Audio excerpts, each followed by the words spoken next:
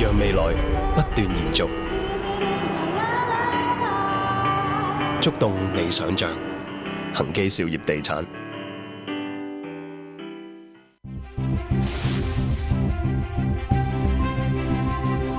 專利制度係保護創新同鼓勵科研嘅重要法律後盾。喺新推出嘅原授專利制度下，可以喺香港直接遞交標準專利嘅申請。有價值嘅技術發明需要更完善嘅法律保護。新專利制度為研發產業提供一個理想嘅專利保護環境，有效推動香港創新科技嘅發展。詳情請瀏覽網址 ipd.gov.hk。 Where can I buy yoga products? Yogurt products can be found at supermarkets. Your pronunciation needs work to be really good. But I know where to buy the real goods. Look for the No Fakes logo to enjoy happy and worry-free shopping. The logo is valid for 1 year, subject to annual updates. This website shows a list of No Fakes pledge shops. Online shops are listed too. No fakes. It's great.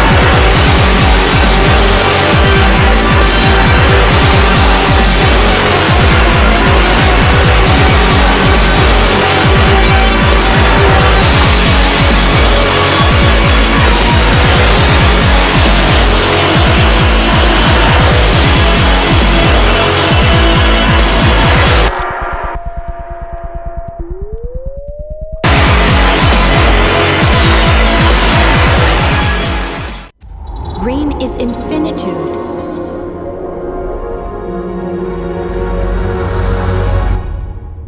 Green is magnitude.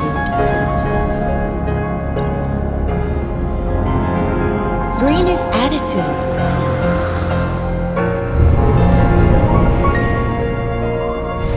Green is plentitude. Green Hong Kong, where the world looks ahead. Every morning is a new dawn in Hong Kong. Fueled by fresh ideas and endless energy, Hong Kong is looking ahead. Home to communities from across the globe. Hong Kong is a place that speaks your language and shares your aspirations, with unrivaled access to mainland China and connected to everywhere. Hong Kong is a place to live, to love, and to succeed. So come and say hello, Hong Kong, and let's look ahead together in Asia's World City.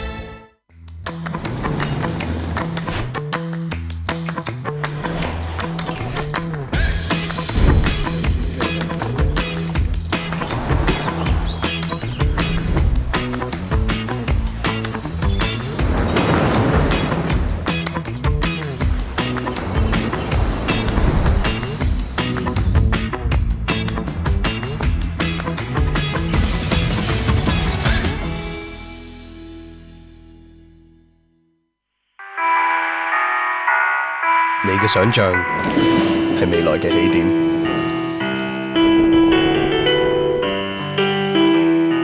清新嘅世界，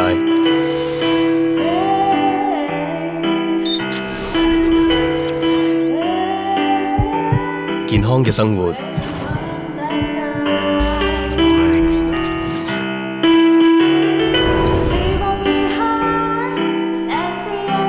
成長嘅空間。當你繼續追求，我哋持續創新，由你去想像，我去實踐，再想像，再實踐，讓未來不斷延續，觸動你想像。恒基兆業地產。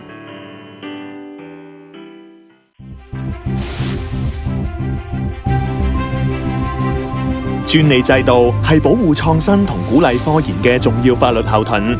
喺新推出嘅原授專利制度下，可以喺香港直接遞交標準專利嘅申請。有價值嘅技術發明需要更完善嘅法律保護。新專利制度為研發產業提供一個理想嘅專利保護環境，有效推動香港創新科技嘅發展。詳情請瀏覽網址 ipd.gov.hk。 Where can I buy yoga products?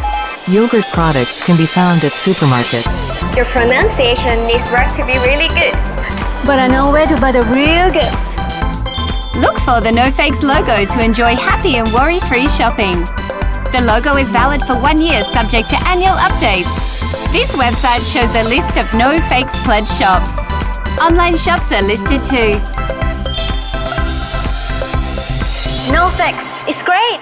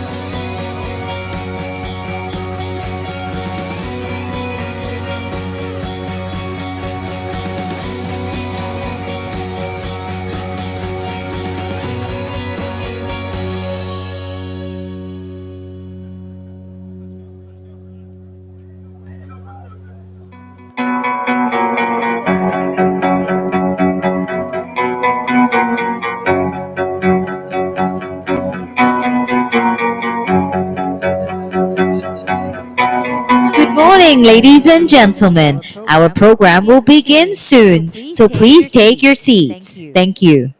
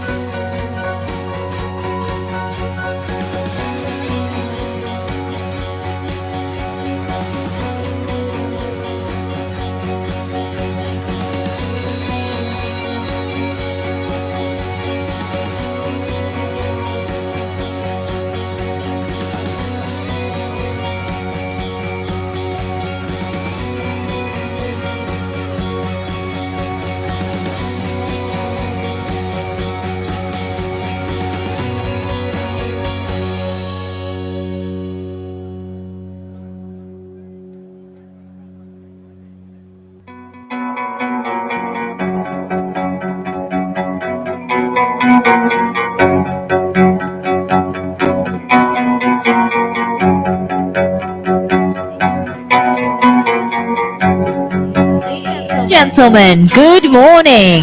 Our program will begin in 2 minutes. Please be seated. Thank you.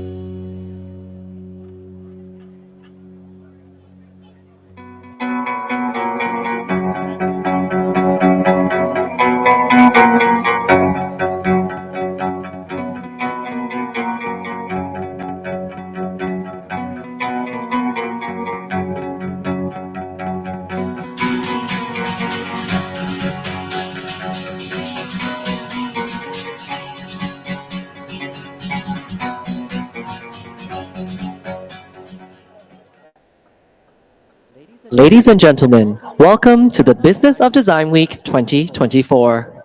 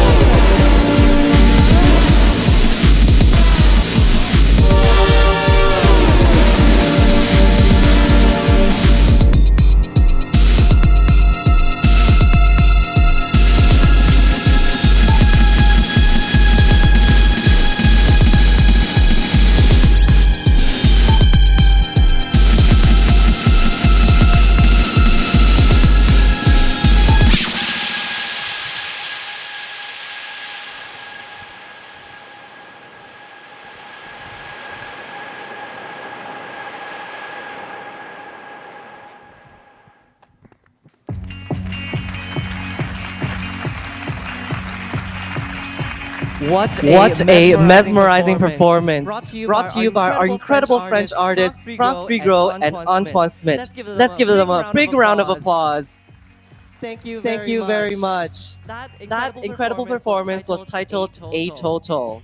That's right, it was a total immersive experience, combining sound and visual art. They have pushed boundaries on how art can be perceived. And what a perfect way to foretell how BODW 2024 will be.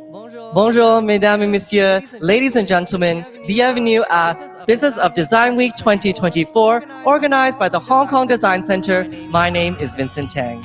And my name is Sarika Choi. Welcome. Business of Design Week, also known as BODW. And this year is going to be a very special year, as 2024 marks the 60th anniversary of the diplomatic relations between China and France. As our partner country, France joins BODW 2024, symbolizing a collective partnership, leading an era of global design collaboration, fostering cultural exchange and innovation. So now, ladies and gentlemen, without further ado, let's welcome Professor Eric Yim, MHJP, Chairman of the Hong Kong Design Center, on stage for a welcome remarks. Professor Eric Yim, please.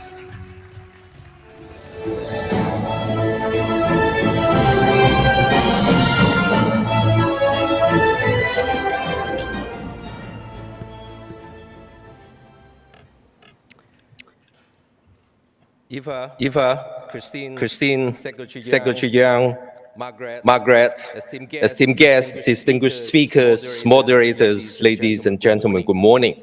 On behalf of Hong Kong Design Center, I would like to welcome you all to the opening ceremony of Business of Design Week, or BODW 2024. Hong Kong is a center for cultural exchanges between East and West, as well as a design capital. With our city's unique advantages, we are delighted to have France as our partner country once again. By showcasing France's distinctive design aesthetics and rich cultural heritage, we aim to promote the integration of Eastern and Western design forces, drive cross-disciplinary innovative thinking, and explore how to harness arts, technology, and innovations to meet the demands of our time. We seek to capitalize on the business opportunities that arise from change, create value through design, challenge the status quo, and drive progress for a better future for all. In the spirit of this partnership, we are thrilled to embrace the artistic heritage and innovative spirit that France contributes to our collaborative canvas. From the timeless elegance of French art to the cutting-edge trends emerging from Parisian ateliers, this collaboration promises a blend of creativity and sophistication. Commencing today, we embark on the exploration of the theme Intersection, Design, Artistry, and Innovation during the three-day International Summit. This theme not only commemorates the interweaving of diverse cultures, but also emphasizes the influential power of design in reshaping products, processes, and strategy within our continuously evolving business landscape. BODW 2024 showcases 5 distinctive topics: urban futures, brands and retail resurgence, craftsmanship and material mastery, culture and digital aesthetics, and AI and future tech. Apart from professional designers, I firmly believe that business entities and friends from different sectors can discover valuable insights that can be shared to foster business growth. I take this moment to express our heartfelt gratitude to all speakers and moderators for committing to share their invaluable insight at BODW 2024. Their contribution will greatly benefit the design industry. We also express our gratitude to our lead sponsor, Cultural and Creative Industries Development Agency of the Government of the Hong Kong Special Administrative Region, our co-organizer, Hong Kong Trade Development Council, our strategic business partners, Brand Hong Kong, Invest Hong Kong, and Henderson Land, and our strategic program partners, Hong Kong Design Institute, PMQ, and PolyU School of Design. Your support has been vital to our success. In the midst of a long list of design events unfolding this December, from the launch of the DX Design Hub to the upcoming DFA Award presentation ceremony and BODW in the city, each event serves as a testament to Hong Kong's unwavering commitment to creativity and innovation. Let's not forget the focal point of this exceptional international summit, Business of Design Week, posed to ignite our creativity, expand our horizons, and drive us towards new frontier of design excellence. We firmly believe that you are here today because you share this vision with us. Once again, thank you for joining us today. Have a great BODW 2024. Thank you. Thank you very much, Professor Yim. Please be seated. Thank you. And now, please welcome Mrs. Christine Droul, Consul General of France in Hong Kong and Macau, on stage. Thank you.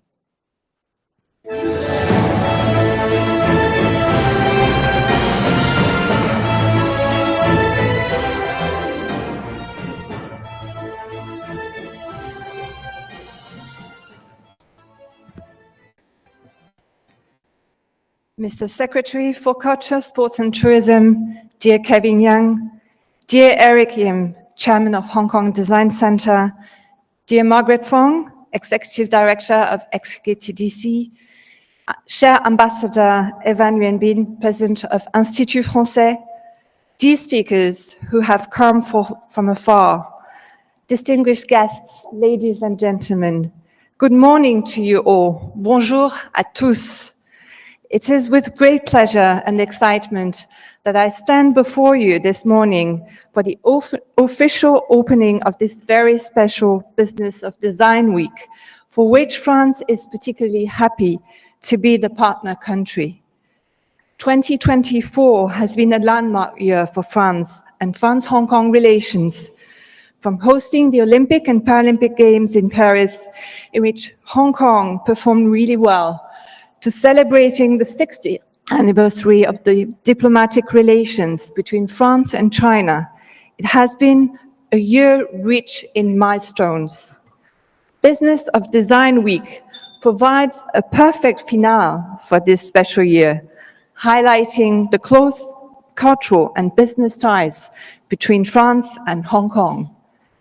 The 3 visits to France of the Secretary for Culture of the Hong Kong SAR this year, and the collaboration with the Hong Kong Design Center to organize such a fantastic event has been the perfect illustration of our shared ambition to make design an avenue to further connect ideas, cultures, and disciplines. We're happy to see that the French culture has such a positive image and can inspire creators, entrepreneurs, or just beauty lovers. From art galleries to artistic performances and creative collaborations, highlighted yearly by the French May Festival, France has forged strong bonds with Hong Kong cultural scene. I'm delighted to see that design plays an increasingly significant role in France-Hong Kong exchanges. This year's theme, Intersection, Design, Artistry and Innovation, perfectly captures the essence of French design, a continuous dialogue between tradition and modernity, craftsmanship and innovation. France's design heritage spans centuries, always with a reputation of excellence and pioneering savoir-faire. French designers have made indelible contributions to fields such as fashion, architecture, industrial design, interior design, and visual communication. They continue to push boundaries, challenge conventions, and leave a lasting imprint on the global design landscape. For the next 3 days, you will have the chance to hear from those renowned designers, famed architects, brilliant creative minds, head of world-renowned cultural institutions. They will present their vision and innovative design practices and highlight the transformative power of design. With such an inspiring program, I encourage you to take full advantage of every talk, exhibition, and exchange planned this week. We are really honored to have among us the president of the Institut Français, as well as numerous French leaders in design ready to share their experience. Before concluding, I would like to express my most heartfelt gratitude to our partners, particularly the Hong Kong Design Center, for their warm welcome and the commitment to making this event a top-level platform for exchange. May this week inspire us all, spark new ideas, and remind us of the incredible potential of design to make our world better, more beautiful, more environmental friendly, and more connected. Thank you, and I wish you all an excellent Business of Design Week. Merci beaucoup.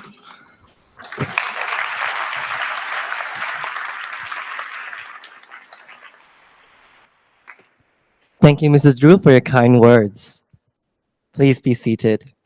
Now, please join us in welcoming our guest of honor, Mr. Kevin Young, GVSJP, Secretary for Culture, Sports, and Tourism of the Government of the HKSRA, on stage for a few words.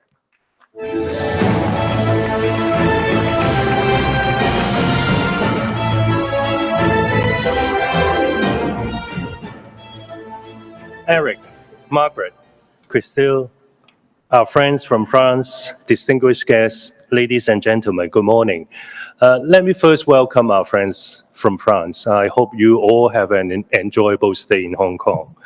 And it gives me great pleasure to welcome all of you to the Business of Design Week 2024. Incepted in 2002, BODW has become an annual flagship event of the design industry, dedicated to fostering exchange, networking, and collaboration. The Cultural and Creative Industry Development Agency of my bureau is pleased to be the lead sponsor of this signature event organized by the Hong Kong Design Center. This year, BODW gathers over 50 design masters, creative leaders, and entrepreneurs from around 10 countries and regions to speak on a wide range of topics, echoing the theme of intersection, design, artistry, and innovation. In the coming 3 days, a series of keynote, panel discussions, and fireside chat sessions will be held to explore how the converge of design, artistry, and technology influences the business scene and resolve the challenges that we are facing. France is the partner country this year, following our last collaboration in 2009.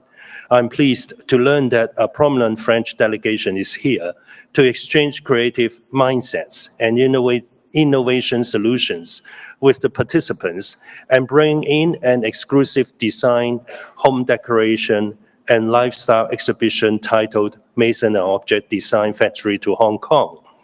The joint effort in hosting the full spectrum of design programs not only advances cultural exchange, but also reinforces the long-term collaboration between Hong Kong and France, marking the 60th anniversary of the China-France diplomatic relations. My bureau has recently promulgated the blueprints for arts and culture and creative industries development, setting out a clear vision principles, and strategic directions for the future development of the arts, culture, and creative industry in Hong Kong, to further consolidate our position as an East-Midwest Center for International Cultural Exchanges. Under the strategic direction of enhancing the ecosystem for the arts, culture, and creative industries, we have planned to enhance BODW's role in more collaborations and business engagements in future. I would like to express my gratitude to the Hong Kong Design Center and the Hong Kong Trade Development Council for presenting another Business of Design Week that scales a new height. My special thanks also goes to France, our partner country, and many other strategic partners of this event. I wish BODW every success and all the participants a fruitful and enjoyable experience at the event. Thank you very much. Thank you, Mr. Young, for your warm welcoming remarks. Please be seated. Now, BODW previously was held at West Kowloon, a hub for design and creativity. This year, BODW 2024 returns to the Exhibition Center, a venue, an international venue gathering over 50 international speakers. What an amazing experience. That's right. So we hope that we will have more spectacular sharing during the session. And also, if you've missed any today's insightful sharing discussion, or if you would like to revisit our highlights of today, please tune in to View TV 6 tonight at 8:30 p.m. to 10:30 p.m. for a special TV program featuring today's event. Don't miss it. All right, ladies and gentlemen, now we would like to invite our officiating guest to join us on stage for an opening ceremony. Thank you. The first guest we would like to invite is Mr. Philippe Delhomme, President of the Executive Board of Maison et Objet.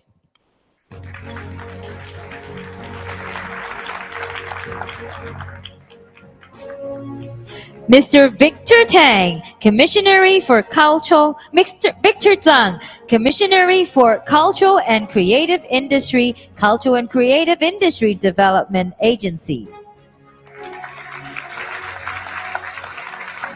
Ms. Christille Dru, Consul General of France in Hong Kong and Macau. Ms. Valerie Brizet, Deputy Director for Cultural Diplomacy, Ministry for Europe and Foreign Affairs.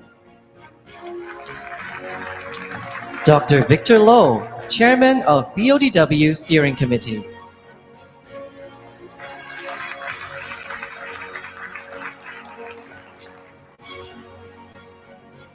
Ms. Margaret Fong, Executive Director of the Hong Kong Trade Development Council.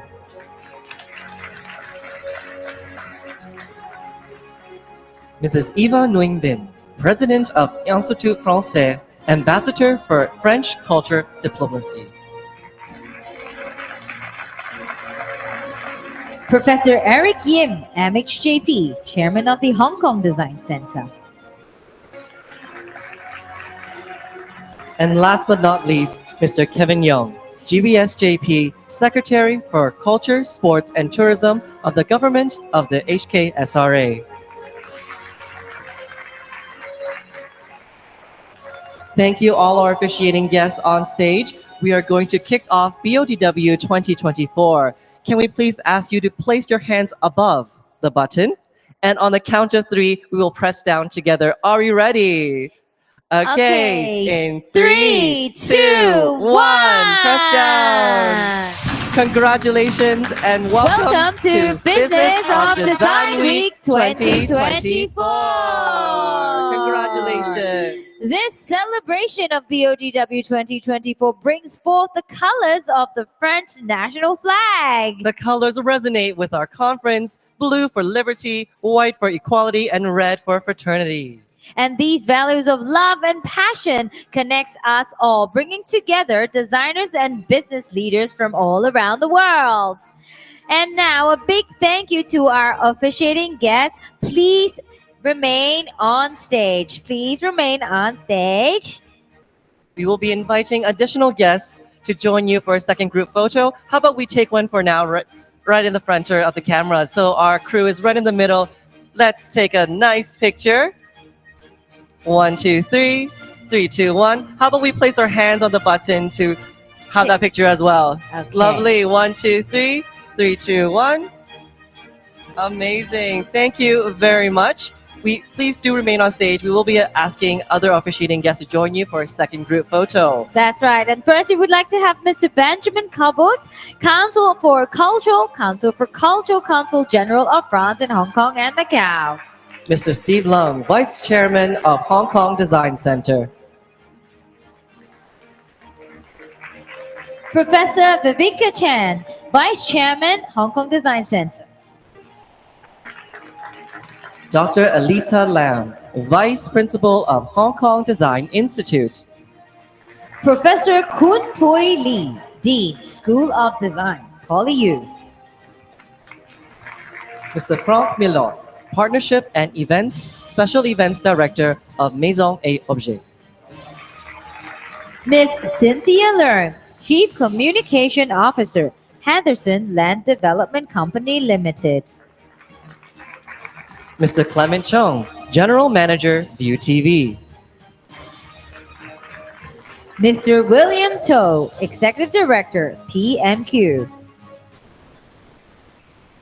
Ms. Cynthia Yao, Senior Vice President, Invest Hong Kong. Last but not the least, let's have Mr. Tony Zhang, Co-founder, Guangzhou Design Week. Thank you very much, our officiating guests. Please share your smiles to the front. Our photographer is right in the middle. Let's look at our officiating photographer with a big, big smile. Let's take a few more shots to commemorate this special moment. I think we can have a bigger smile. Guests at the back, we want to see your teeth. Yeah, there we go. Great shot. All right, just a few more moments. Okay, thank you very much, our officiating guests. Thank Merci you so much. beaucoup. Please be seated. Kindly make your way to your seats. No rush. Now, BODW 2024 and centers on the theme intersection, design, artistry, and innovation, showcasing how design-driven innovations can tackle complex challenges of our times and reshaping a more sustainable future. That's right. And this year, BODW 2024 gathers over 15 renowned designers and entrepreneurs from France, Hong Kong, the mainland, and overseas. They'll share insights across key areas, including urban features, brand and retail resurgence, craftsmanship and material mastery, culture and digital aesthetics, and AI and future tech. Now, let's enjoy a sneak peek at the exciting week to come of Business of Design Week 2024.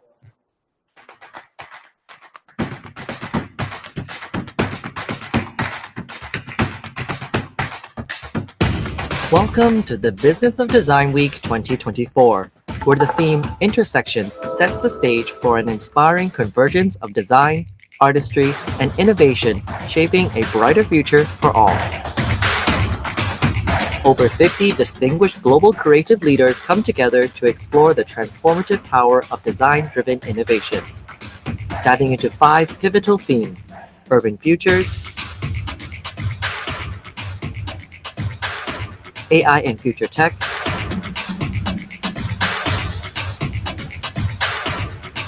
craftsmanship, digital aesthetics,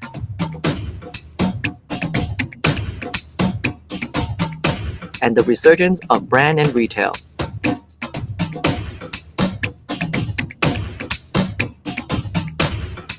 These intersecting pathways highlight the diverse ways design will redefine our world.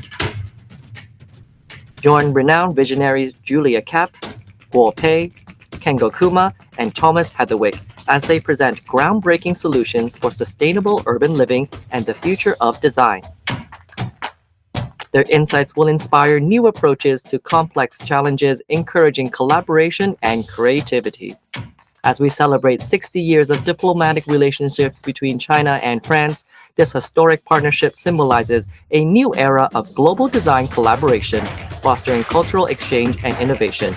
Join us at Intersection 2024, where together we will design a sustainable tomorrow.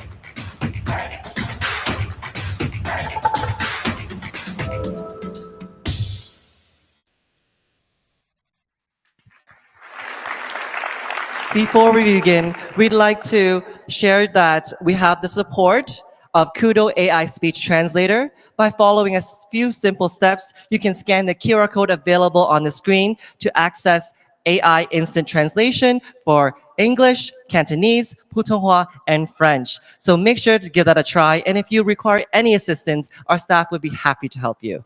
That's right. And today at the forefront is Eva Nguyen Bin, a distinguished diplomat who has held key position in French culture diplomacy, including her current role as the president of the Institut Français and ambassador for French cultural diplomacy.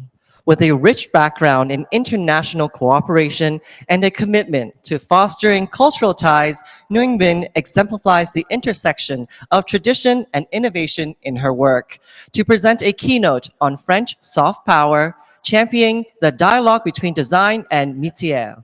Please give a warm welcome to speaker Mrs. Eva Nguyen Bin.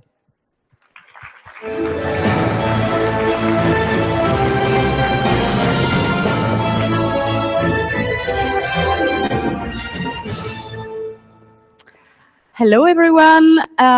So my name is Eva Nguyen Bin. I'm very happy to be here with you today and to be able to talk in this wonderful event that is the BODW 2024. So I would like to thank very, very warmly Mr. Eric Yim, chairman of the Hong Kong Design Center, for making France the guest of honor for this year. And I would like to thank all his team for making this happen with the help of, indeed, Christoph, the Consul General of France in Hong Kong and Macau, and all her team, and the Ministry for Foreign Affairs, represented here by Valérie Brisset. Thank you so much. So you may ask yourselves, why France and why now? I'm sorry, I think I have to do something. Well, we are celebrating this year the 60th anniversary of the China-France diplomatic relations. So that is a very great opportunity to make France the guest of honor. But also, I'm here with a great delegation from France because we would like to increase and develop our cultural relations, our cultural exchanges. And also, this year we had two great events, the Olympic Games. You can see here a photo. And we are reopening the Notre Dame Cathedral on Saturday. And both these two amazing events put design and craftsmanship at the core of the projects. But before we go deeper into design and craftsmanship, I would like to say a few words about France and cultural diplomacy. Because France has for centuries put culture at the heart of its diplomacy, of its foreign policy. And let me say a few words about the Institut Français, which is the institution that I have the honor and pleasure to lead. Institut Français is an institution, a public institution, working under the authority of the French Ministry for Europe and Foreign Affairs and the French Ministry for Culture. The Institut Français has for mission the promotion of French creators and artists and creative industries abroad, and also the support to the collaboration between the French creators and the foreign counterparts. We work very closely with the network of Instituts Français that are located in more than 100 countries in France. We also work very closely with the network of Alliance Française. There are about 800 Alliances Françaises in the world. And you may ask, what is the difference between an Institut Français and an Alliance Française? I will not go into details. They have the same missions, but because of history, they have different status. That's all you should know. But before we move on, let's watch a video that we made 2 years ago for the 100th anniversary of what is now the Institut Français. This will give you the spirit of what we do.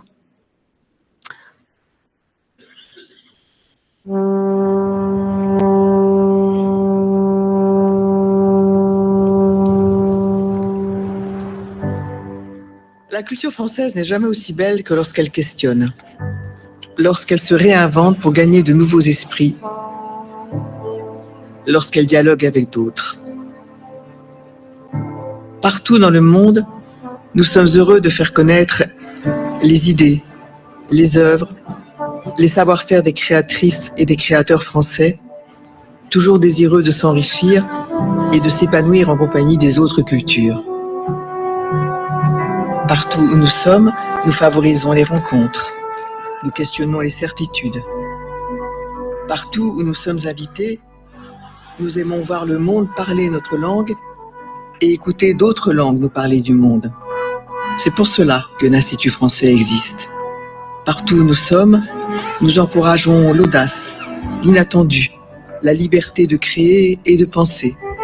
Chaque jour, nous vous invitons à la grande table des cultures du monde. Inlassablement curieux de ce qui nous est étranger, tout en étant toujours fiers de nos racines. Depuis un siècle, grâce à un réseau universel, la diplomatie culturelle française tisse un maillage fait de 1000 connexions. Un esprit sans œillères qui accueille les artistes visionnaires, les enfants terribles du cinéma, du théâtre, de la musique, les audacieux, les créateurs inspirés, les professeurs de français passionnés. Bref, toutes celles et ceux qui empêchent le monde de tourner en rond. Institut français, 100 ans de diplomatie culturelle.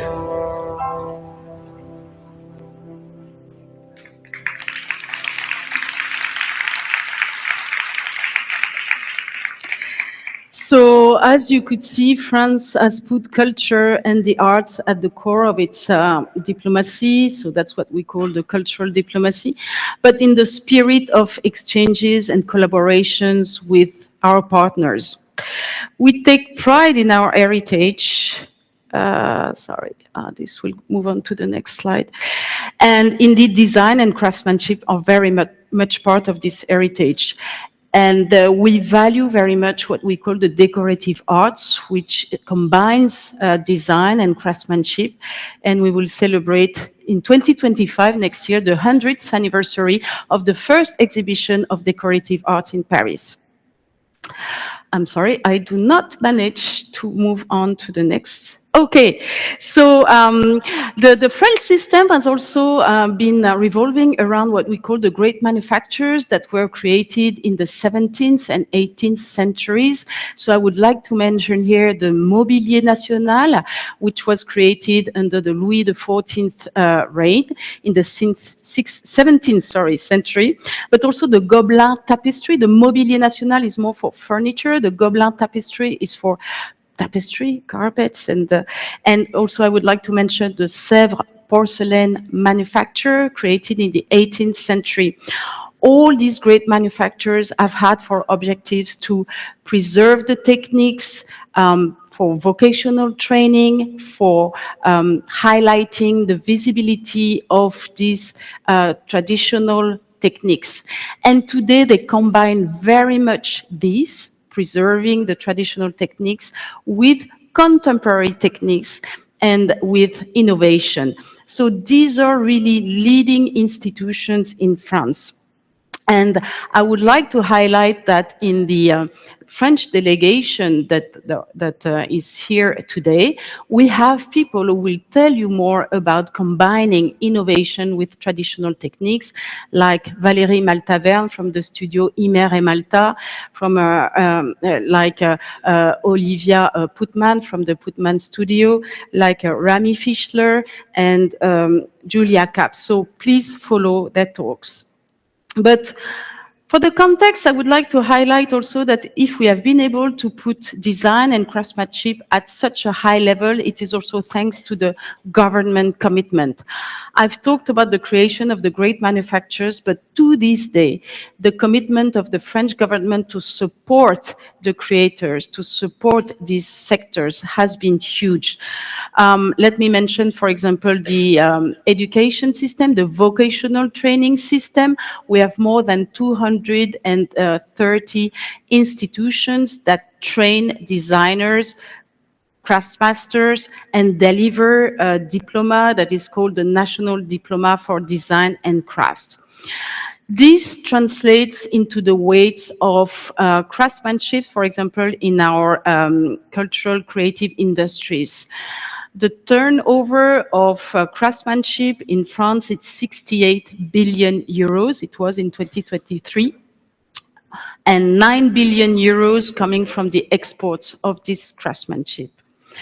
We also like to make the connection between design and craftsmanship or artistic crafts.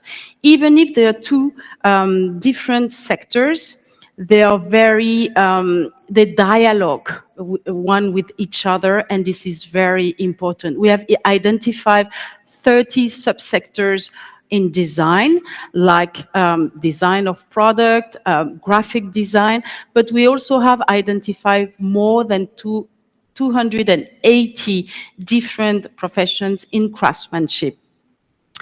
And our objective, our goal is to strengthen these sectors because they are often very fragile. They are often, very small companies, family companies, one-person companies, sometimes one person working alone in their own studio.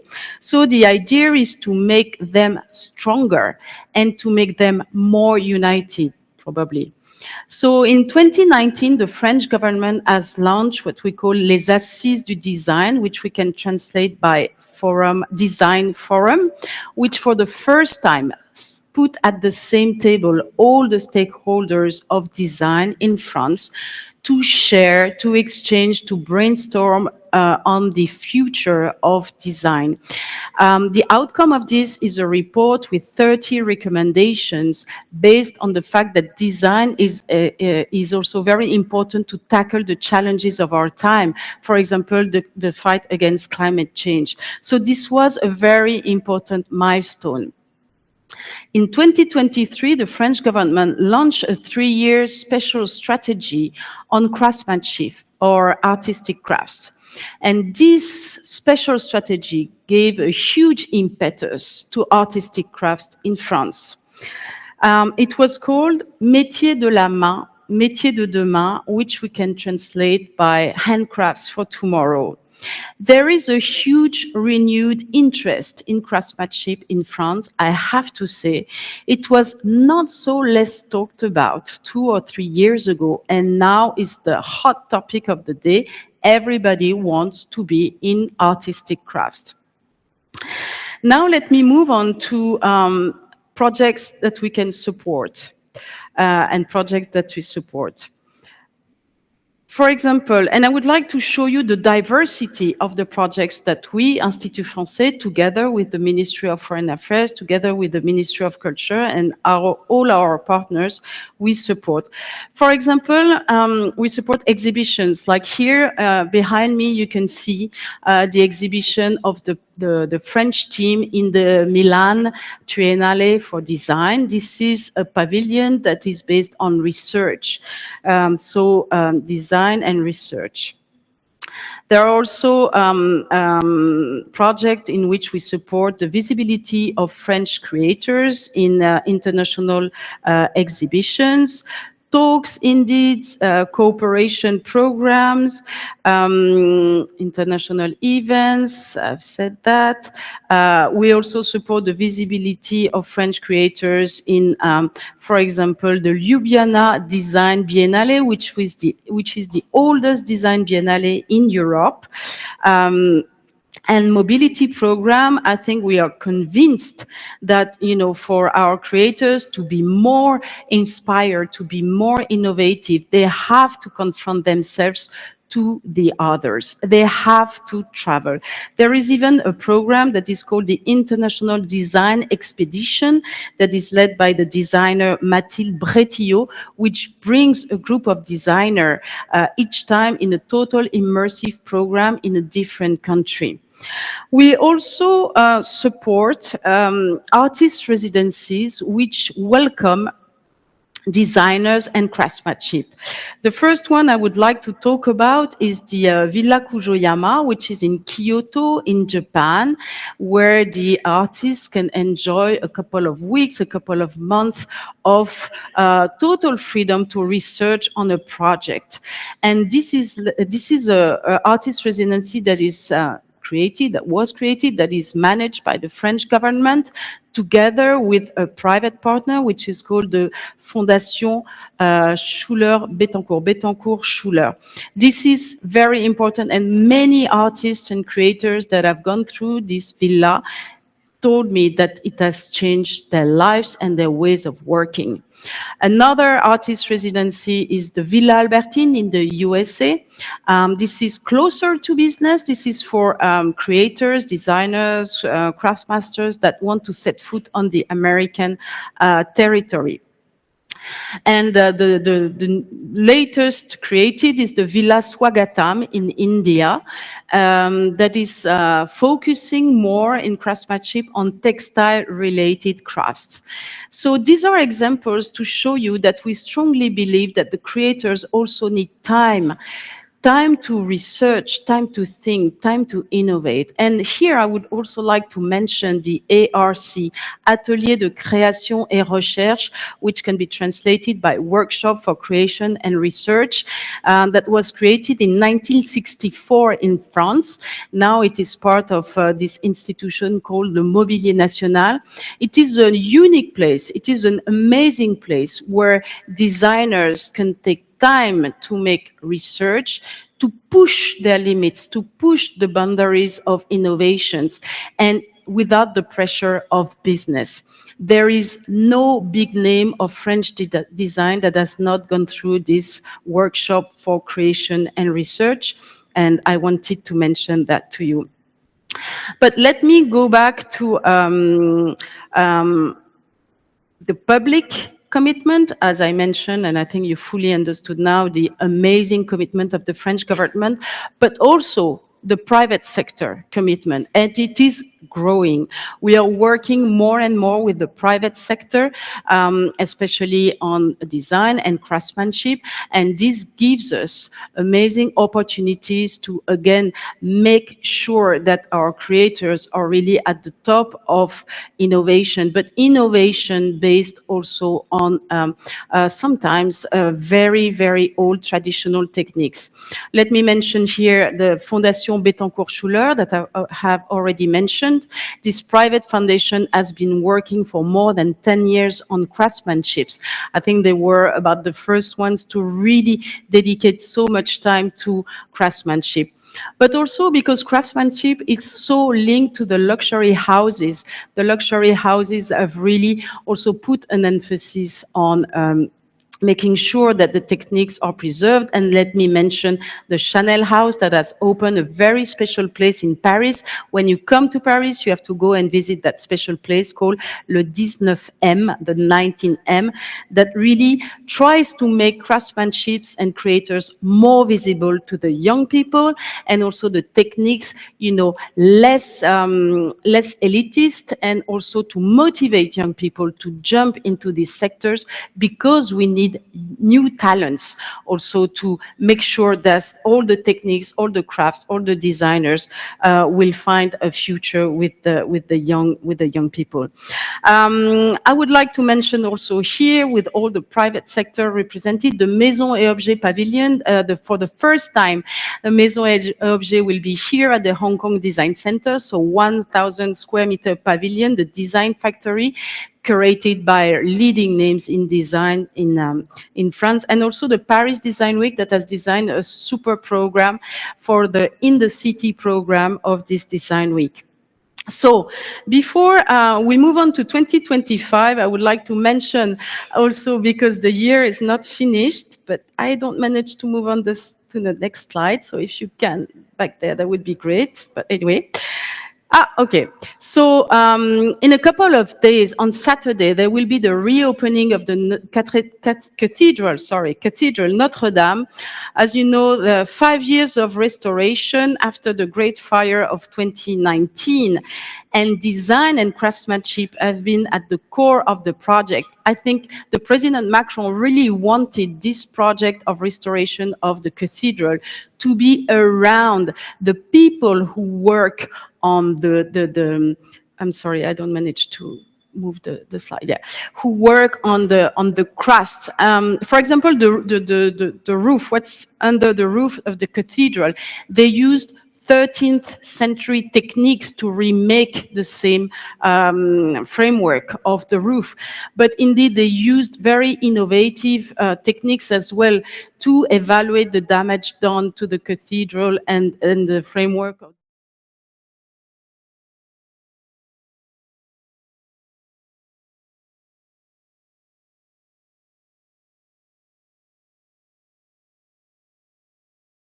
13th century techniques. And also contemporary design. Let me mention designer Iona Vautrin, who designed the chairs for the cathedral, but also Guillaume Bardet, who designed what you can see behind all the furniture and the utensil for the mass. Again, I think everybody is so enthusiastic about the restoration of Notre Dame, as enthusiastic as for the Olympic Games. Let me say a few words about Mathieu Le Hanner, who designed the cauldron and the torch for the Olympic Games. So I think, again, design, craftsmanship, innovation are very much fashionable, if you may say so. In France these days, it is very much everybody wants to be in there. So let me mention for 2025, the 100th anniversary of the decorative art, 100th anniversary of the first exhibition of decorative arts in Paris. There will be another exhibition to celebrate that. There will be also a big ball at the Museum of Decorative Art. It will be the ball of the century. The artistic director of this ball will be Sofia Coppola, so this is one thing you don't want to miss. There will be also 2 international biennales for design in France, the Saint-Étienne Biennale, the 13th edition, and the 5th edition of the Chaumont Design Biennale. Do not miss that. But also, I would like to mention the Osaka 2025 Universal Exhibition. Everything is confidential, so I cannot tell you much about it. I can only show you this, but let me tell you that design and craftsmanship and indeed innovation will be at the core of the French pavilion in Osaka. On this note, I would like just to mention that the big thing is also to make craftsmanship and design more accessible to the public, to make sure that the public does not consider design and craftsmanship like an elitist, faraway sector. And I would like to mention also that a lot of contemporary artists now take interest in craftsmanship and in design. Maybe let me mention just a couple of names. Caroline Guillen-Guyenne, the famous French theater director. She has just created a piece of a theater play that is around techniques of lace and embroidery. Let me mention also, for example, Eva Jospin, who's working a lot with embroidery, or Jean-Michel Otoniel, who works on glass and glass blowing. So all this make it very, very hype to be in the craftsmanship. On this note, I don't want to be too long. I think I've spoken my time, but I wish you very fruitful discussion for this design of this next week. Again, let me say how honored and pleased I am to be the leader of the French delegation to this BODW. Thank you again to all the organizers and supporters. Thank you.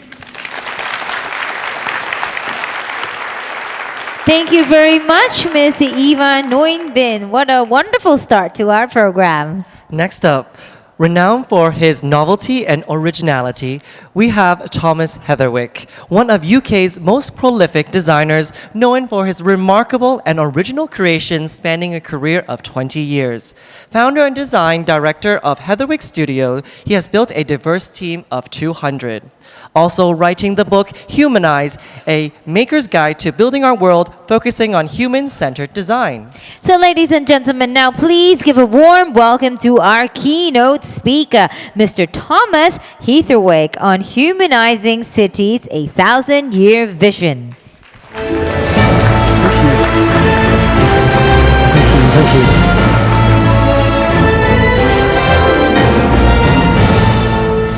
Hello, everybody. The first thing I just wanted to say is what an honor it is to speak again at Business of Design Week. And for everyone who's here who hasn't been before to Business of Design Week, you may be thinking that this is just another conference, but it's really not.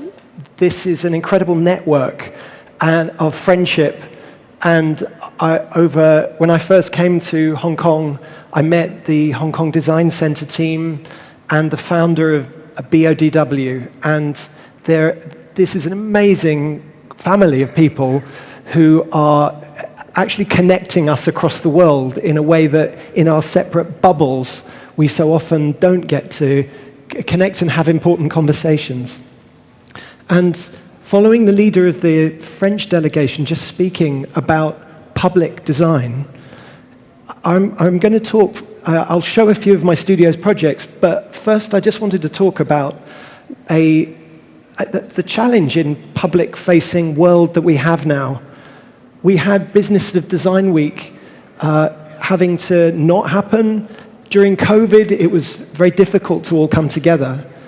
And COVID accelerated all the digital technologies and meant that we were buying everything from our bedrooms. You could study and get a PhD lying in bed. You can work remotely. And suddenly, public space was more precious than ever, now that it's not an obligation that you have to go out and be together. And so the design of the world that surrounds us has to be at a place you want to be at, because we learned that we're all pretty horrible to each other online. Online brings out the worst in people, but physical presence together brings out civility sometimes, often. And so my passion is the world we share together, and my studio's projects are based around that. And that led to a piece of thinking over the last 30 years of realizing how we do our projects. If you're all different designers and architects, we're in our bubbles and we do our work. And actually, the people in this room are exceptional people who make very special projects. But our challenge is actually the 99% of the world that gets built around us. That just the fact that you're here means that you probably care much more than the 99% of the projects that happen. And so that led to some research and something that felt exciting. And I suppose I'm going to share with you for the first time in Hong Kong about this that led to this book. And really, this piece of thinking, I'm not sure, right, clicking's working, is about how in the world of buildings, I believe we've had a catastrophe over the last 80 or 90 years, because we've had a world of construction that has failed us in the outsides of buildings.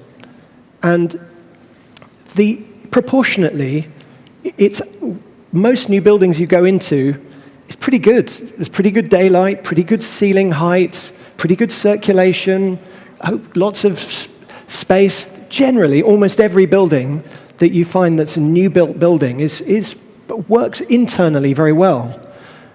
But the question is, what does it do for society? Because most people are not going to be inside a new building. Most people are outside, on the streets, the bit that we share together, the public rooms of public life, and that fabric of society. And so this book is about the outsides of buildings, and a conversation that I think is very important to have, and something where our industry as a whole, the developers, the planners, the architectural side, the industry that drives forward the built world around us, has had an imagination failure. And an imagination failure is to put yourself in the shoes of not your industry, but to put yourself in the shoes of the passers-by. And so if we go on a little tour, so if we go to Germany, who would be sad if this building was demolished? If we go to Italy, would you want to go on a date outside these buildings? Or if we go to Singapore, would the designers of these buildings really want to live in them themselves? So there's this thing that's happened, and it's a disappointing word. And yes, I've written a book that's 496 pages long about a word that's very disappointing. The word is boring. And you might be like, what? Boring? Is that all you can talk about? Why are we not talking about beauty? And the book isn't about beauty. Beauty feels like it's talking about, something that's very subjective, the thing that we discuss about how wonderful could something be.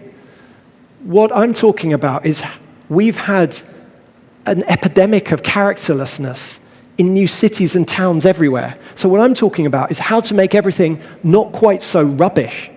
And I'm not talking about the amazing opera houses and art museums, the things that are arts buildings, because people suddenly go, oh, arts building, let's put some imagination and care into those. I'm talking about the 99% of buildings.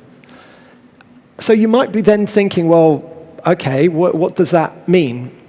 And so if we make a little list of the things that we're talking about, I'm talking about buildings that are too flat, too plain, too straight, too shiny, too monotonous, too anonymous, too serious.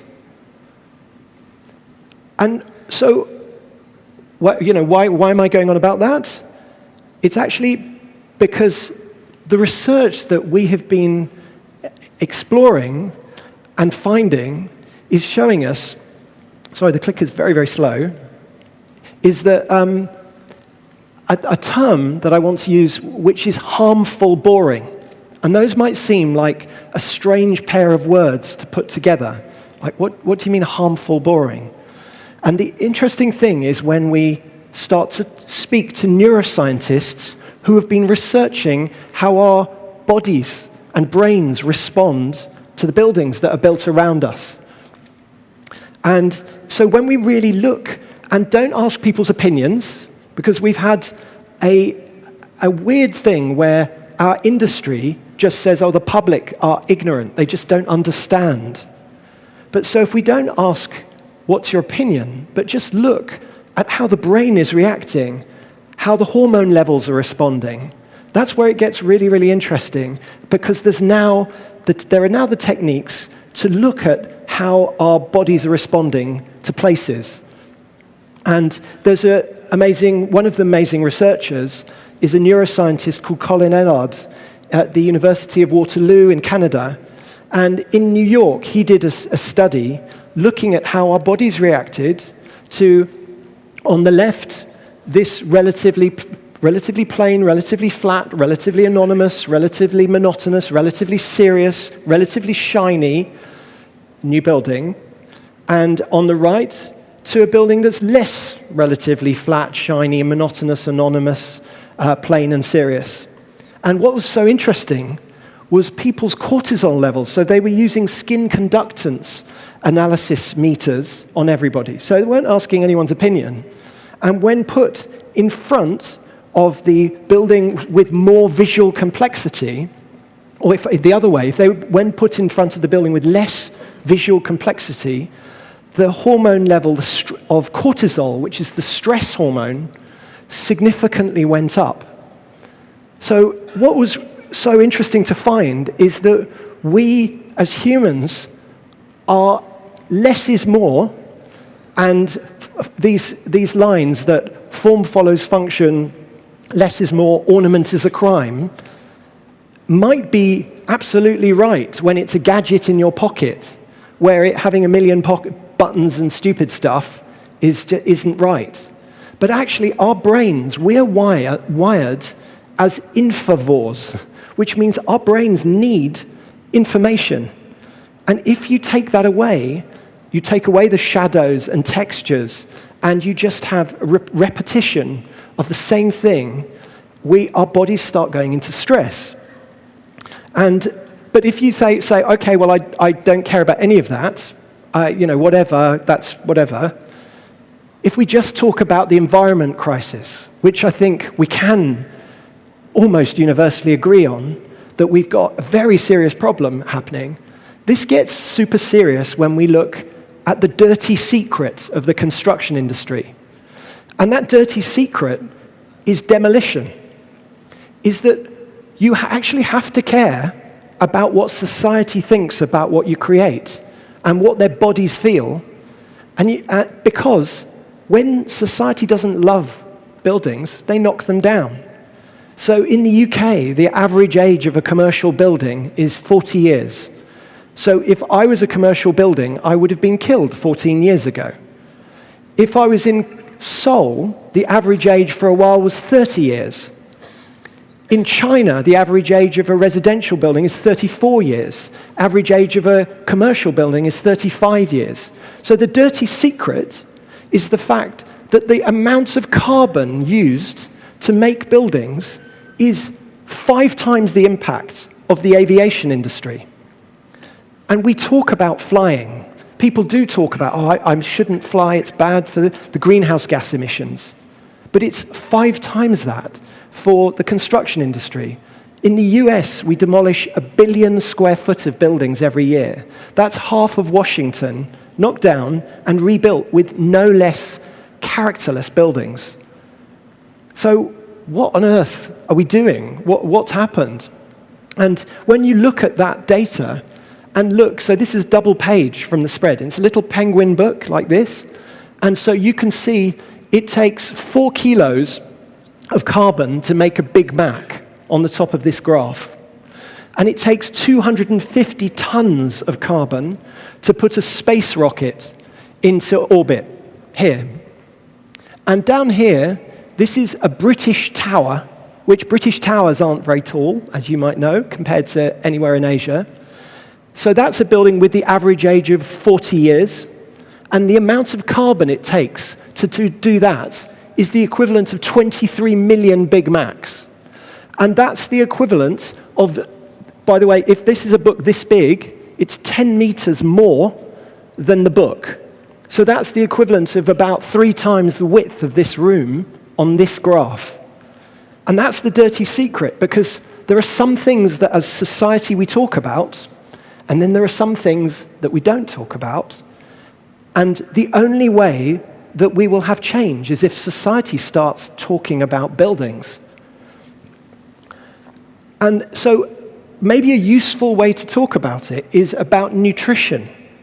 When I look back to when I was little, 40 years ago, I was little a bit longer than that as well.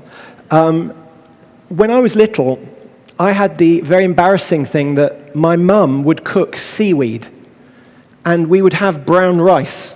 And I got given dried bananas to take to school that looked like cat droppings. And you'd kind of go into school just so embarrassed, just wishing you had the same food as all your friends.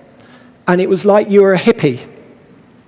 And in fact, my dad wore Birkenstock sandals in 1977, and there was only one shop in the United Kingdom in a place called Ipswich, and we had to get the train to Ipswich to get the weird sandals that my dad wore that were good for posture. But look how the world has changed. Now in the West, everyone has seaweed. They don't think that's abnormal because they're interested in nutrition. And people have learned that foods have a big impact on our health and our well-being. And Birkenstock sold for $1 billion a year ago. So what seems like a weird thing to be talking about can become mainstream. And we now know that ultra-processed foods are not good for our bodies. But we've had ultra-processed buildings. And we keep doing it because the conventional ways that things change aren't there. I bet most people in this room, even though many of you are in industries that relate to design, feel powerless about buildings. Buildings get built, you think, well, I'm not a developer, I'm not a planner, I'm not an architect. And the industry is very happy. Almost every new building you see is award-winning. Who's it winning awards from? It's not winning awards from the public. We just had our big architecture prize in the United Kingdom called the Sterling Prize. And in that prize, they did a special thing where they asked for the public's vote. And so the public gave their vote for what was the best building in Britain. And they went, anyway, this wins. It's like, who are buildings for? I think we've got our thinking back to front. And only way it will change is through public conversation, because that's how things change, even though everyone feels powerless. So that was a foodstuff that was being given to children all across the UK called turkey Twizzlers, made from rubbish ingredients. But society said, what are we doing with our school lunches? And it changed. And we can do that with our buildings. So in the world of architecture, we do talk about the green premium, which is that it costs a little bit more to make a building that has good environmental credentials and has high performance in the way that we measure sustainability. But a building isn't sustainable, and this is where it sounds a bit fancy in a way, is without love. Unless we as society just care about something enough that your granddaughter might say, don't knock it down, let's repair it, let's adjust it, let's adapt it. And look at the amazing heritage you have here in Hong Kong. And even PMQ, the Police Married Quarters, wasn't the most gorgeous building, but we could breathe love into it. We can do something with it. So what we don't have a real green premium unless it's a human premium, and actually people care. So at the heart of this, in the design industry, we talk about form follows function, and it sounds so good. But in the world of construction, we've fetishized the head and theory and sort of academic showing off in a way to ourselves, to our industry, impressing each other in an echo chamber. And we've lost track, and so many industries do this as they professionalize, is you can lose track of actually what we all are in essence. And if we try and put AI aside, what's the bit that's really us? It's actually our emotion, and that's what AI hasn't got. So we really need to be making buildings with the mindset that emotion is a function. And we need to think about, how do we make a building that might last 1,000 years? Who's somebody who you'll never know, never meet, might care enough about. And what we've done is we've scraped off buildings stories. The head urban designer in Singapore said this to me. She said, buildings don't tell stories anymore. By this idea that less was more, less is more in some places, but not in urban life. We fetishize clean lines. I've never met an 8-year-old who says, I love this place because of the clean lines. It's because we like dirty lines. And we mustn't forget that we need fascination is actually essential, and everyone is smart. You don't have to study architecture. Every one of us has lived in buildings all our lives. So actually, our industry doesn't have the sole voice on what is or isn't good. So in the book, we propose a humanize rule. It's very simple, is that a building should just be able to hold your attention for the time it takes to go past it. That doesn't sound very fancy, does it? But I haven't said in what way you go past it. that might be on a train. It could be cycling past, walking past, or it could just be walking at the closest distance. And so in the way that I think we need to be thinking about buildings and testing ourselves, I think it's really important that we think from 3 distances. And so often we don't. So I'm having a bit of, here we go. So the first obvious distance is city distance. And this is the distance often when you go into a city planning office. They're looking at architectural models as if they're in a helicopter, looking down, turning it around. This is the view when you're looking 200 meters, 100 meters away from a building. How does a building fit into the city? The next distance is street distance. When you start getting close, when a building's on the other side of the road, 30, 40 meters away, does it connect as infovores that we all are? Does it just have enough to give some necessary connection? But the most important distance of all, and the cheapest distance, is door distance.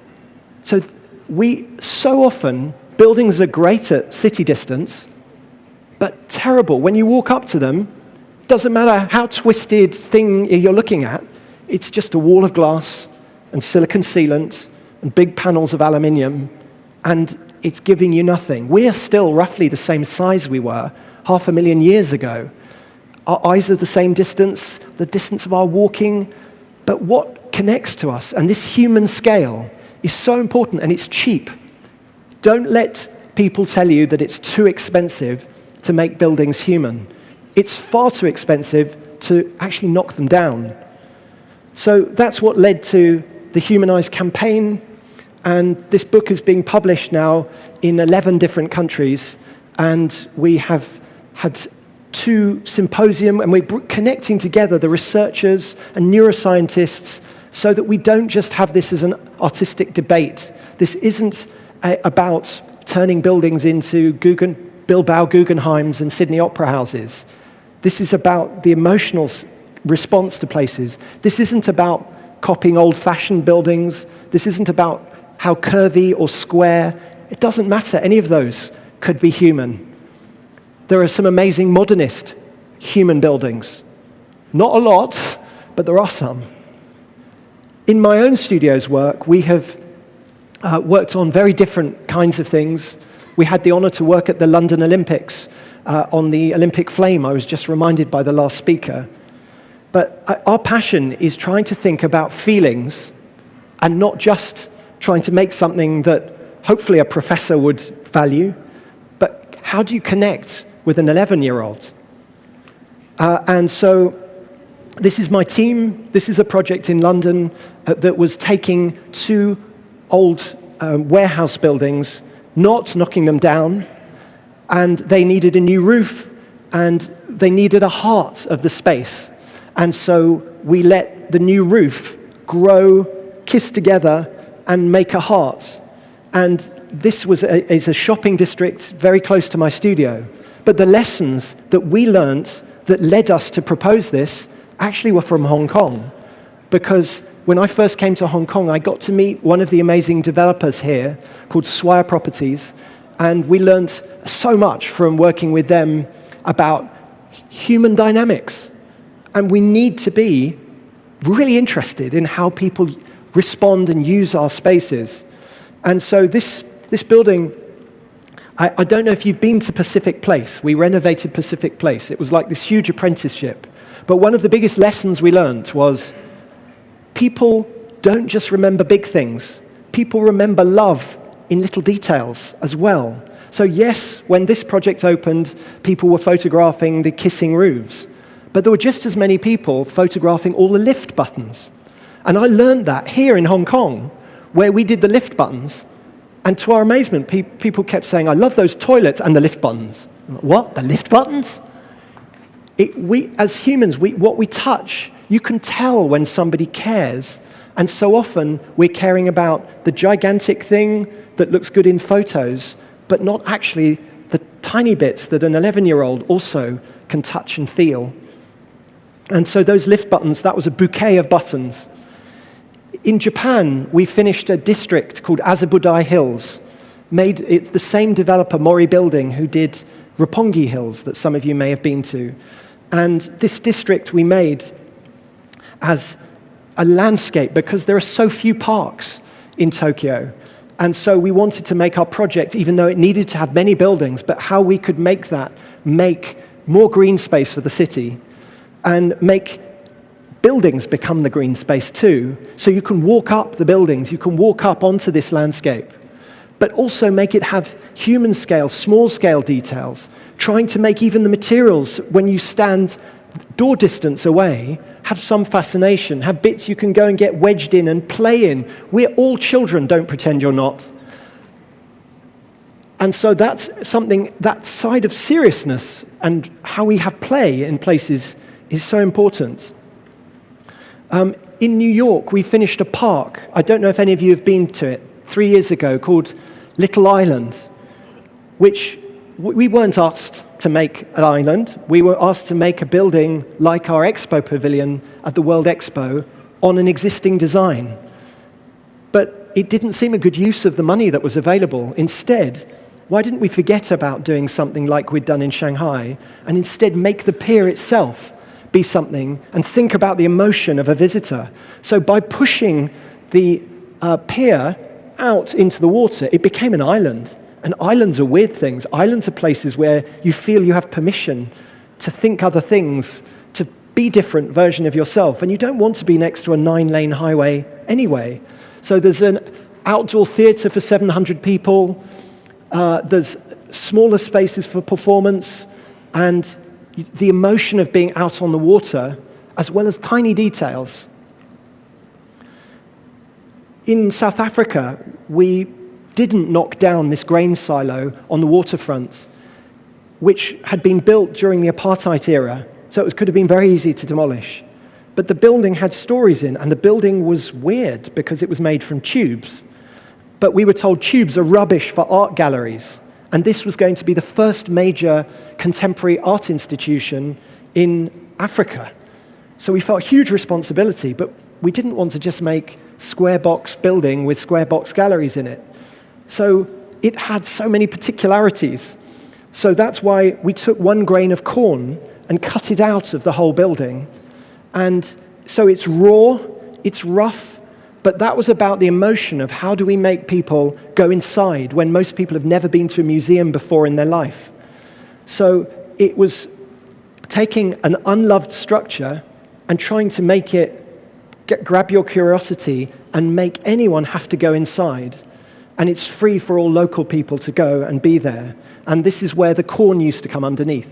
This is a university in Singapore. And our challenge was that you can stay in bed and get qualifications, but it's only when you're with people that you might meet the person you start a charity with or start a new business or have an innovation together with. So the existing university had miles of corridors. So how could we make a corridor-less university building? And also no air conditioning in the public space. Could we make cross-ventilation mean that we didn't need to do that? And we had a budget that was a little bit more than for a car park. So the challenge was, how do we give love to concrete?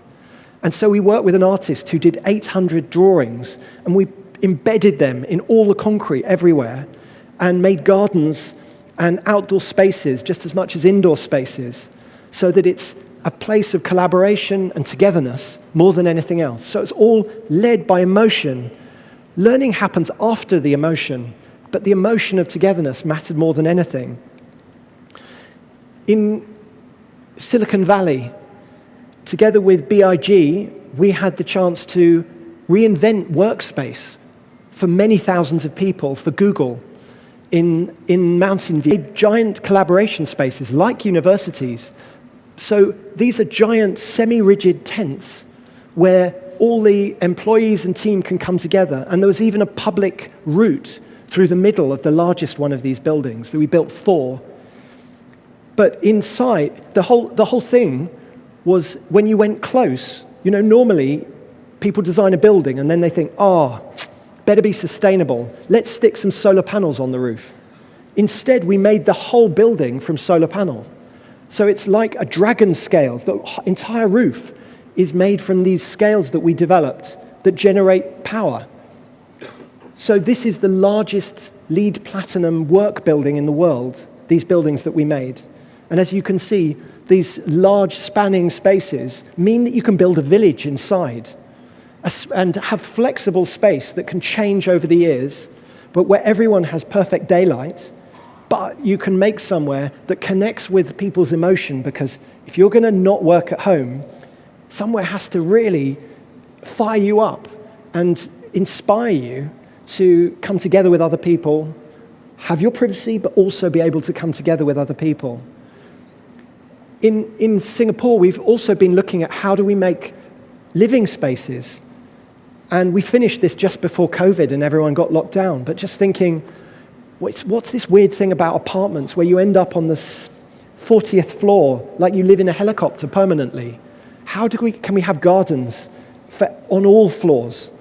And in fact, how can we not have silly atriums and lobbies with artworks and marble desks and pianos and these? So our building is just a garden. You walk into the garden and you take an elevator up to your apartment where it's garden all the way around.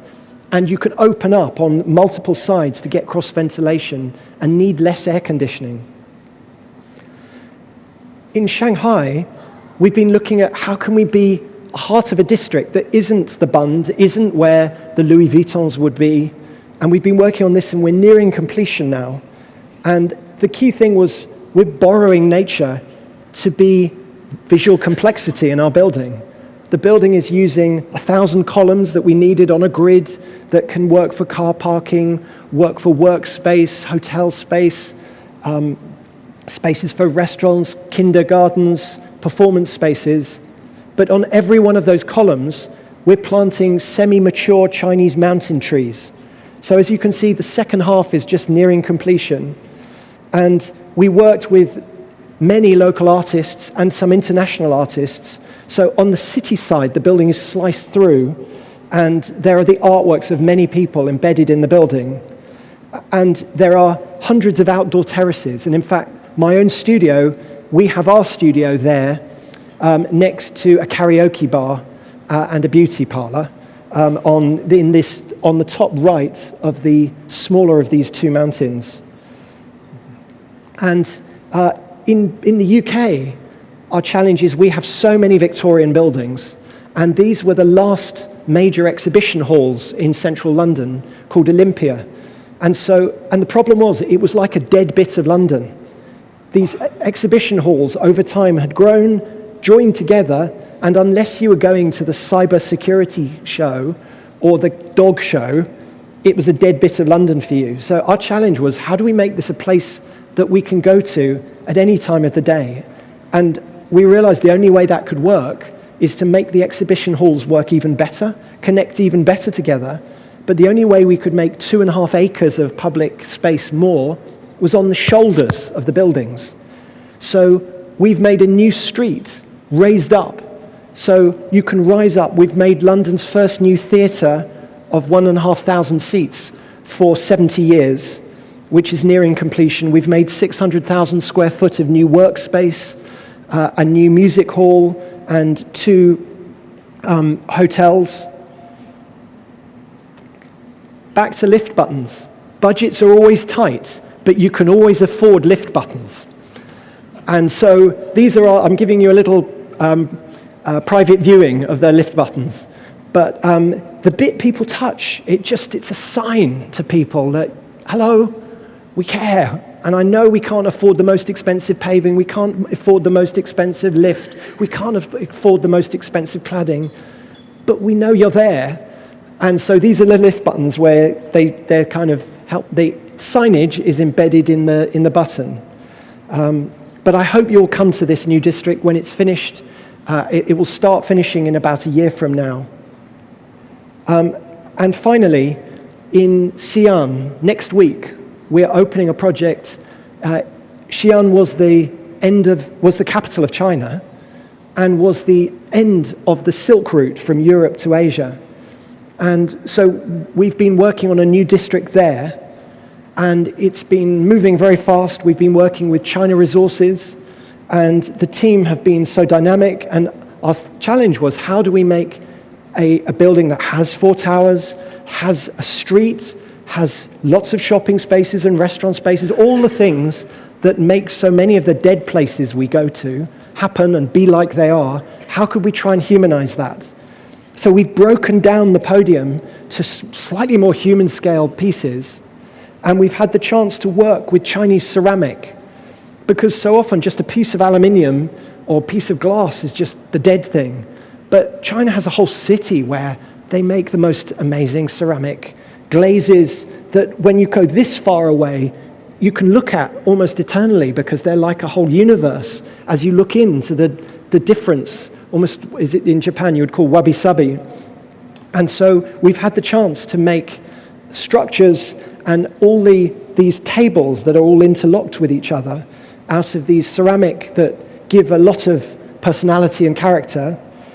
And finally, just a little preview, in the middle of the project, there was a part of the project that I never thought would happen, but where we're taking the 7 main climatic biomes of nature on the way from Europe to Asia, and we're making a vertical garden that is 18 stories high. This is a little sneaky peek, but this is opening next week, and it's called the Xi'an Tree. But I hope if you have a chance to come, that you will come and see this project. But we've been very lucky to work on certain kinds of projects where people make space for a humanized discussion.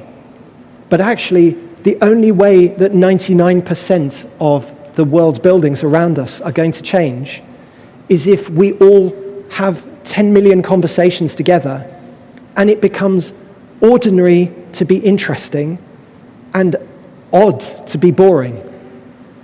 Why would we accept these buildings that then have such a massive environmental footprint? Even if you don't care about design, we can't keep building and demolishing buildings, which is what's been happening everywhere as cities become more and more similar to each other. So the kind of imagination in this room, the kind of communication talent that's in this room can spread your own version of a story about why we have to humanize buildings around us and have this conversation. And it's very rare that I'm ever within time, but I've got 2 minutes left, and I'm going to leave it there. So thank you very, very much.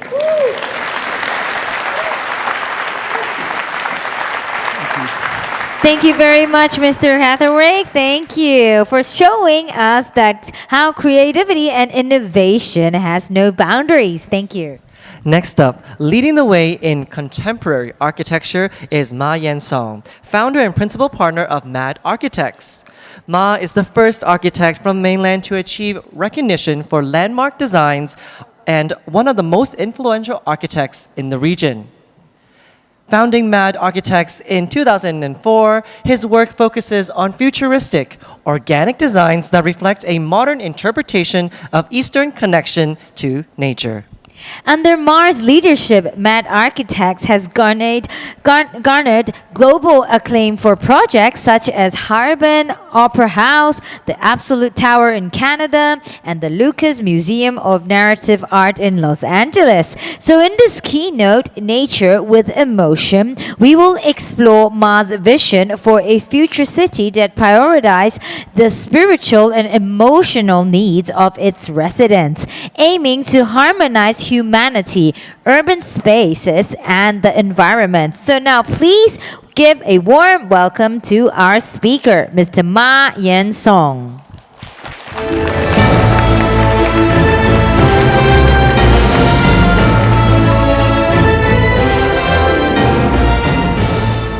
Hello, good morning, everyone. It's very good to be here and also talk about architecture, nature and emotion. I feel now emotion is more and more important now. I think emotion is very different depending on different people. And this is the city I grew up. So I have a lot of memories about the city of Beijing. So when I look back the city, I remember the beauty was the nature. So that's the city center of Beijing in this image. You see the lake, the hill, the pagoda, and the Forbidden City. The architecture and nature were coexistent. But in the far background, you see modern cities, which is very different. You see a lot of, boxes. And they're kind of lacking the connection to the nature, which I find not so beautiful. So I find mountain in this image wasn't a real mountain. The water wasn't the real water. It's more about what you imagine beyond the nature. I think that's very special in Eastern culture. When we look at the nature, it's more about what we feel, what we imagine around the nature.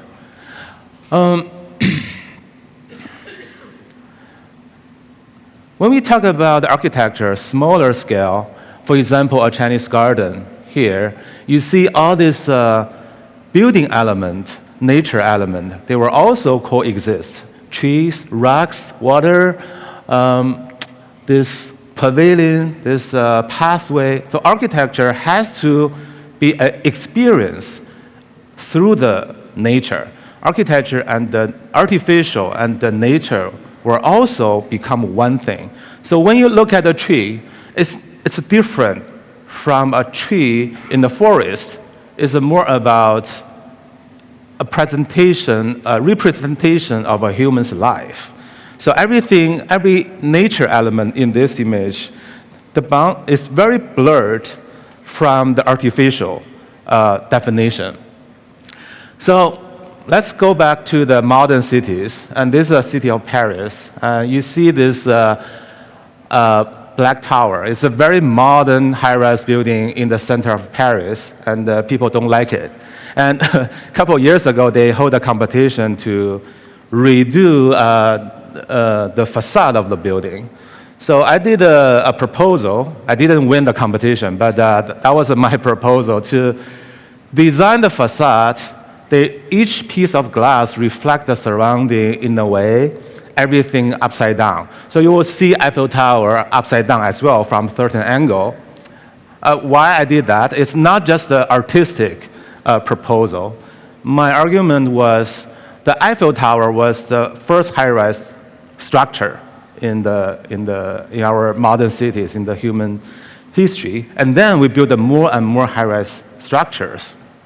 And now, the high-rise buildings, the modern buildings, they become symbol for power and capitalism. They're more and more away from human spirit and nature.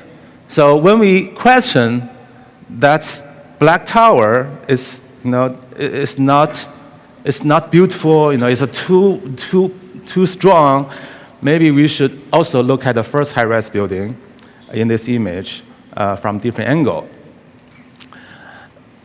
And this is a classic city of Beijing, the Hutong and courtyard houses. The building was small, and there's a courtyard always have trees and earth and the sky. A lot of nature elements when you live in this kind of housing. So that's one proposal we did. You see, there's a silver bubble project in the middle of this image is the toilet. Because it's a functional. It has to be architecture because the courtyard house they need some new functions like a toilet. But when I designed this building, in the process I find out, the beauty for the courtyard house wasn't the building, but more about the emptiness in the center. It's about the space, the nature, and how human life interact with the nature. So I decided to put the new building on the very corner in the courtyard house and reflect the surrounding. So this bubble actually become like lighting reflection device to to reflect the old building, the new building, the sky, the trees around it. So it's almost disappeared in this traditional context. But to make the courtyard, which is the nature, more become the focus. And this is another project, new and old coexist together. You see, in the middle is a very traditional building in Beijing, 3 courtyard houses. And we did a new building around it. It's a kindergarten school. And this colorful roof covered all these educational spaces around the courtyard house. And you see this big trees, they were existing, and then we have a courtyard, a new courtyard, and the old courtyard. So all these internal spaces around the trees, they're repeating in this land. And then we cover the new roof by this colorful playground structure. And then in the end, you have a new structure and old structure.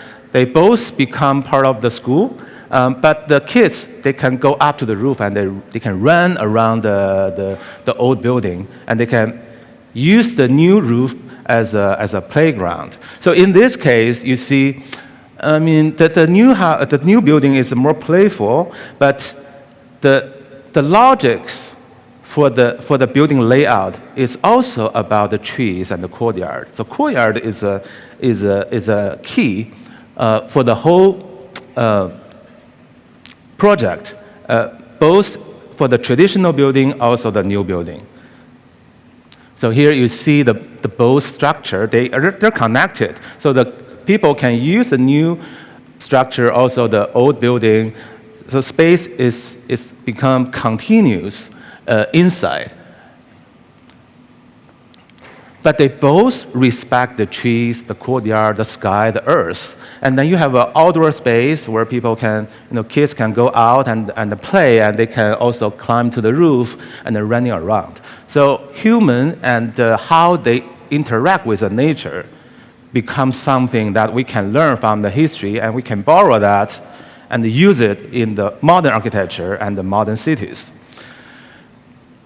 So here you see, it's less about appearance. The old building, they have these tiles, this material, and this classic image. But the new building is more about abstract spaces inside, about experience. And there's another project. It's a sports park. So here in this image, you see a lot of green mountains, or green volcanoes. Actually, inside each volcano is a huge space for sports. It's a stadiums. So you see here is like serious green volcanoes where people can also walk around them, and they can climb all these buildings. So architecture almost disappeared. Instead, you see all this greenery and more like land art environment, which also become very attractive for you to interact with this, because you can walk around it. It's better than a building, right? The building facade almost, become to separation of inside outside.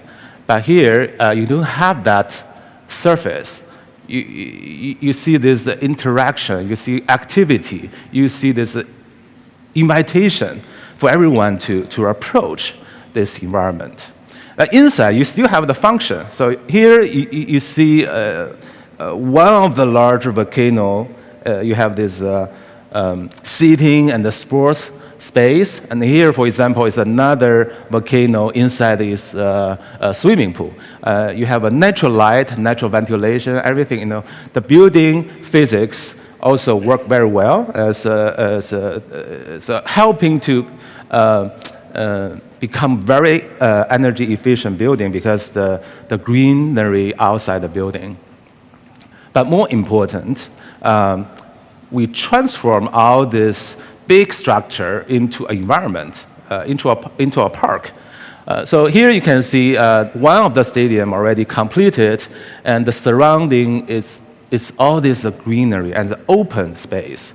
So the building doesn't have a clear boundary. You can access the building from the upper level, lower level, and you can approach the building from any direction. So what's important here is, the building is not a monument anymore. It's become something about your daily life. You can come here every day, not necessarily during the matches, but also, bring your pets, your friends, your family, come here, enjoy this space. So you can see this. This is all the greenery covered the surrounding. You still have the seating, the field, the roof, but around building, it's blend into the nature landscape. So for me, this is about freedom. It provides a free space for everyone to access. Also, it's less about the strengths and competition, which is the core value in the modern architecture. Often, the modern architecture trying to be really strong in sometimes become even a monument, especially for these large-scale buildings. But here we turn that space into something people can go in and enjoy. So here you see there's a steel structure underneath the building, and then people can enter and use it. And some construction is still going on. So in the end, we'll have a more green mountain, so become a huge scale urban park.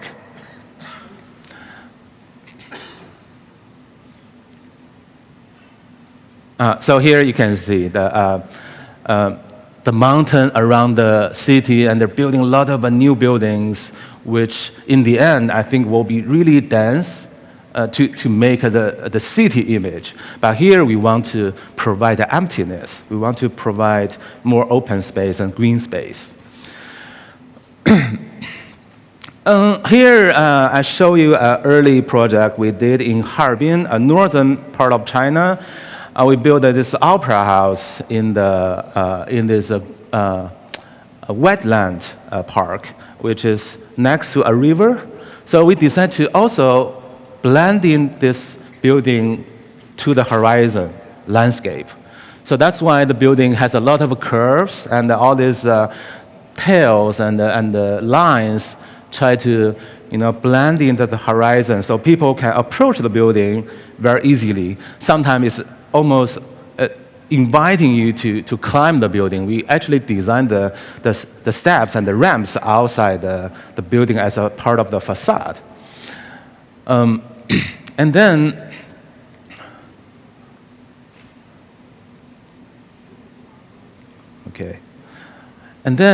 you will reach the roof of this opera house.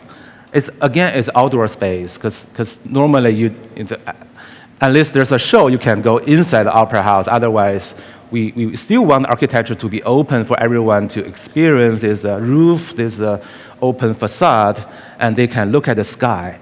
So you can see the building, it doesn't have the strong orientation or the front, the back. It's more about free setting into this natural environment as a part of the nature.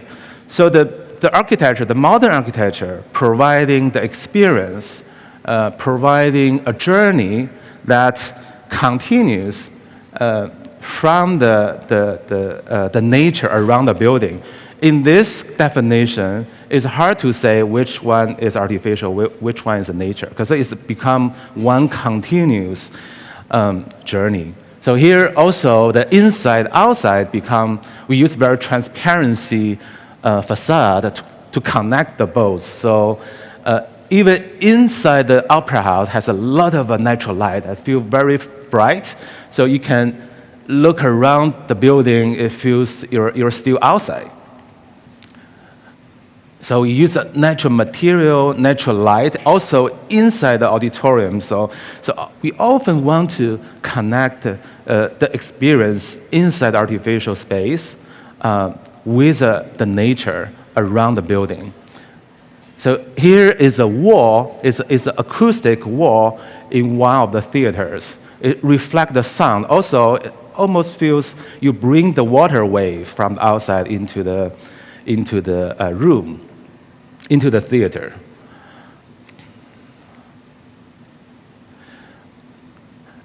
And here is another urban scale project. It's the whole thing in this image was one urban regeneration project to use a train station as a device to regenerate the city space, the urban space around it. So you see, there's a train track, and there's two stations on both sides of the track, and we basically designed a new train station underground to free up a lot of green space in the city center of Jiaxing. It's a city not far from Shanghai. It's quite a small city, but it's very beautiful.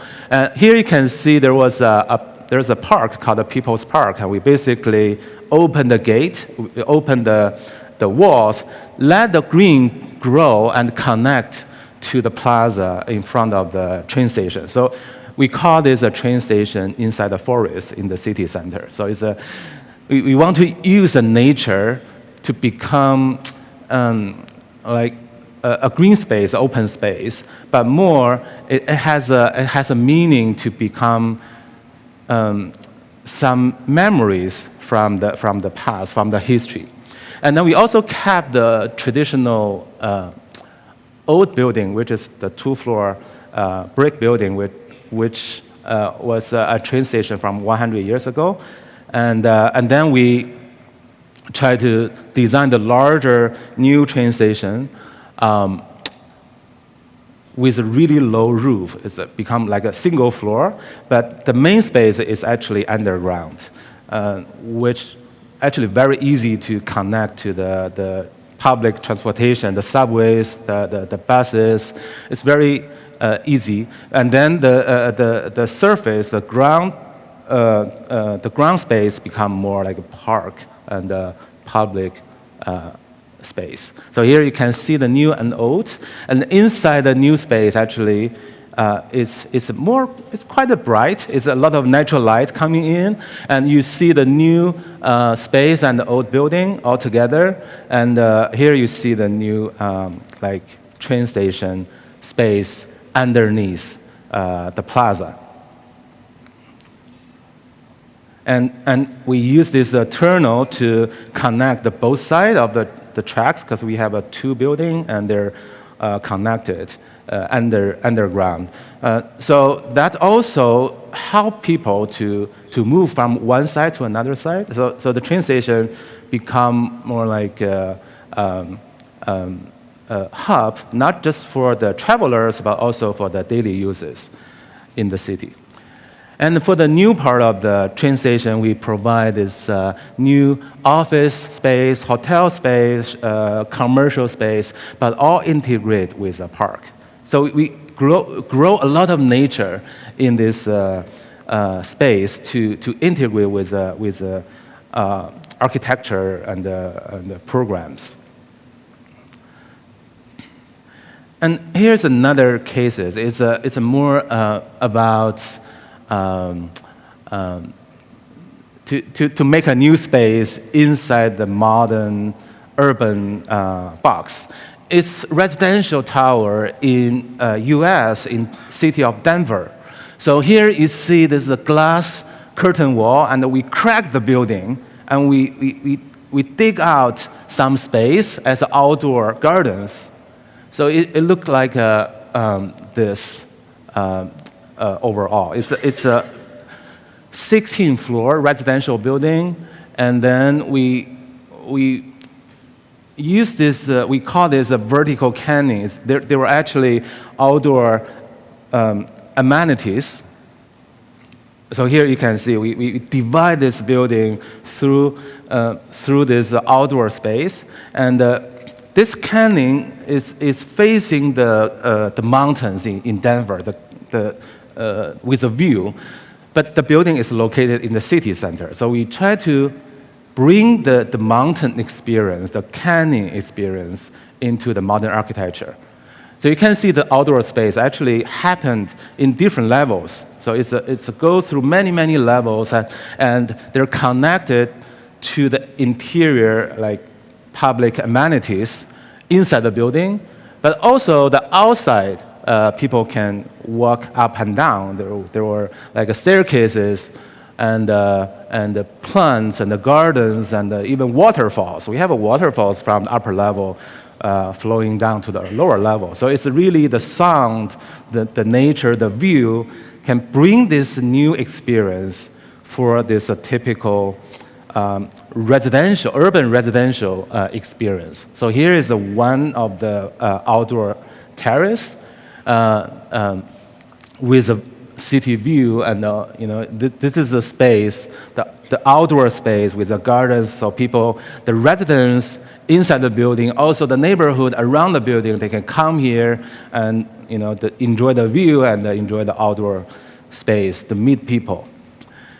So here, that's my sketch, right? This is a very long building. Basically, what I did was design the tornado shape building in the middle of this building, and the bird. It's actually a seagull. Because it's a building at the waterfront in Rotterdam, in Holland. It was a project, was a warehouse before, and now they want to transform this building into a museum for migration, because this is a port in the history where there's a Holland-American line. The boat depart from here and they go to America. So a lot of history, a lot of memories in this area.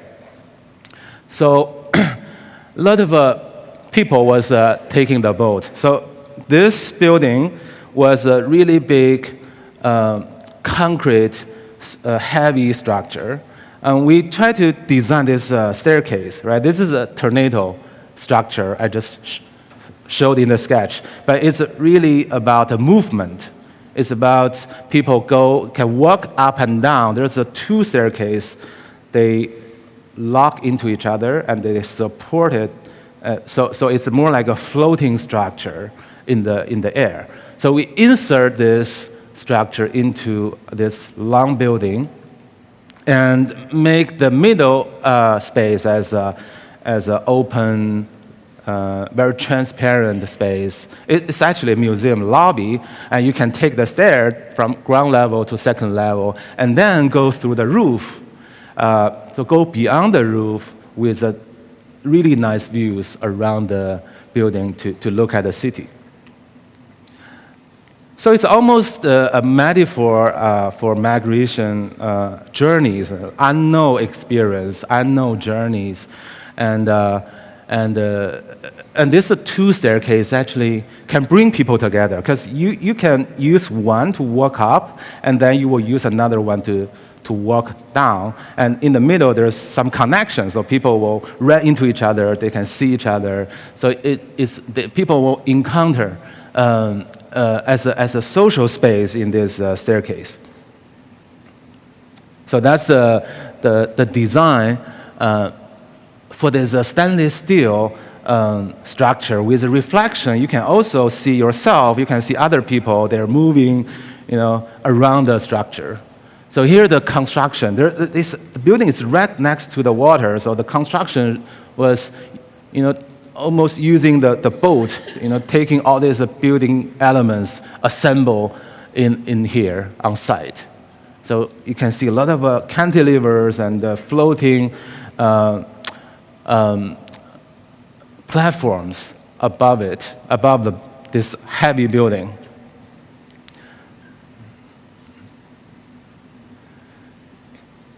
So here's some details, some reflections. So in the end, this become a functional, of course, is a building element, is a stair, but also an experience. Also, it become almost like an art installation everyone can come to enjoy.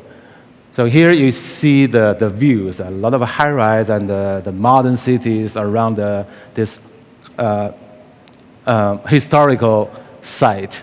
So this is a building still under construction. The opening of the museum will be the next May.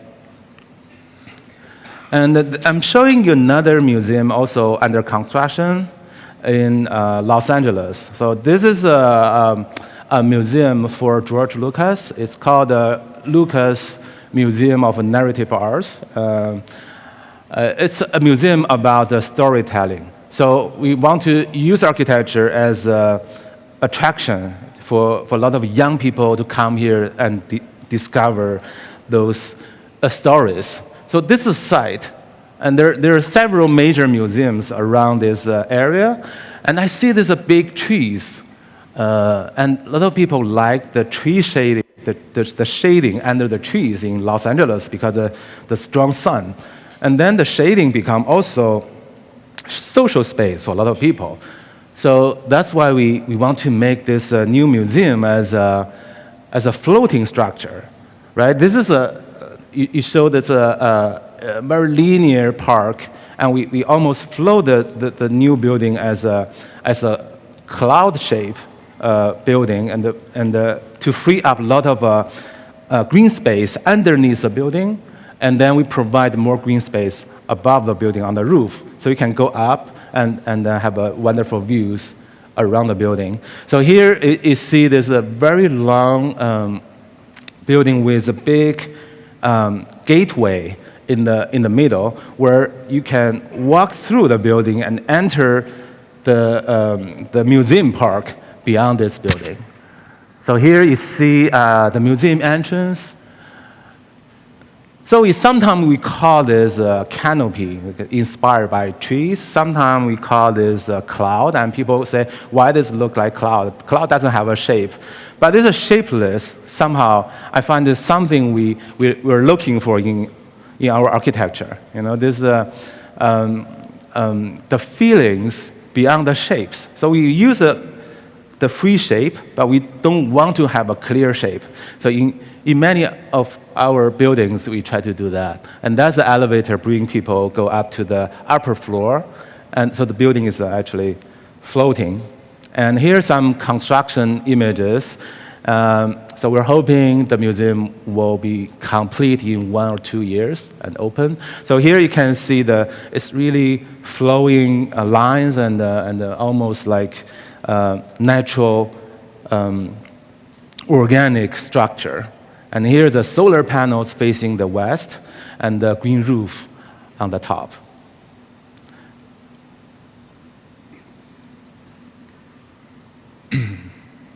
Oh, it's a slow clicker. Okay. Yeah, it's under construction. Start to taking the shape.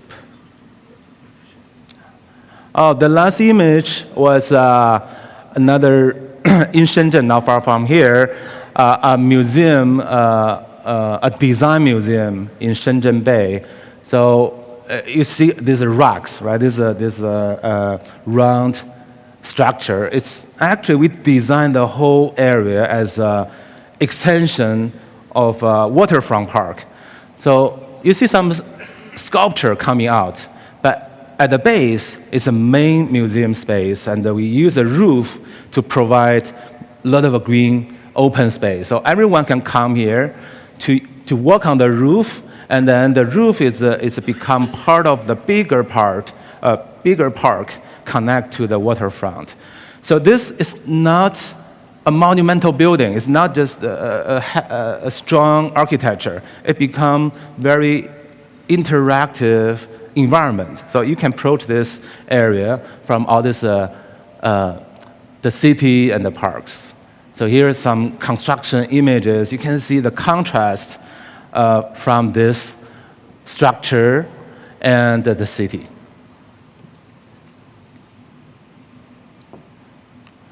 So I think that through the nature, of course, architecture is doing artificial things, but learning from the past, the artificial should talk with the nature so that people live in the city, they can use this experience to imagine their life in the nature, even beyond the nature. So I think that's the main thoughts. Thank you very much. Thank you, Mr. Ma, for your sharing. Next up, our next speaker is renowned French architect Thomas Coldefy, principal of Coldefy, representing our partner country, France. After co-founding the architecture and urban planning agency with Isabel van Hout in 2006, his originality and ingenuity led to the studio to win several competitions. A notable achievement was winning the Hong Kong Design Institute projects against 162 competing teams in 2006. Today, Coldefy is recognized for his dynamic and creativity, driven by commitment to sustainable practices and innovative solutions that address environmental challenges. Most recently, Coldefy has been selected to design France's Innovation Pavilion for Expo Osaka 2025. So please join us in welcoming our speaker, Mr. Thomas Coldefy, on his keynote, Thomas Coldefy, Reimagining Urban Landscapes. Thank you.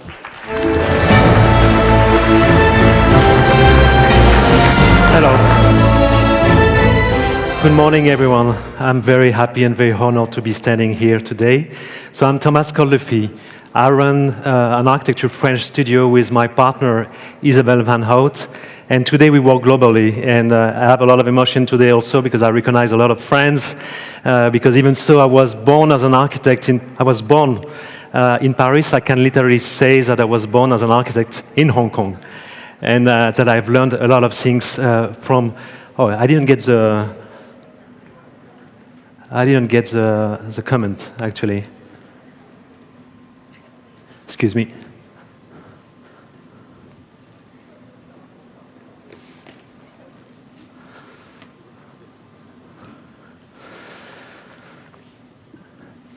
Thank you very much. So one of the things that I want to share today is the lessons that we learned in Hong Kong, and particularly how today we like to break the boundaries of architecture.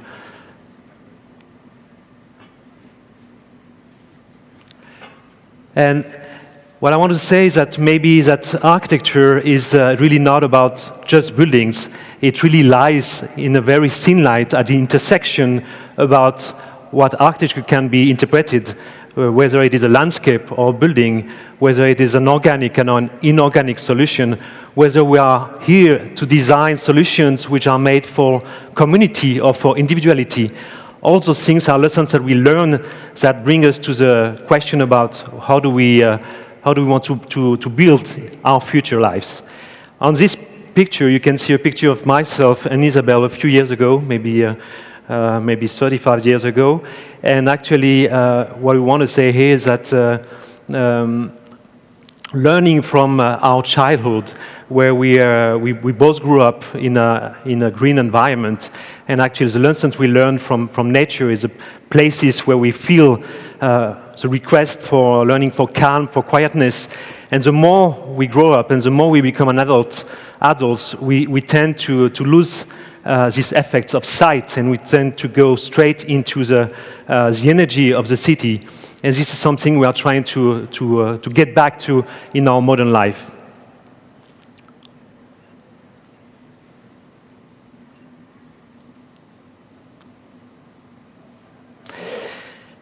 And as we experience cities and places where we have worked or traveled, like Paris, Kyoto, Chicago, Venice, or New York, those are places that are fascinating cities for everyone.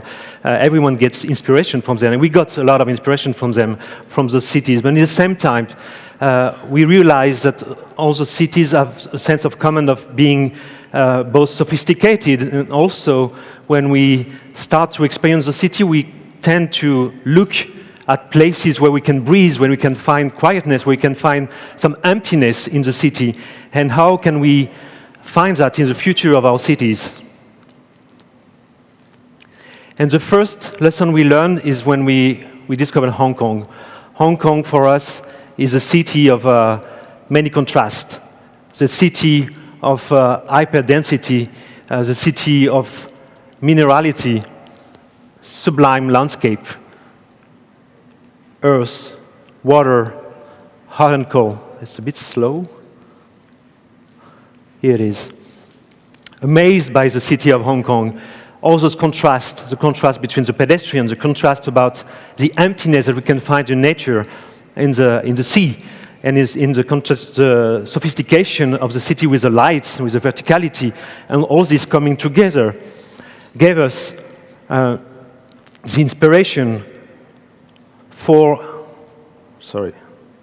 inspiration to design in 2006 the Hong Kong Design Institute, how to draw inspiration from urban devices to enrich them into a contemporary building, to create a new interpretation of the city, where all those layers of the city are actually merging together, mingling together to become a new sensation, a new experience.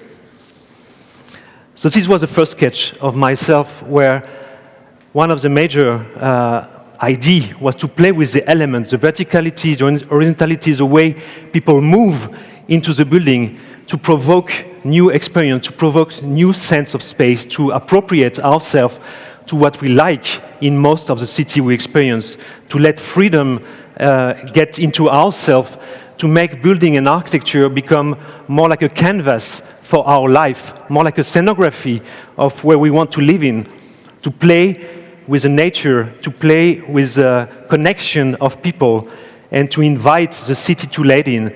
So in this particular building, we created basically a lot of emptiness, what we call vacuum or social spaces, in order to attract new possibilities, new destinations, new open spaces that are not totally rationalized by a functional program, to make a building become a living organism in order to let the city continue its journey to create monumental but also very everyday life, simple experience, where actually people, nature, and experience of the city becomes one big energy in the city.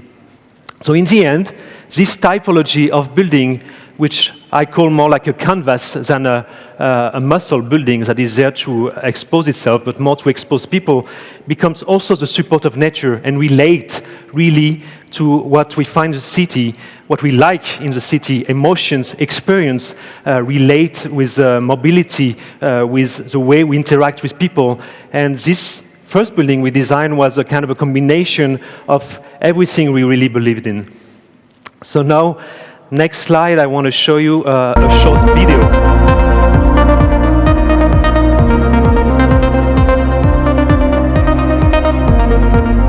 It's actually a Chanel show that happened a month ago in this building. And for us, it was fantastic. It really showed how architecture can become a canvas, a new scenography for multiple experiences.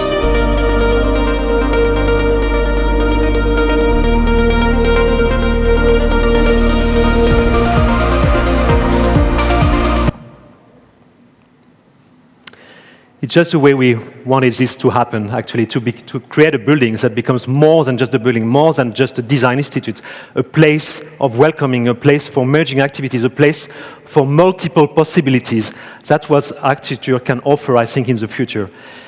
So today, after this experience, and I'll show you a few more examples of our work, more than anything, we are fascinated by the intersection of the natural and the artificial systems.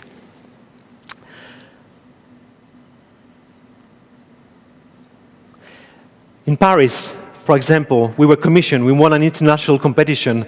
What a good reunion of our experience as a French architect, being able to design the House of China in Paris.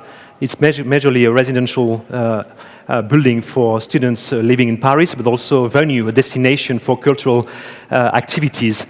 The brief of the project was, how can we fuse cultures? How can we merge our faraway cultures, faraway civilizations, but somehow create a sense of belonging of a building that is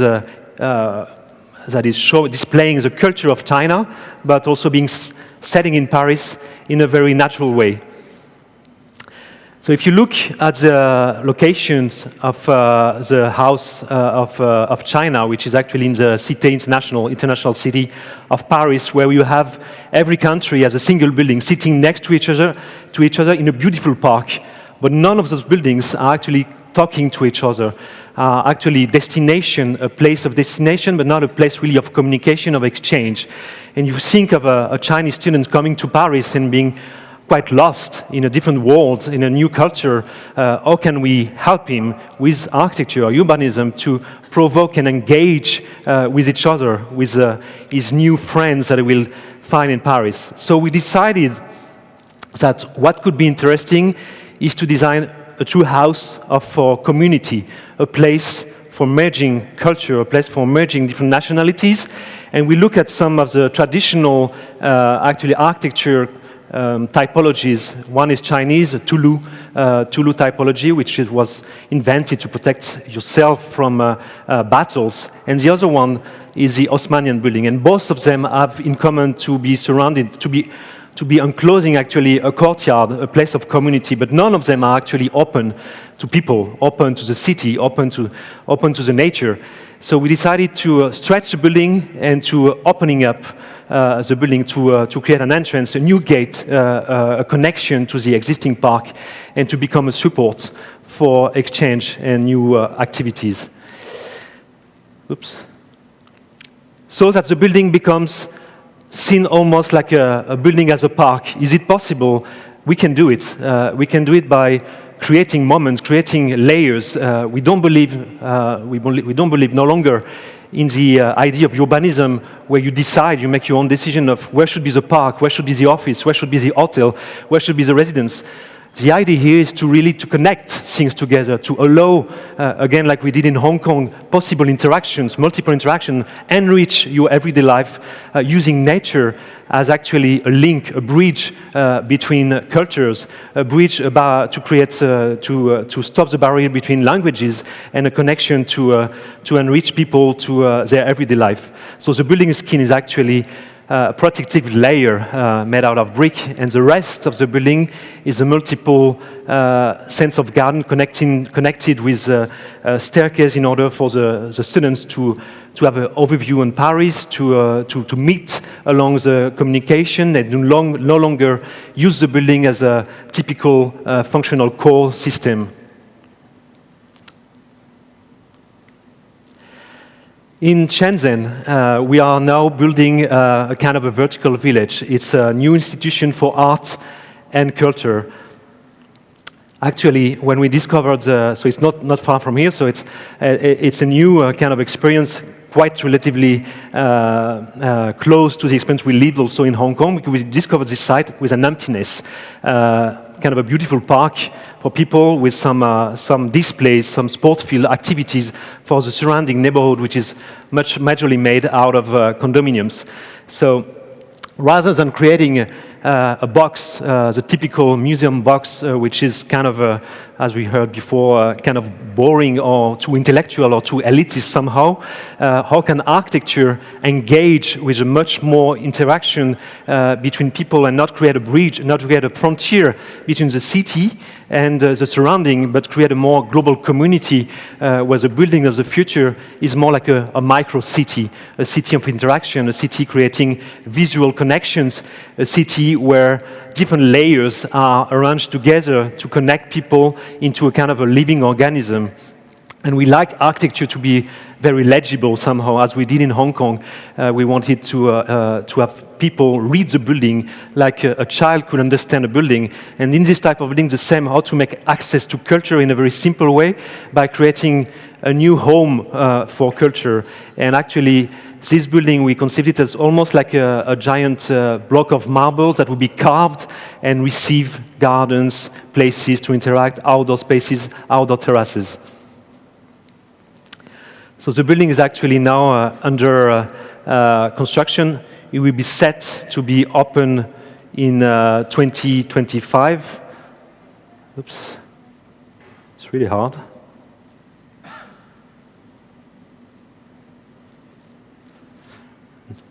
Missing battery.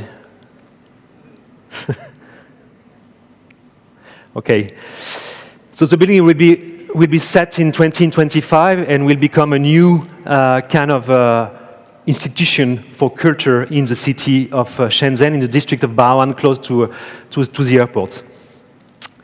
Another experience that we just started to work on, we won the international competition to rebuild or transform the European Parliament in Brussels, which is an institution representing this institution of Europe and representing citizens of Europe to debate all the major elements that are building the future also of cities. So when we discovered the building, which actually looked more like a giant heavy cake, not like very something digestible, not very likable, not a building that seems to be also really efficient, we could have decided to tear it down. It was open in the brief. You could tear it down or you can decide to keep it. And the way we managed to win the competition is because we decided we were the one competitor keeping most of the building, the most important part of the building, 60% of the building. And because by doing so, of course, we allow building to last longer and give it a new life and change also the image of the building in a new humanized kind of building. So to do so, we preserve the major ring of the building. It's like an oval shape. Then we introduce voids in the building, emptiness, in order to promote also visual interaction for the people, but also to opening it up to the citizens of Europe to access a roof in a giant garden, not a giant garden, a garden, a European garden that is on the roof of the building, sheltering actually the institution and giving people access to a balcony through the city. And this garden is actually providing a shelter, but also in interaction with the chamber of the European deputies. You can see on the magenta or purple color here. So the building becomes a much more legible building with three major components: public space, public interactions, connecting above with the stairs, the chamber of the deputies that is no longer enclosed in a very opaque space, very invisible or not transparent to the community, but becoming a balcony in transparency with a window on the city and also connected to the park above. So what I want to say here is that even in very heavy institutional buildings, such as the European Parliament, we truly believe that creating bridges, using nature, using visual connections, using interaction moments where people can connect, can really improve our everyday life and can improve at a very different levels, both socially, economically, politically, and of course, environmentally.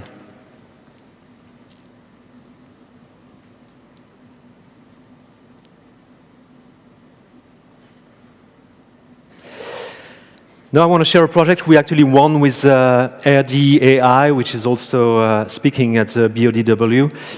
It's a project in Orlando that we won also in an international competition. The purpose of the building is to design a museum, a memorial, and a urban promenade in the south of downtown of Orlando. The competition was decided and was created to award or to recognize a tragedy in the US, which is actually the shooting that happened in a nightclub called the One Pulse nightclub, where 49 lives were taken just in a very short moment, creating really an impact on the different communities. It's an LGBTQ nightclub. It was an LGBTQ nightclub, so really had a deep impact on the message of freedom, of engaging all together in this world.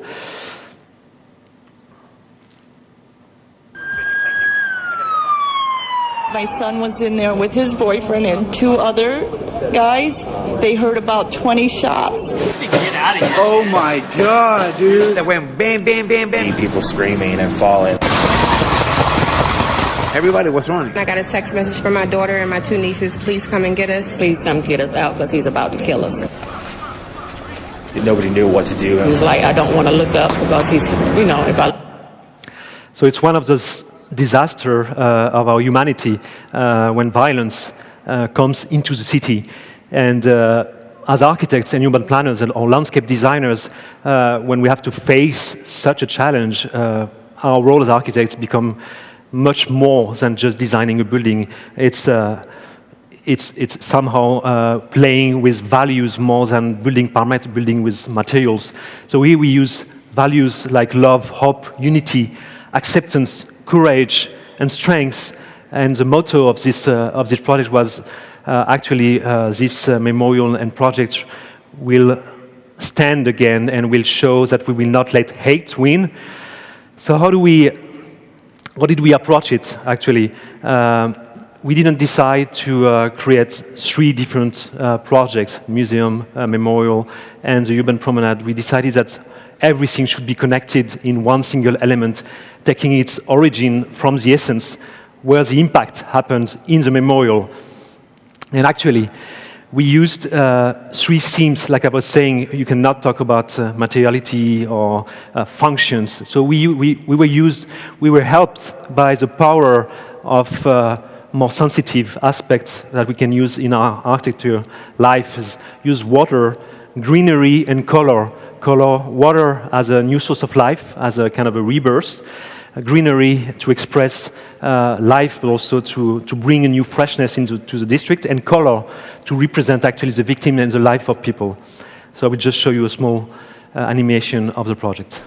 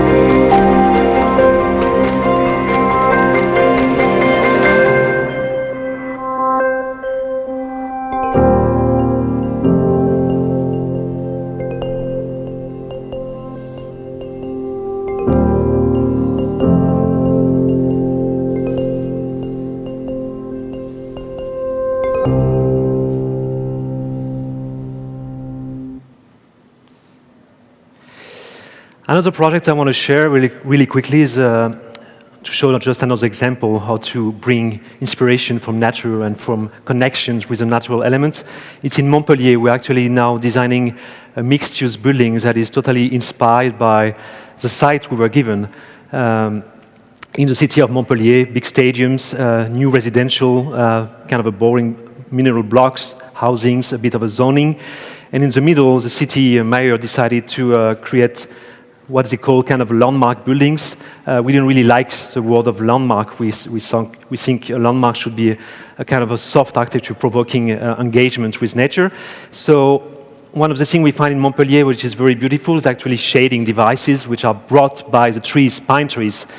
So we decided, rather than planting a new building in the urban grid composition, to play with the trees and to organize a building that is actually inspired by nature and the shading devices that actually canopy trees can bring, or even the hats that we use in the summer, in order to give life to a new typology of architecture that is connecting functionality with a more kind of a sense of acceptance in the city. Also building a bridge with some new kind of materials that we can use. Looking at the data that we found on the site, we actually realized that there was a bamboo culture close by, and so we decided to design using actually digital tools all those solar protections using bamboo weavings to protect from the sun, and followed by the curve of the sun. So it's giving shape to this kind of new kind of architecture where function and kind of a sense of belonging to the natural roots that we were connected in our childhood seem to happen together and to make buildings more likable, more acceptable into the environment. And last but not least, I want to end my presentation showing a little bit about the French pavilions that we are designing for the next Universal Expo in Osaka, in Japan. You've heard in the intro speech that we cannot talk too much about it, so I will just show you a few things about the way we approach it. As you know, or maybe don't know, but I will share it with you, the theme actually of the expo is actually highly connected to this symposium, is how do we design the future of our society, of our lives, meaning how can we save lives, how can we empower lives, and how can we connect to each other. So the theme and the project structure is actually will be happening into the idea that we must coexist and connect our diversity in under one sky, under the same elements. We have to live with our nature. We have to live together and to learn from each other. So the major component was designed by Su Fujimoto, who designed this giant wooden ring that actually will become both an entry gate for the expo, but also a shelter for people, a walking promenade, and a kind of a bridge connecting all the pavilions together into harmony, and also a support for an elevated garden.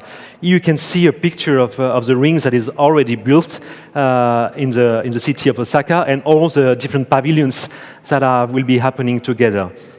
So the theme of France, as you may maybe not be surprised, is to talk about love, and to talk about an hymn to love, meaning about three categories: loving nature, loving each other, and loving yourself, in order to promote a better way to engage with our future challenges. So we were looking at how we can embrace this giant, heavy, and very political topic, but also very sensitive, and to create a bridge with people, and how we can make people responsible also of their future. How can we relate and connect? So we decided to use the metaphor of the theater, and we call the pavilion kind of a theater of life. A place where the visitor will become also actors of their own destiny, will become part of the play of our life, of everyday life. So we call it like an immersive theater, but also the second layer is about creating a living pavilion, a theatrum naturae, somehow is connecting people with nature all together, understanding that without nature, without the bridge, without the roof of nature that is providing us as a shelter, we are no longer being able to exist. But also displaying the idea of that architecture actually can live its life after the exhibition, and create multiple capacities of intervention, such as a theater will do after a play. Another play will come, another story, another narrative. So we created a building that is a giant theater structure made of a scene, which will be the entry facade of the building, and is wrapped by a giant curtain that will become also the shelter, like the clothes of our skins, a protective layer for our environment, but also something more playful, more light, more with more energy, supported by a garden that is becoming also the regulator of our everyday life. So here you can see a few pictures. And at the really entrance, at the main feature of the facade will become this ascending stair, which is also belonging to the language of the theater. So people will become part of the journey, accessing to the pavilion, and be able to be a spectator also of what's happening on this big balcony. And this element will create a loop with the inside experience so that the experience from inside and outside becomes somehow a kind of an infinity loop connecting the outdoor and the exterior. This is the view of the buildings that you will see from the ring, some of the pictures, and of course, as I was saying, this building will be very light and capacity to have a disassembling. I will just finish with just a few pictures of the construction, which is made out of prefab elements. So life after the expo can use all the building components. It's actually a building used, made like a mechano system.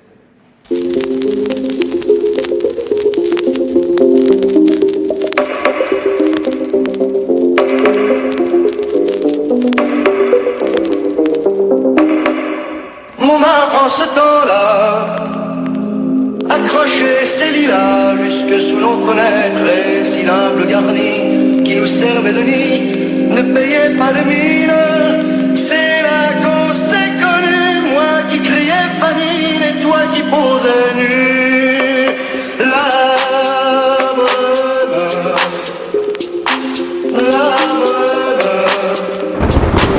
Ça voulait dire on est heureux.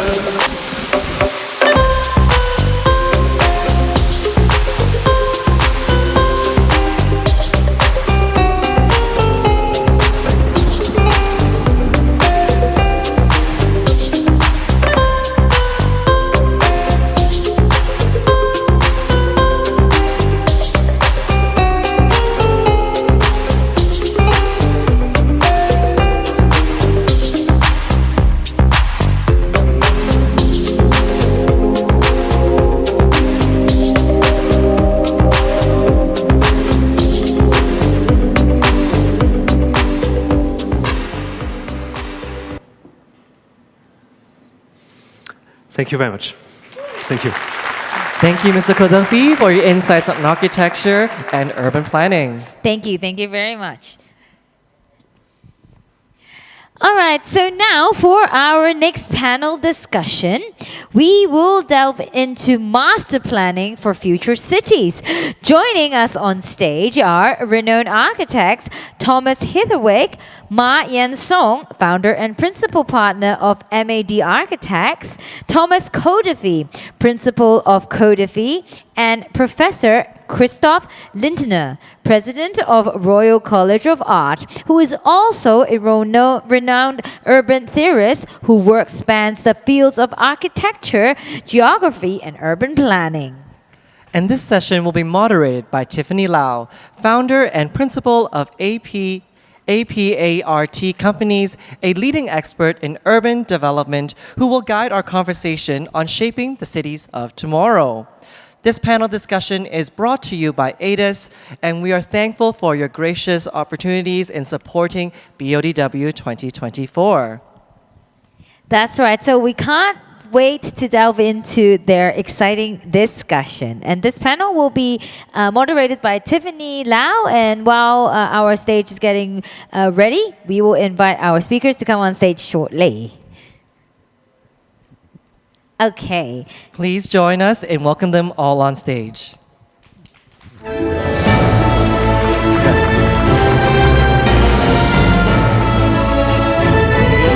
First on stage is Miss Tiffany Lau.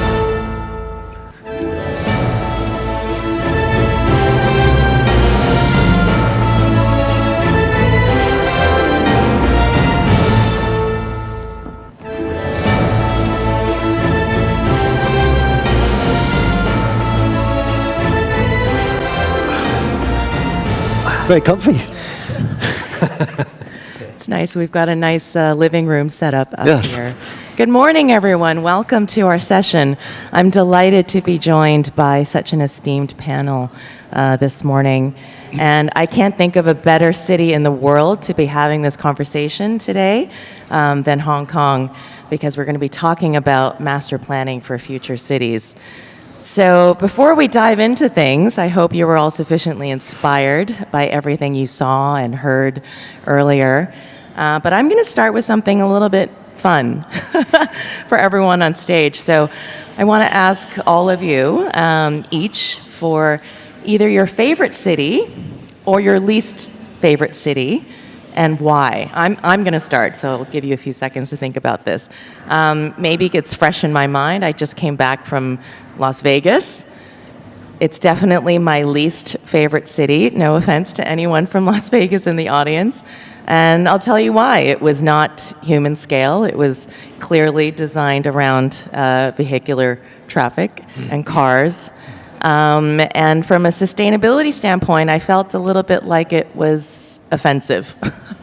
I'll leave it at that. So maybe Mr. Heatherwick, I'll start with you. What's your favorite or least favorite city? I'm a bit distracted. We're all like down here looking up at you. I've got one of these at home, but I normally fall asleep reading books like this. Yeah. So I'm a bit distracted to be trying to take myself seriously. Your question, what was the best city? I'm going to sound like I'm sucking up to Hong Kong, but Hong Kong, I've been 120 times. Now I'm going to say it's the worst. No, I'm not saying it's the worst. It's the best. It's just amazing because it has the utter putter in place of inhuman buildings when they are there. It's this ring of mountains kind of holding you. And to just look and see this wall of mountain holding the city, creating intensity and energy. And I felt like I learnt one of the big things that when we talk about cities, so often people talk about how tall the buildings are. Like in London, we spend all this time saying, oh, the skyline is being ruined by the tall buildings. And what I learnt, and particularly like Shenzhen, we're walking along there where there certainly used to be all the like fish drying on the street. That's not the issue. But you would go along and the buildings were slim, tall, but slim. So you got the pencil towers, the chopstick towers. But it meant the street was alive because there was the visual diversity. There were multiple front doors. There was life and activity. And one of the problems is when it's not how tall the building is. I suddenly realized that's not the thing. It's the street, your street view. And so often what the challenge with modern development, and it's a very real one, is that developers buy up multiple buildings and then knock it down and build big fat buildings. And however good the design seems of fat buildings, our problem is that us little people walking along the street. So to me, Shenzhen taught me a lot. Like, don't worry about how high they are. Let the developer have another 2 floors, but make the bottom really interesting of their fat buildings. Because big bum, for some reason I've been given the biggest bum seat here. What does that say about you? We have big bum buildings, and we need big bum buildings to figure out how to be engaging and human, and that's why we need, even more than before, real artistic engagement at street level, whether that's collaborations with amazing people or the design teams just knowing that it's essential that places are fascinating at door distance, or we'll knock them down.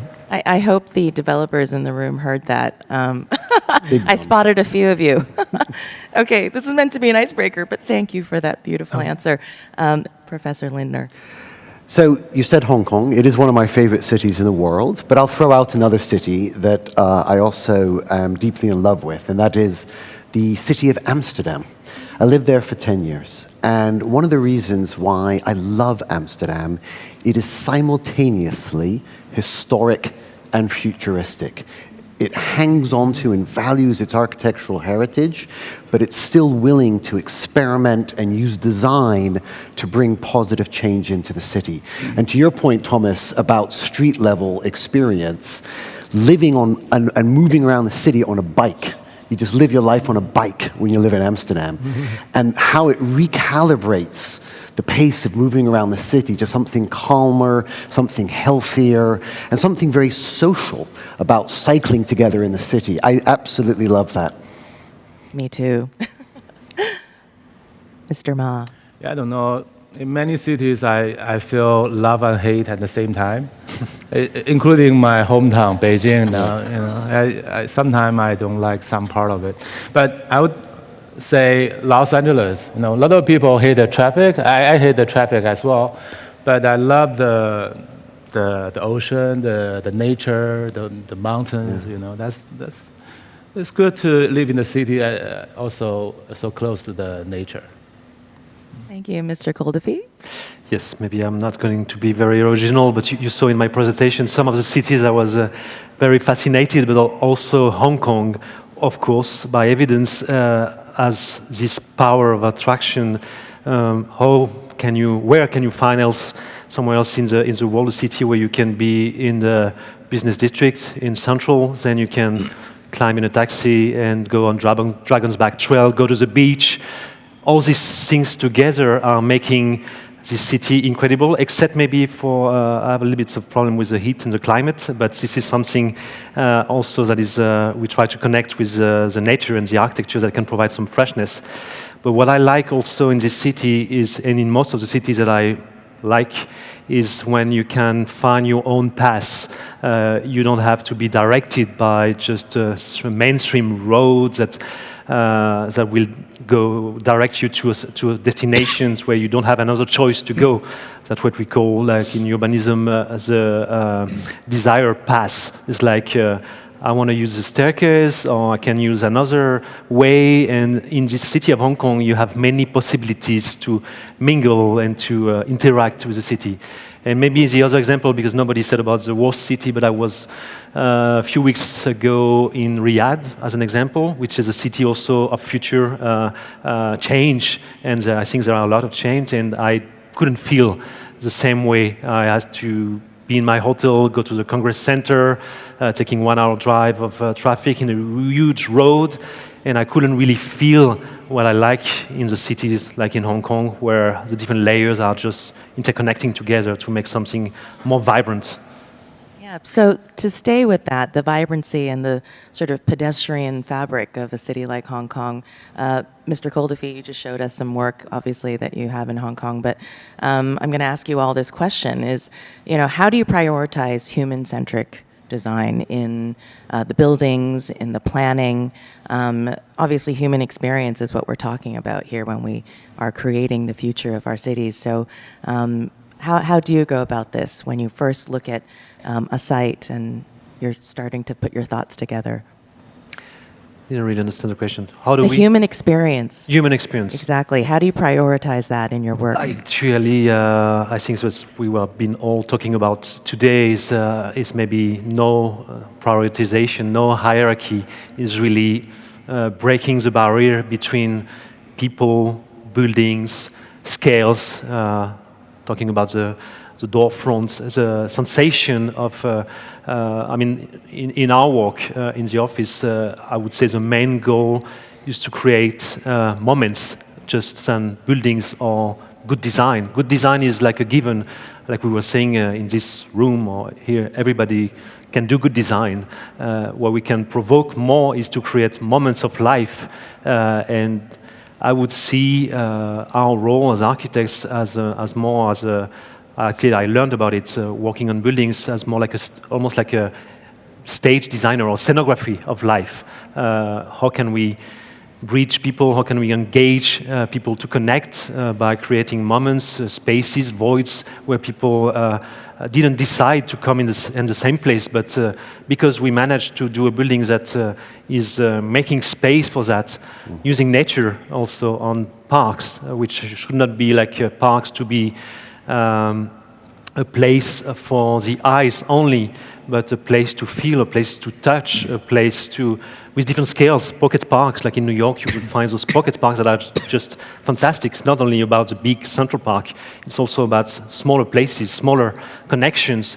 And I think creating breathing space in the city or moments that are not given by a brief or a rational program or a computer, but designed by people who wants to get back to the basics, get back to where we belong, to earth, to connection to nature, to living together, to learn from each other, to learn about embracing culture of each other, to be in Hong Kong, like meet people and interact. This is what makes people really better and do better things in everyday life. So I think architecture and urbanism is a key job that has a strong capacity to promote that if we are well connected with politics. Yes, agree with that. Mr. Ma, your buildings, they're not just monuments in nature and they're stunning to look at, but you also prioritize human interaction and experience in your way. So how would you describe your approach? I think it's a normal, I mean, buildings designed for people to live in there, so you have to consider human. But however, what's a building? What's people needs? You know, we all talk about the emotion. What the emotion means for people. In my opinion, most buildings in the city, they're like reality. They're more focused on functions. Thomas, you're talking about this normal, boring thing, but most building in reality is boring, and I think, and then less building, the other part of city probably should give a more freedom or inspiration to people, to help people escape from the reality, from the boring reality. So that's why the emotion and the imagination that architecture can bring to people, I think that's what people need in architecture. Yeah, you all talk about emotion a lot. Mr. Heatherwick, you know, you are deeply human. You've just written a book called Humanizing. So your perspective on prioritizing, again, human experience and interaction. Well, I think that we've had quite a few decades where the image of the architect, the main creator, is you're the master of the universe. And actually, I think that our challenge is that we need imagination, huge imagination, but that we've put a bit too much celebration of the imagination of the creator. And actually, what I find is the best people are able to imagine how other people feel. And that actually that is your challenge when you're designing. It's not to like, well, what's my idea and what's your idea, but how will someone feel with this idea or this idea or this idea? And in leadership, people talk about servant leadership. The idea the best, and I've witnessed that here in Hong Kong, that some of the best leaders are not your image of a leader. They're very quiet. And actually, they just get others to speak first, they get others to come forward, and they just make the space for others. And the idea, no one has spoken to me in my 30 years in the construction industry about sort of servant architecture, is that we're public servants. If you are given the honor to make a building that millions of people will interact with in public space, that is such a responsibility. So you're a servant, you are a public servant. What's hard is we're in a really tough industry, it's really tough. But somehow, the money, the permissions, all of these things are huge blows that we all take all the time. And you've got to stay this ever optimistic person. But the idea of you're in public service and you are really serving the public, and we get locked in permission battles in the United Kingdom, certainly, and I think in the world, is trying to get permission. And when they say, like, Heatherwick Studio wins planning for Olympia project or something, there's a huge attitude problem in that statement in the press. Because a friend of mine who is a city planner, he said, when it says Heatherwick Studio wins planning, who did you beat? And he said, I'm a planner, and who do you think I represent? He's saying, when us in the world of architecture, we have two clients. We don't have one client. And so often we're following the client who's paying, but actually that's the customer client. But there's this other client who's called the public. And the planner should, the best planners, represent the public. And why wouldn't? So when we say we win planning, who did we beat? We beat the public? Did we want to beat the public? And so I think there is a real attitude shift needed, and it has to come from all of us. It has to come from the public demanding to support our industry, to support us, because there are dark commercial forces that we're all subject to, but we need society to say, stop these boring buildings because they're not sustainable. It's a great point that you're making, and I would agree with that to think of ourselves as public servants, we are putting our mark in the public realm. So maybe that's a good way to segue to a topic that is very near and dear to me. It's really about community engagement. As a tool, really, to enable not just the work that you're all in, but Professor Lindner, I know you've been very focused on social inequities in the built environment.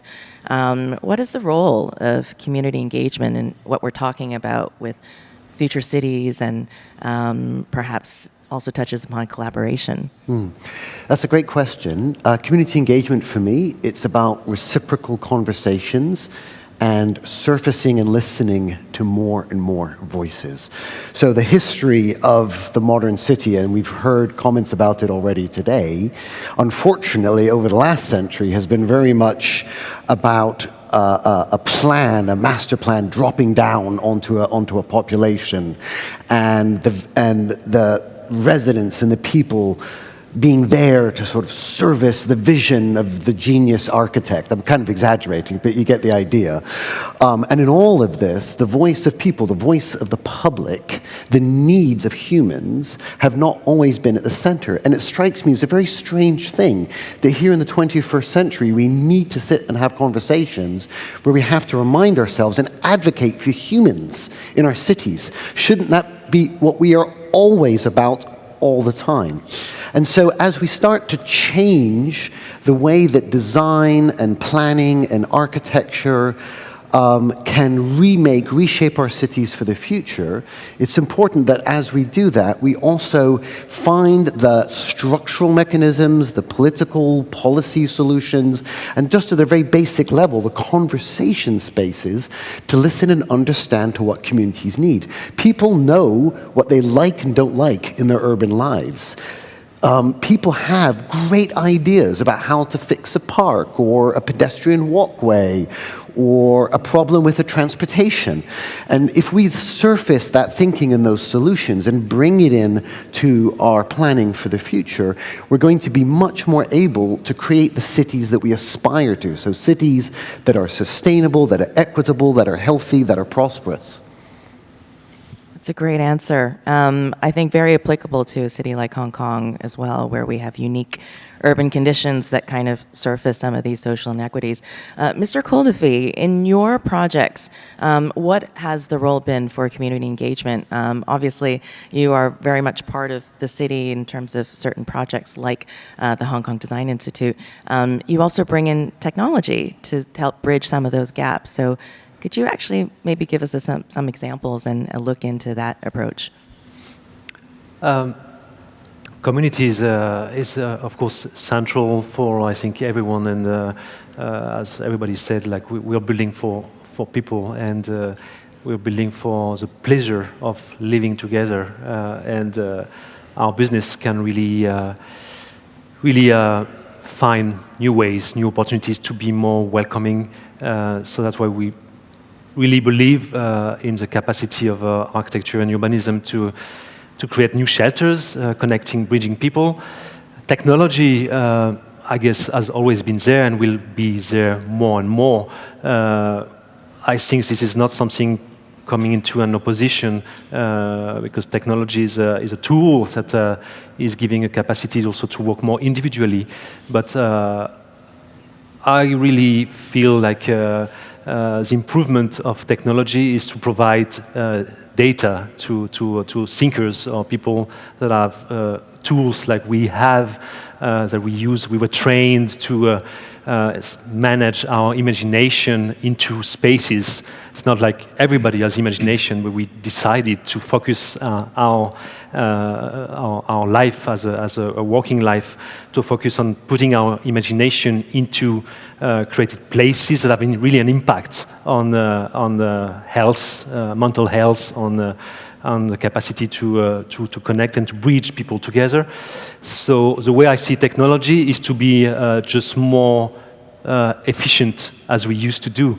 Like Thomas was saying, it's no longer the time I say, I have the best idea and I know how people think and I know the type of buildings where they should live.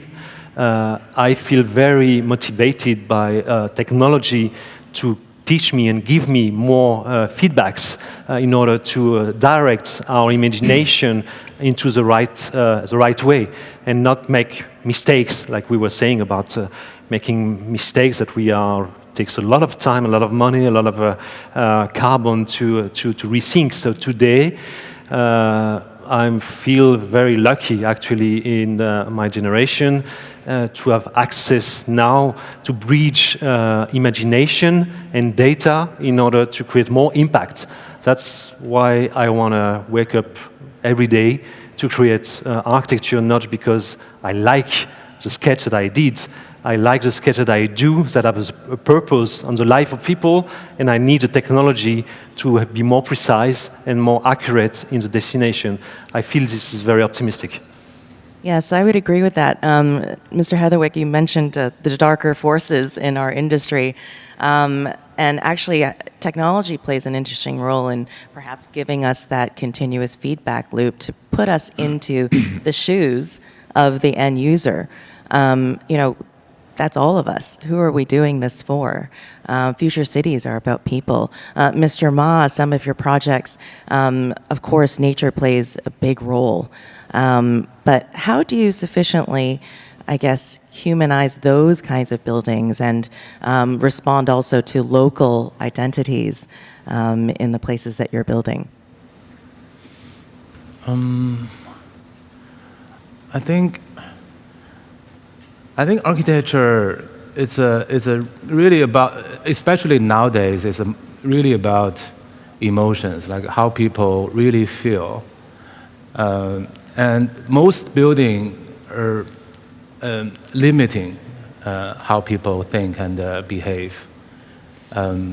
So when I think about this function and the technology issues, sometimes I find some buildings with really advanced technology can be boring. I don't know why is that, because technology sometimes become part of the life already. Everyone's daily life is full of technology. It's changing, it's updating, it's being eliminated every day to be replaced with a new technology. But the spatial quality and the conversation with the nature somehow, and the culture, of course, with the local history, all this, is more human. And I think that's more attract me when you do architecture in different place, deal with different people. I think maybe the small issues, the really detailed issues, it's more important to observe. Thank you for picking up on that. I think you all work at very different scales, so it's really educational to hear more of your individual perspectives. Professor Lindner, I wanted to ask you a question about, I guess, what you see as the most important challenge or opportunity when it comes to master planning for future cities, and not just globally, but how might we tackle these here in Hong Kong? Well, that's a big question. And my answer would be that the single biggest challenge we face, and it involves every city, every community in the world, is our response to the climate crisis. So one way or another, not just our generation, but the coming generations in the plural, we are all having to face accelerating climate change, and we are going to feel the effects of that more and more over the coming decades. And as we know, those effects are felt disproportionately by the world's most vulnerable, poorest communities. So there's a really strong relationship and intersectionality between climate change and inequality, and we need to solve both to get humans and to get our world through it. And I don't think it's overly dramatic to say that climate change is the single biggest threat and opportunity, because I also see opportunity in the way that we respond, because it gives us a reason to come together and to be able to think very radically about creating a different future. We've been on a course that's taking us in a direction that we know is killing our planet and harming us, but we can change that and design and building and cities where most of the the planet's population lives. If we can make change there, it can have a planetary effect. So any other issue, whether it's smart technology, issues of human health, economic prosperity, all of that relies on us sorting out a sustainable future. And we have to make that happen now and pass it to the next generation and enable the next generation to pick up the work that we're doing and to keep it going. It's a great point. I didn't get a chance to ask the rest of the panel about this, actually. This is a global challenge. So, Mr. Heatherwick, in your practice, how do you address sustainability? How are you pushing not just your clients, but yourselves to really prioritize this as well? It's brilliant that we're talking about this. This is the kind of killer question, because our humanness is, we divide up and we say, oh, we need housing, and oh, we need performance, and we then think that our cultural lives is like a luxury that's separate. And in the UK, we need 5 million more homes. We have a massive housing crisis. There's a housing crisis all over the world.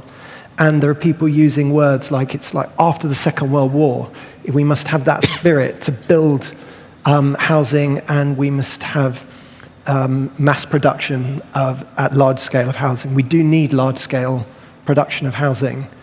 But if we made terrible mistakes all over the world after the Second World War and built some of the most inhuman, terrible environments, which we were starting to demolish just 10, 15 years after we built them, and just again and again, we're just kind of knocking down all of that stuff, except the few tiny gems that were there. And so panic is a terrible time. Fear is a terrible time because it justifies actually not dealing with what you're panicking about. Is because we need to build fast, we need to build very intelligently, and really understand the environmental impact. But unless we have human sustainability built into that, and every human, everyone thinks they're special. There are 8 billion of us, but all of us think we're special. And when we generalize, master plan's terrible for generalizing and for best practice, but we all want to live somewhere that reinforces that, yeah, you are special. And this fear is both an incredible opportunity, but it's a perfect opportunity to say later, and do the same again. And people are weird, people are wonderful, and people who aren't weird are very weird, because every single person you speak to. And so how do we make places that connect with us? Because those are the places that ultimately, if we build them with the right materials, with the right performance, we will then sustain them ourselves in the long term and not be pulling them down again in 30, 40 years. So it's a real kind of, how do we get this right? Because governments love to think, oh, that's for later, oh, very nice. And don't realize it's essential. And it's only when people speak up and say, you can't build towns, you can't build cities, without our humanness. I don't want to call it art. I don't want to call it culture, because then it's in another package. But it's actually us. That's what we are. We are cultural beings. And we have to have that embedded in our lives everywhere, not just in art museums and opera houses. Yes. So to actively create a more sustainable future in our buildings and our built environment. Mr. Coldefy, same question. How are you looking at this? Maybe I will reflect with two answers. The first one also being shared before is or to create more sustainable cities is to make buildings last longer and to ask ourselves a question about do we want to not to build anymore, but to keep the buildings that we have. So what I find really interesting also in this new era is, and I was showing the work we do for the European Parliament as an example. It is an ugly building. It's a bad building, actually, in terms of insulation, sustainability, but it's big. And if you reflect on about how do we demolish it and we create a new one in another site, so we're gonna again create more pollution, because we heard that building is also a kind of pollution. So what I find really interesting about sustainability today is to show the capacity also of an existing building to become, to have a new life and to become something else, because the bones of the buildings are really solid, actually. And if we really transform it in a new way, to make it a little bit lighter, to make it more clever somehow, how to interact with people and also with the climate. Many of the buildings that we have actually have capacities to change the face of cities, actually, because common practice with little knowledge, we would think, oh, this is ugly. The client would say, no, I don't want to keep it. I really want a really new, nice building. But actually, we have some tools also to do a little bit of magic somehow to show that those buildings actually can become something else. So this is very interesting, and it's part of the future of our cities in being more sustainable. And the other aspect is something we started, like I was saying, 18 years ago, even in Hong Kong, when we designed HKDI. So we were trained at school by the, let's say, the high-tech architects bringing technology in the building, double facade, triple facade, technologies on the roof and everything. And at the same time, we were experimenting a building like the HKDI, where we didn't have a huge budget, so we say, how can I connect with what I believe? A new building connected to a capacity to live outdoor, which I like a lot, and which a lot of people like. And I was really stricken by Hong Kong. There is beautiful nature, but people go inside or shopping mall because you're looking for the air conditioning to refresh.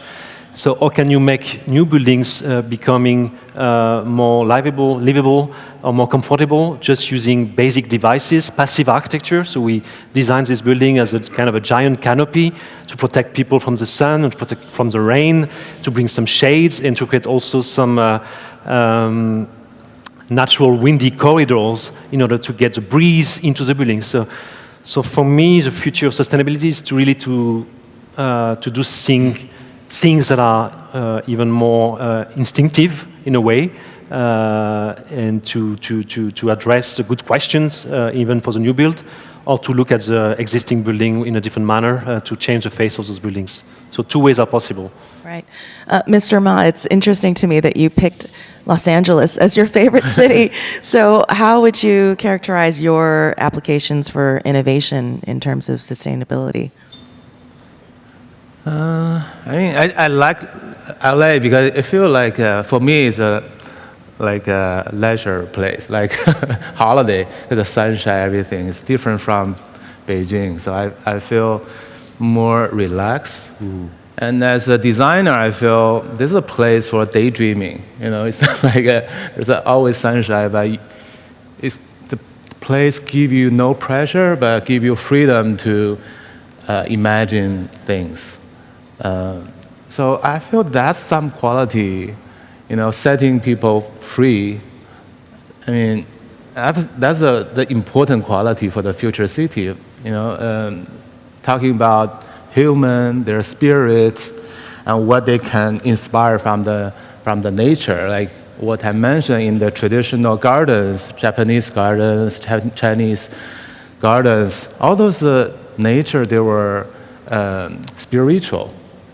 So they're really helping people to extend their spirit and the life. That's totally missing in modern cities. Yeah, I think that's something I really like. So maybe we stay with you for the last question, and I'll ask you each the same.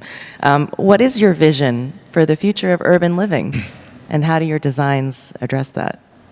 I think it should. The modern city is more about capital and power and technology. I feel we will have a more advanced technology in the future, but I think it should embed it behind the scene. It should be serve how people feel and the emotional needs in the future. Professor Lindner, what is your vision for the future? Well, I suppose it depends how far out into the future we go. So if I'm going to try and go way beyond anything that I can foresee, and just say that I don't think technology is the solution necessarily. It is a tool. It is part of what we need to deploy in the way that we think about cities, govern cities, build cities. It's going to help us, but it's not going to save us. So we need to look beyond technology, and we need to think about how politics, governance, policy, all these deeply social things that we do in cities, how we need to really activate and mobilize that to get to where we want to go to. And the vision I have of the future is I hope one day in history books, well, they won't be books, they'll probably be like history holograms in the future, people will look back at the early 21st century and not recognize what we have now, because the future looks, feels, and works so different. And to give an example, and I was really struck by all of your points about nature in the city, why did we make it a choice between urban and nature? Why did we make urban somehow in conflict with nature, negating nature, building over nature? They can coexist, and in fact, we can have so much more nature in our cities if we're willing to bring it back and value it and incorporate it into the way that we design. And so a future that is literally so much greener than today, I think is possible. I think so too. Mr. Heatherwick? You've set me up to promote something, but the only way we're going to, I believe, the only way we're going to radically humanize our cities, and we're becoming more of a city species than ever before, and very soon half of the world's population will live in cities, and then it'll go to 70%. The only way things will change is if the conversation isn't just our industry and the developers and us lot giving awards to ourselves for anything we do. The only way it's going to change is when there's a public conversation. And the reason I said it's cheesy is that's why we started the Humanize campaign, because people don't feel empowered to speak because everyone thinks, well, I can't influence anything. And that's why I wrote the book that I'm going to be signing after this talk. But it's written for a 14-year-old. It's trying to not speak. In our industry, there's a weird jargon. You don't use word like window, you say fenestration. You don't say ceiling, you say soffit. It goes on and on and on. And we need our industry to break out of itself and it be a conversation that empowers everyone to be part of. And so the book actually isn't for architects or developers, it's for the public, because it's when you speak up that our clients will ask us to do what we're dying to do, which is to not have our arms twisted because those economics forces that are the wrong economic forces drive this inhumanity. So it's only a public conversation that will change it, not us. So let's expand this conversation beyond just our four walls here as well. I do want to be fair. Mr. Coldefy gets the very last word. What is your vision for the future of urban living? Really quick, I would say maybe living in a city or thinking of a city with not answering to the question of what does the city need, but actually what do we want for the city? What do I want? And what I want, but I think it's shared by most human beings, is to be in a city where people don't decide for me what I should do in the next block and the next opposite of the street, but I want to be in a city where I can make my own desire pass. Like I want to do sports, I want to breathe in a park, I want to walk. I want to have a city that is more organic, more mixing the multiple realities that are making us joyful, happy, and creating a balance between functionality, money, economy, and pleasure of being alive and enjoying families. So a city that is a little bit more random, a city that is creating much more balance for our everyday life. I can't wait to live in this future together. So thank you for joining me on stage, and enjoy the rest of your day. Thank you, all our panelists. Thank you, Thomas Heatherwick, Ma Yansong, Thomas Coldefy, Professor Christoph Lindner, and of course, Tiffany Lau. Thank you so much. Thank you very much. Now we are excited to present a keynote on The Bridge That Connects, Central Site 3, featuring Randy Likenji. That's right. Randy is a visionary in urban development, and in this session, he will share his insight and perspective on the transformative potential of the Center Harbourfront. As Deputy General Manager, Project Manager, Department of Henderson Land Development Company Limited, his expertise and innovative approach promise to provide valuable ideas for the future of his pivotal urban space in Hong Kong.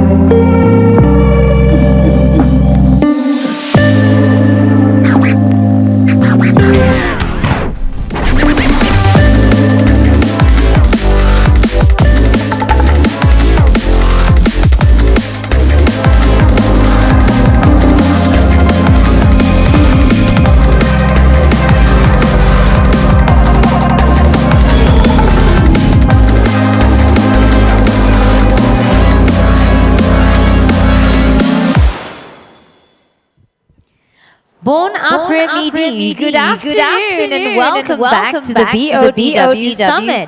So to kick off our inspiring afternoon session, we are excited to present a special performance called A Total, featuring renowned French audiovisual artist Frank Rigaud and Antoine Smith. You may recall their captivating preview during this morning's opening ceremony. So please join me in welcoming Frank and Antoine.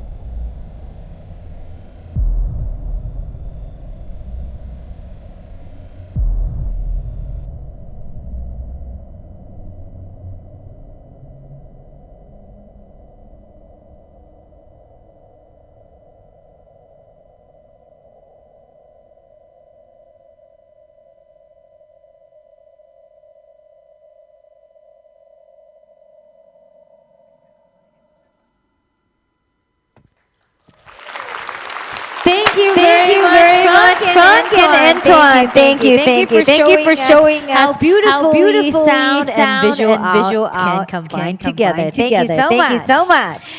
All right, so now we are excited to present a keynote on DFA Awards Special, Kengo Kuma, Harmonizing Nature and Architecture. So we are honored to welcome Kengo Kuma, founder of Kengo Kuma and Associates, who is also the recipient of the DFA Lifetime Achievement Award this year. Mr. Kuma works focus on blending natural materials with modern design principle, offering a new perspective on how we can engage with our surrounding, fostering a deep connection between people and the environment. His architectural works are renowned worldwide and have received numerous prestigious awards.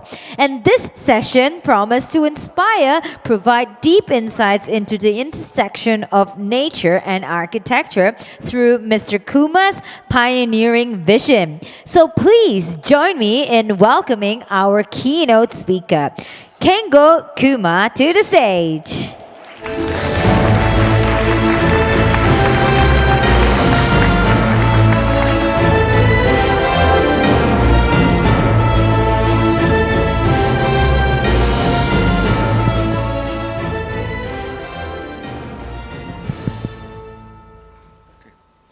Yes, thank you very much. Today, it's a great honor for me to receive this award. And I want to talk about what I'm thinking is in this kind of crisis. As we facing totally the new situation for humanity, and as we architects should find the new direction.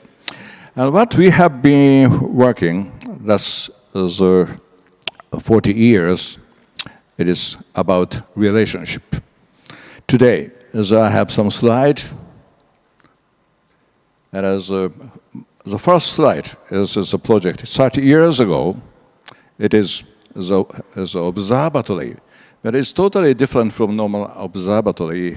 The normal observatory is a kind of monument, but I want to have the disappearance of architecture.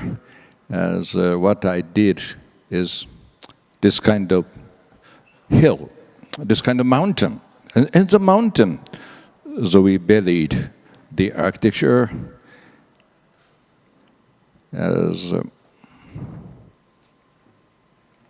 it's the sections.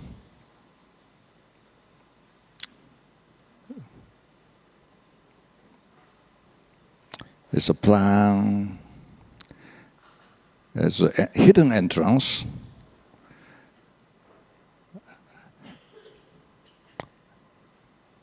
I love this image. My favorite one, this image. Architecture totally disappeared.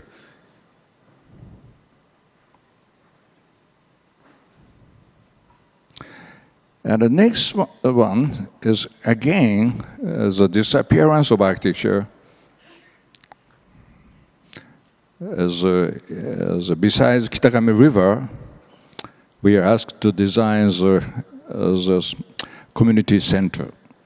So our idea is community center should be disappeared into the bank beside the river.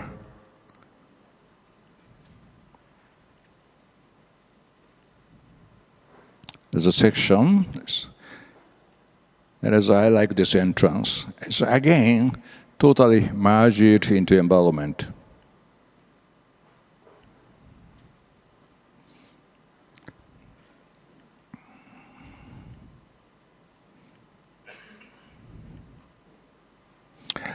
And as this is a small museum, but from that project, I began to think about the material. As we should use local material as possible as can. And also I want to create the connection between nature and town. This is showing the connection, and this is showing the relationship. The green zones is a mountain. It's a Satoyama mountain in Japanese, and before 20th century, the life of the village is totally supported by mountain. Material and energies, everything came from mountain. And they built shrine besides mountain. But in 20th century, that kind of happy relationship totally disappeared. This is as an interior. Most of the material we used for this came from the mountain. And also craftsmen came from the village.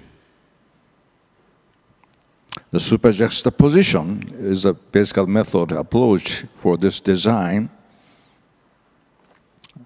How to connect nature and life is the basis of this design. And in European project, we also want to show that kind of relationship. The journalist system by this unit, wooden unit.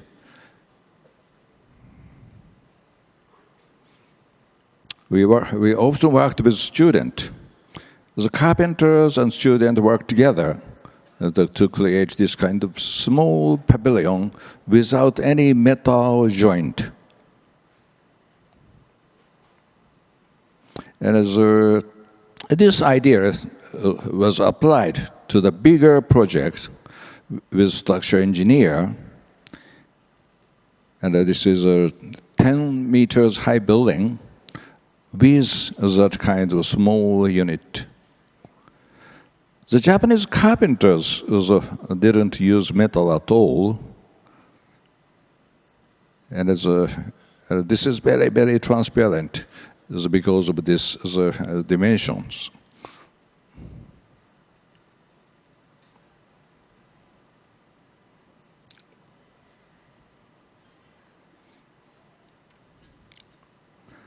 And in the deep mountain in Shikoku Island, we proposed to build a wooden bridge. And a wooden bridge used to be very normal in Asia, but that tradition disappeared. I want to bring back this kind of beautiful tradition by the local wood with the local craftsmen. Even the bigger structure like bridge, I believe we can apply that method. And as for the next project in the same village, we inspired by this small hut. The thatch was used to be most important and as the most standard material for the village, but that tradition is disappearing. This is a small hotel made by a thatch block. Luckily, we could find as an old craftsman, as he's more than 75 years old, and we work together to recover that tradition. And for the bigger company like Starbucks, we propose this kind of new method. This is not a decoration. This is a structure system by the small wooden unit.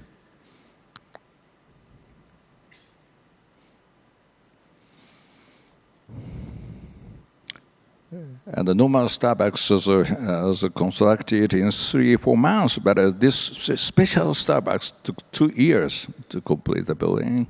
They complained a lot, but finally they are happy.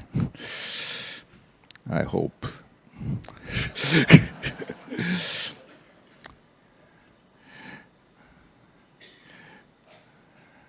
And the National Stadium I applied those methods to the bigger project. It's a wooden building, but the main structure is still a steel structure, but we try to use the wood as possible as we can. and 5 layers of roof, and the roof protects the space. The roof protects the wood, and also as integrated with stone. And this section is basically the section of the oldest temple in Japan. The 7th century wooden building, it's oldest wooden building. But actually, this tradition came from China, and the craftsmanship came from China. But as we, as Japanese, applied that system for this kind of taller building, and as we apply this system to stadium. This space is open to public. This is also important for a stadium. As a normal, as a sports stadium is totally separated from the city, but I want to open up the space to the city, to the community. As this is interior of the stadiums. We try to avoid air conditioning as possible as can. So we did a simulation of natural wind in this site. And as without air conditions, we try to provide very natural breeze, and it can be the new method as after COVID, as we believe. And this is our first project in China. This is a bamboo hotel. The important thing for the hotel is preserve topography of the place. Don't cut the topography, and then eventually we can preserve the vegetation of the place.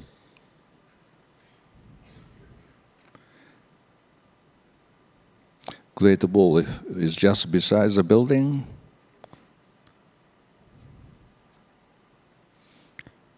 Most of the material came from there.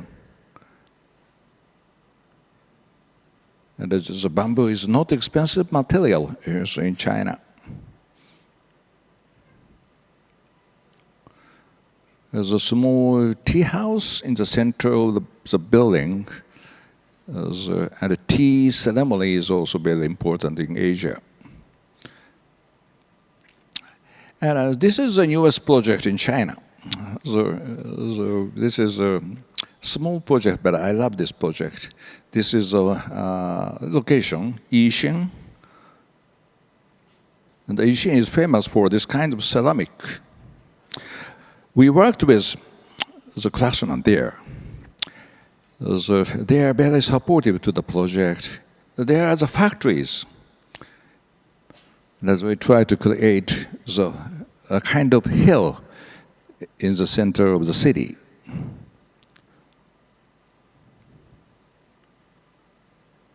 Naturally, as a color is totally diverse.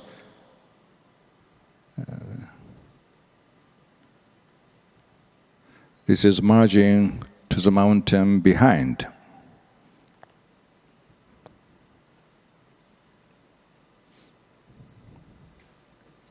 This hall is connecting the community to the building.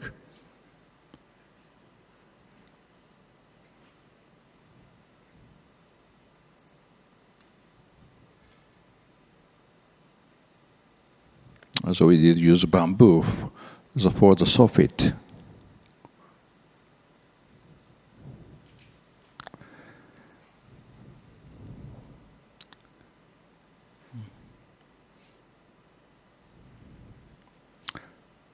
Interiors of this project. This is a wooden structure building.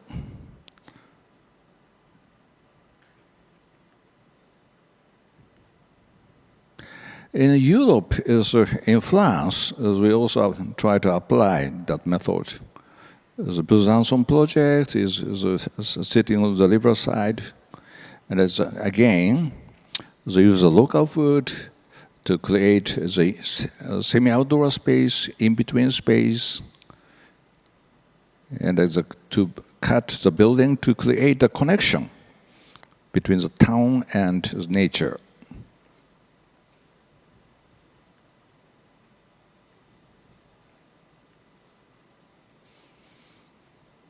Some of the new projects in France is Albelka Museum. It is a Japanese gardens in the Paris, in the center of Paris. The Albelka was the businessman in 19th century, and he came to Japan, China, and he loved Japan, China very much.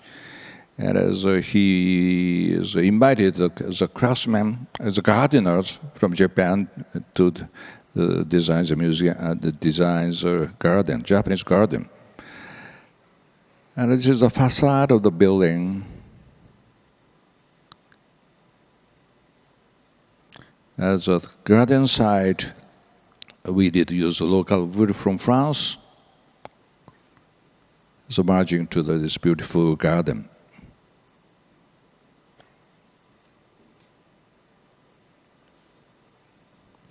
And this is a newest project in Paris. It is a Saint-Denis Players Station. It was used for Paris Olympic. And our proposal is station as a hill in the city.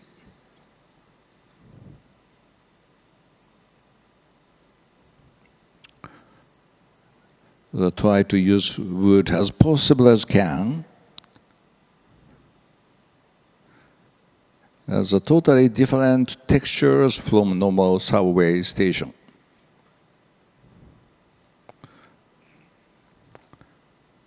And the president came to the openings, and besides the political difficulties, he looked very happy. This was the Olympic. And this is an ongoing project in France. I heard this event is also the collaboration of France, and this is not the easy project. We won the competition for the new facade for the 12th century cathedral in Angers. And this is our proposal, because the competition was about the new facade. Why? Because the original facade was destroyed in the 18th century, and no document left, and no photo left, and nobody knows what was original facade. Then the competition held.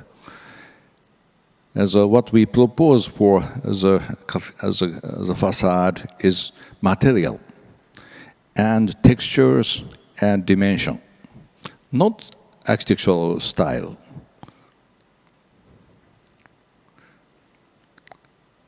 And I had many questions. Why Japanese designs a cathedral? It's a very difficult question. So I answered as a material. So I am interested in local material.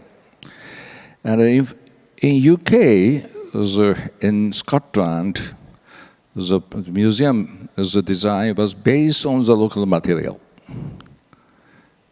So we pushed the building into the river, and the sea cliff of the regions gave us many hints. So again, we cut the building to create a connection. It's like the cave on the sea cliff.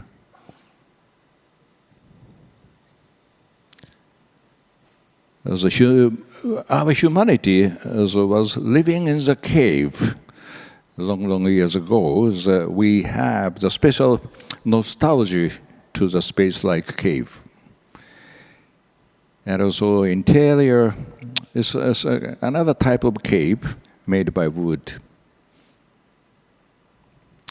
And what we propose here is living, not prince,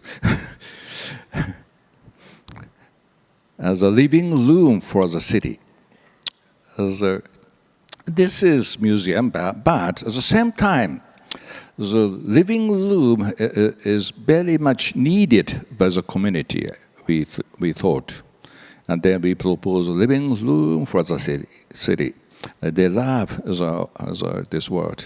And Prince and Princess came to the openings, and they studied the St. Andrews University is very close to this project. And so it's a project in Denmark. Andersen Museum is a model. So we push the building as low as possible, as merging into the environment.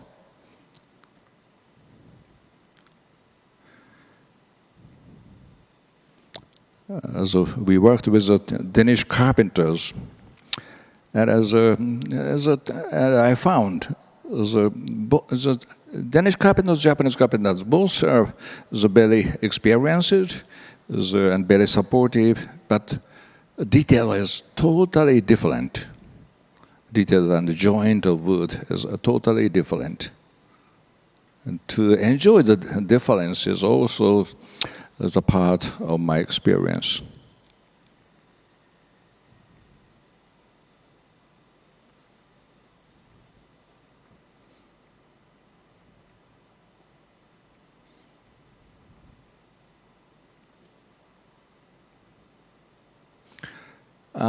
The new project is recently completed in Lisbon, Portugal. It's Gulbenkian Museum. So what we add to the big Gulbenkian Museum is in-between space, semi-outdoor space. In 20th century, the museum was defined as air-conditioned interior space.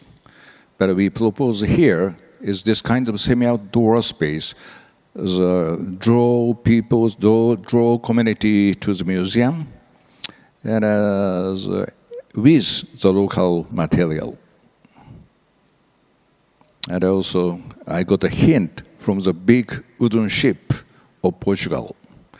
The Portugal's big ship came to Macau in 16th century, maybe 15th century. They came to Macau and they came to Japan. That kind of big ship is a kind of exchange between Asia and Europe. This is a first exchange by them. It is a kind of homage to this kind of exchange.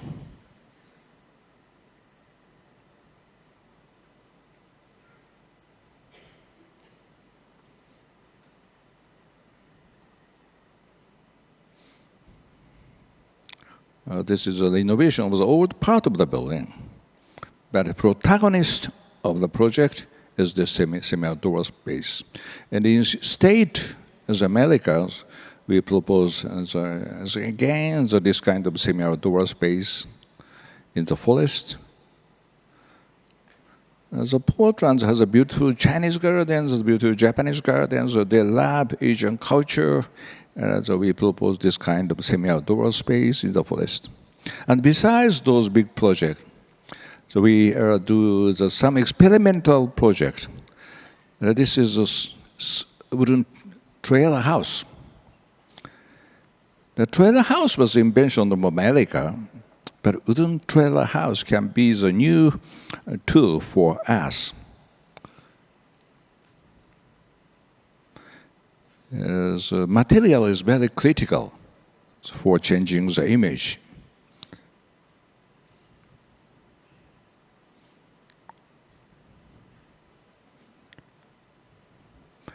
The story is we want to open the restaurants, temporary restaurant in the big city.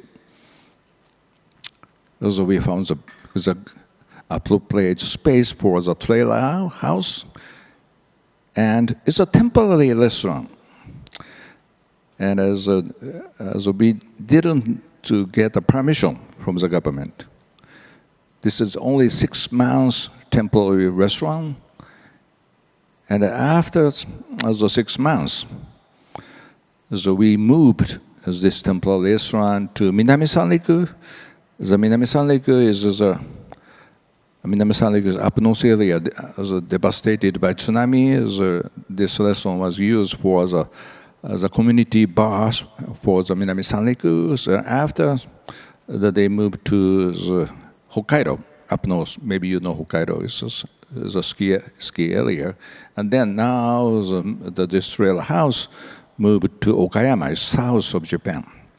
It is a kind of new nomadic architectural type. I want to change the material, but I also want to change our lifestyle. Those small project is also this is a kind of experiment to find the new way of life. It is a temporary house by umbrella. We designed a very unique umbrella, and there's 15 umbrella assembled by the student. And it is in the Triennale Milan, and space-wise, it's just enough for the house for 15 students.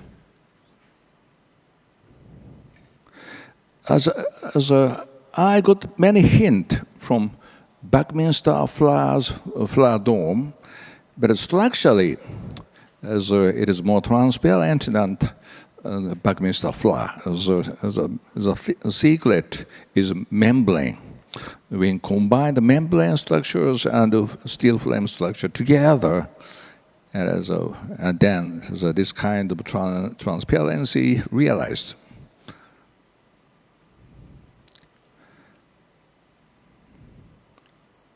And after the completion, the student began to drink and sleep together in this house. If some disaster happened, for example, if tsunami attacked again to the cities, so we can have this kind of refugee house. And if 15 people can find a place that they can build by themselves. It is a kind of domestic and democratic architectural system. It's material. And there's another experiment by the polytank. So we found the polytank can have the new function. This is a hint as I got. This is for the exhibition in MoMA. The home delivery is the title of the exhibition in MoMA. So this is a polytank we designed. And this is a tank, but at the same time, this is a pipe. We can have the water flow in the pipe.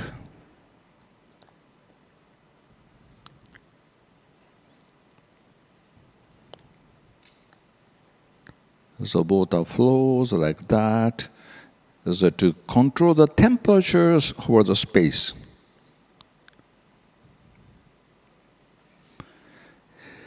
And this is showing the system. Outside of the house, there is a heat collector,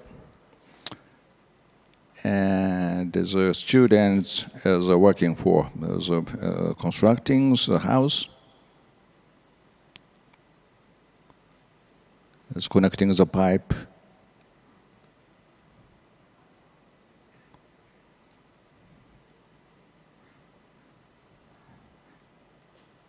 And this is interior. It's very simple. Only one unit can be assembled for making bed, for making kitchens, for making the baths, and it's like the system or human body. The only small cell can do anything.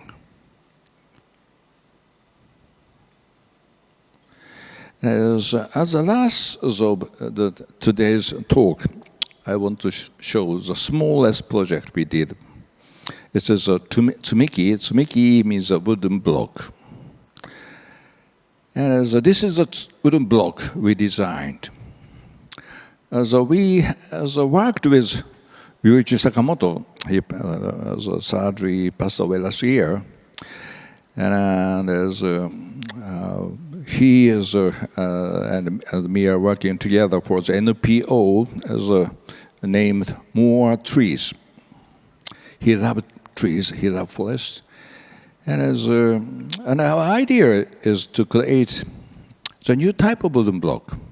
And a wooden block, is a traditional wooden block, is very similar to brick and stone, masonry construction system. But we try to find alternative system. It's a weaving system.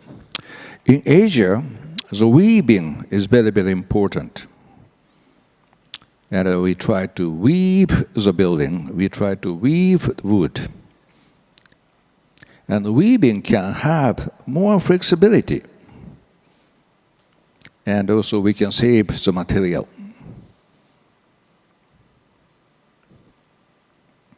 And this is showing the flexibility. And we want to be the new bridge between Asia and Europe. And sustainability is a key concept of the future cultural exchange. Through the cultural exchange, we can find the new solution for the future of our globe, and as a design is very, very necessary to find the solution. Thank you very much.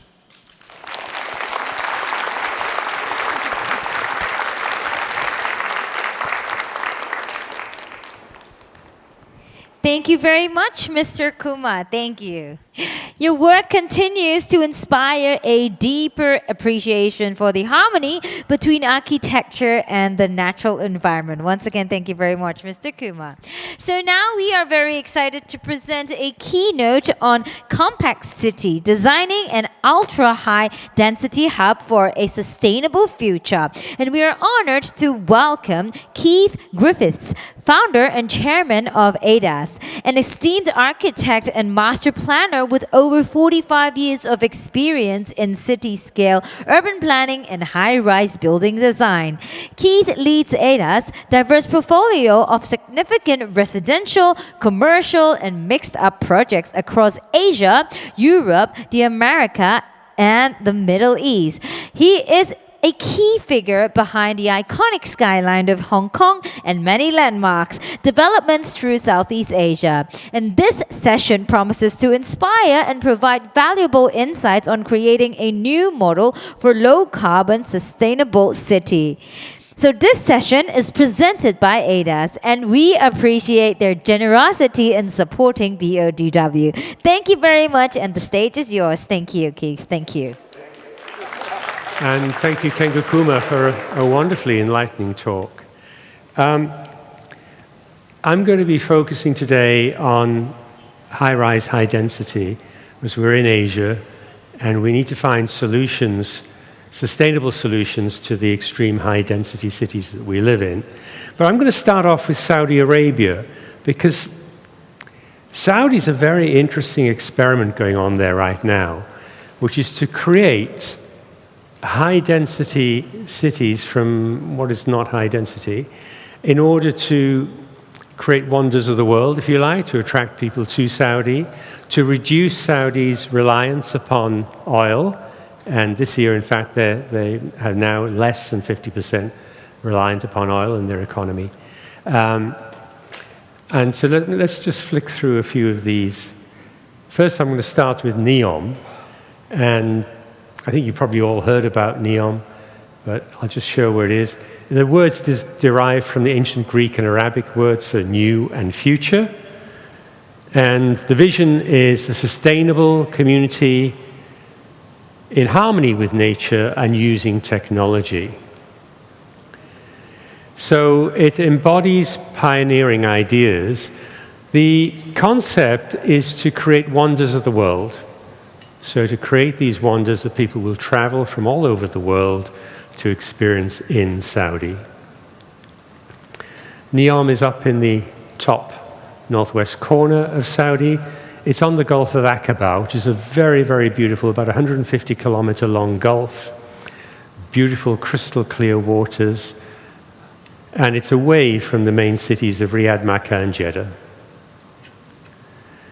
And in Neom, you'll probably have all heard about the Line, the 175-kilometer long city, about 200 meters wide and 400 meters high. And then there's a district called Magna, which is that yellow area on the map there. And we have a project there called Gidori, which I'll come to. And in the heart of the mountains, we have the Trojena ski village. And Trojena, there we, oops, it's jumping on me, sorry.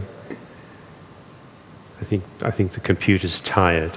Let's see if we can stay still. Okay, all right. Good. So Trojena Ski Village is 270,000 square meters, so it's a huge project. It's at an elevation of 2,500 square meters above the water, and there are 36 kilometers of ski slopes planned. It will be attracting about 700,000 tourists each year by 2030. When it's open, it has about 3,500 hotel rooms. It's the venue for the Asian Winter Games in 2029. Now, what we started here was a traditional ski village puts the village at the base of the mountain and has a ski lift going up to the top of the mountain, and then you ski back down. So there's nobody actually up at the top of the mountain, except just a few skiers before they hurtle down the mountain. So we thought, look, let's put the village at the top of the mountain where the view is, and let's get people up there so they live at the top of the mountain. And we'll use the village itself, we'll use the roofs to create beginner ski slopes, in fact, the early ski slopes, so they're close to home if they break their legs. And in wintertime, yes, it uses manufactured snow, not artificial snow, but manufactured snow. But most of the time, it is also a summer venue. The master plan is pretty straightforward. You've got the ski slopes, you've got the ski lifts coming up to the top, and you have a center of adventure, ski. It's sculpted by the mountain itself, so the top of the mountain is not blown away. Actually, the village is parked on top of the mountain. And it creates a series of 6 unique clusters, a gateway as you arrive to it, discovery area, fun area, the valley itself, exploration and relaxation. There is residential, hospitality, and of course retail.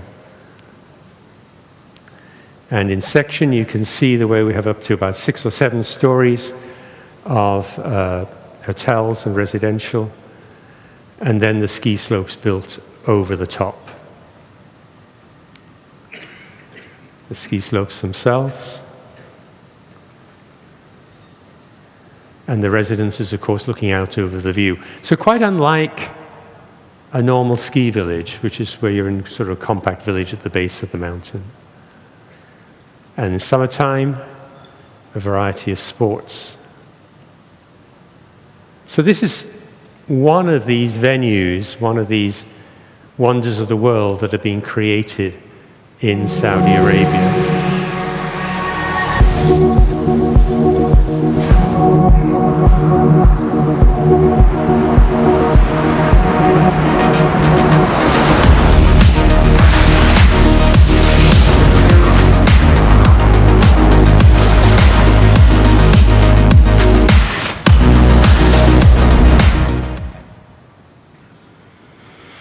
Onto Gidori. Gidori is a bit smaller, it's 270,000 square meters. It's a golfing resort. It has apartments, villas, and of course a championship golf course. Its location is towards the south of the Gulf of Aqaba, and these are the other locations, the other venues on the Gulf of Aqaba. You probably have heard of some of these: Epicon, Norlana, Sirana, Utamo. Gidori is probably quite advanced now. And the Gidori components are the villas, the hotel, the golf complex, and the beach club. And the concept of this was where civilization came from in this area. Underneath hanging rock formations was where the villages were housed. I'm also fond of seeing this as a crashed spaceship in the desert. There's a spaceship in 2001 which looks like this, but effectively what we've got is a cantilevered arm. On one side is the desert, and then the arm looks out over the water and has the lush greenery trapped underneath that cantilever. And all of the apartments are actually hung from the cantilever, so they don't touch the ground. So you walk through under that cantilever to the waters. And the lifting system is a diagonal traveling lift, which then feeds out into the apartments themselves. The metaphor of the facade is, of course, crystal, because it's crystal glass apartment units. And that is the view you have as you approach from the desert, looking under the building and out to the water, with the suspended apartments above.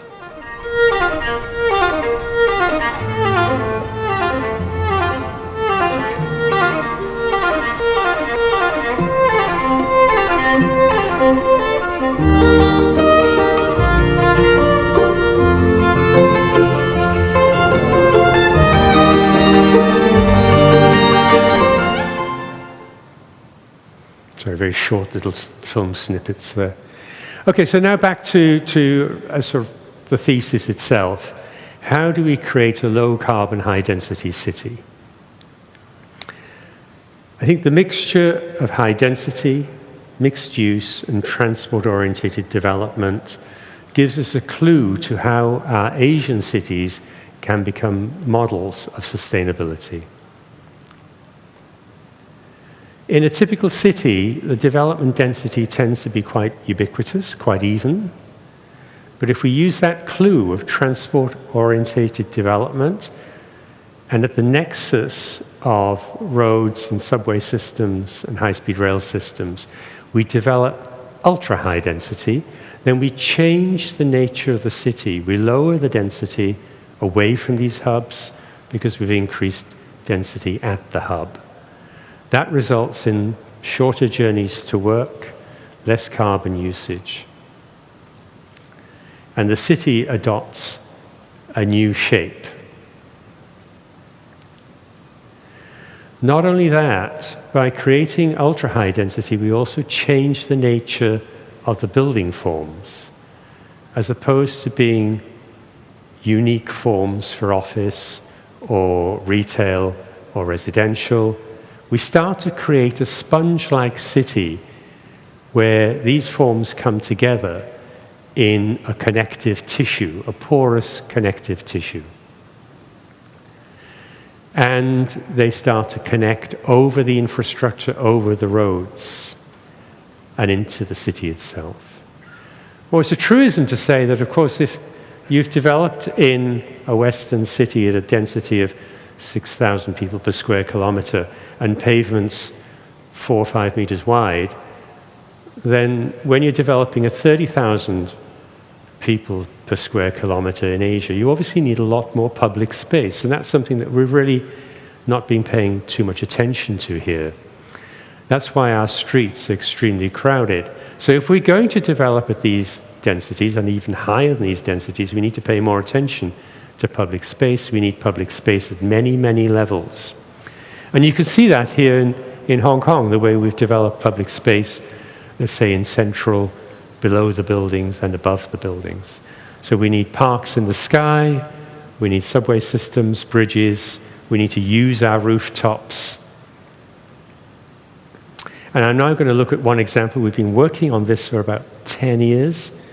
Urban renewal is a very slow process.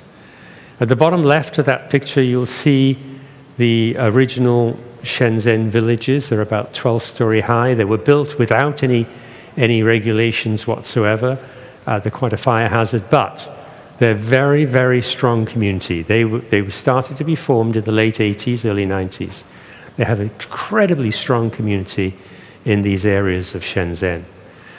So this is urban renewal by a private developer. Phase 1's already open, which comprises the office towers and the residential towers. And this phased moving of people from their existing buildings to their buildings right adjacent to them, so we do not disturb the community.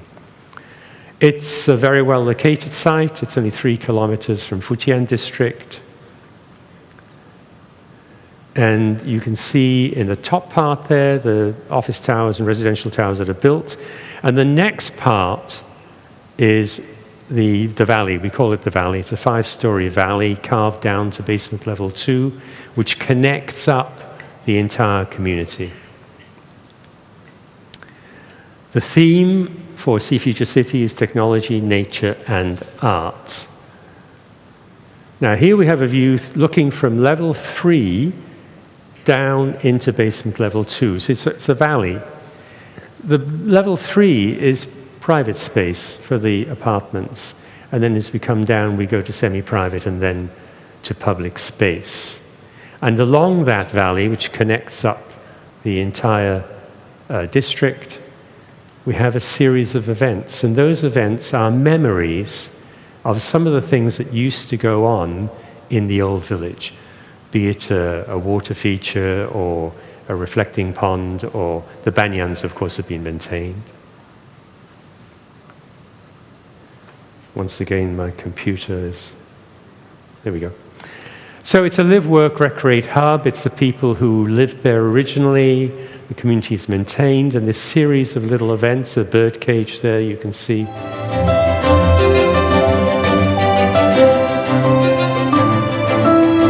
These are some of the events that are under construction now.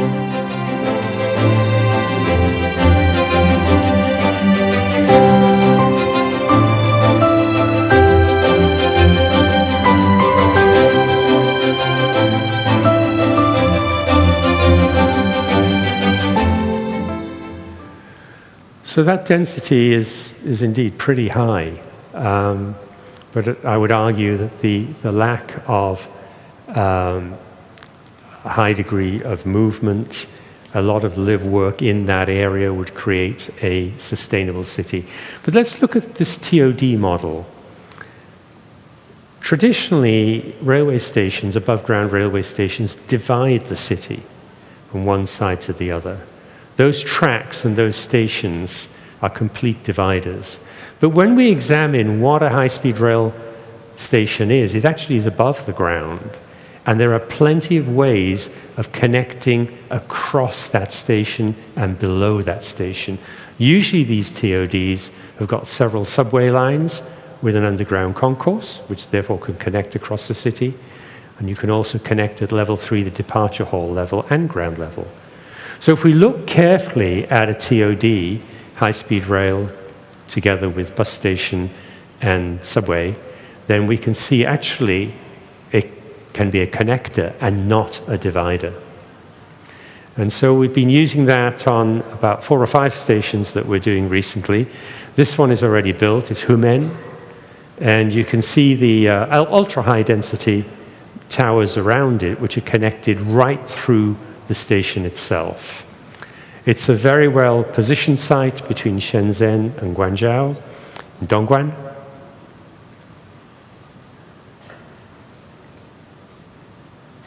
No, doesn't like me. There we go.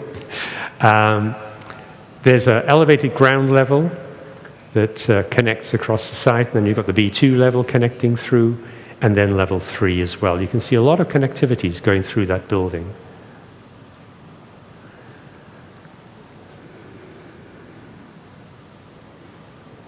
I think the computer's trying to tell me I need to slow down. So the developments are not yet built around it, actually because of the slowdown in China, but the station is built and is operational.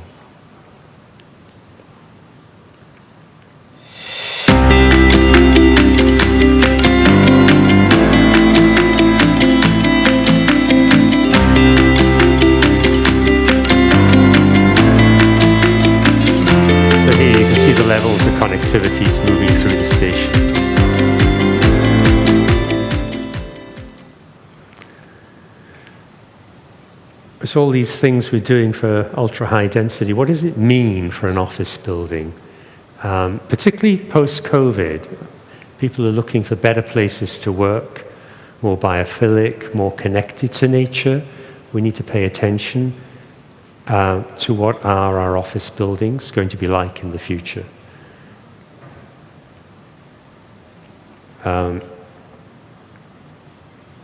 Traditionally, the North American model for an office building is a 1-inch piece of glass box with a core in the middle and an emphasis upon efficiency of 80%.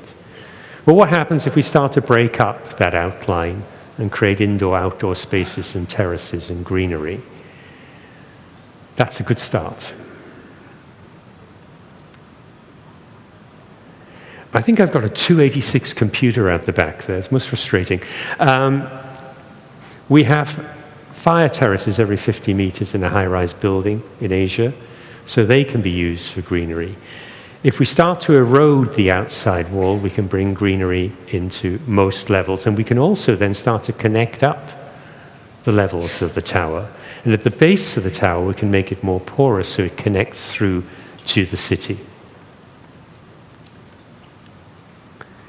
And then when we start with 1 tower and 2 towers and so on and so forth, we create this porous sponge, this porous city, all connected with a lot of public space at the lower levels. And so our buildings need to be adaptable. We want to create buildings where we don't remove the frame, where the outside wall, the servicing and the systems is changeable, is adaptable, but the frame itself, with all the embodied energy in the frame, remains. And by creating these frameworks, these porous frameworks, we can create buildings that can adapt through time. And here's one. We've built about 3 of these buildings so far. This is one in Shenzhen. Shenzhen's got some very good regulations that you can have up to 10% of your gross floor area is extra, free of charge, provided it's external and it's used for, it can't be enclosed, and it's used for planting and so on and so forth. So here's one, T33, completed. And it's in West Shenzhen, of course. And we brought the park up into the tower, into the various terraces, eroded those terraces, and is now open, created these spaces for the office workers to enjoy. You see in the background a Norman Foster building, without terraces, I might add. Sorry. And here you go, you see there's connectivities between floors. And these rather nice external spaces occurring. And at the base of the building, a complete erosion as we lead down into the park and connect at level 3 to various buildings on each side.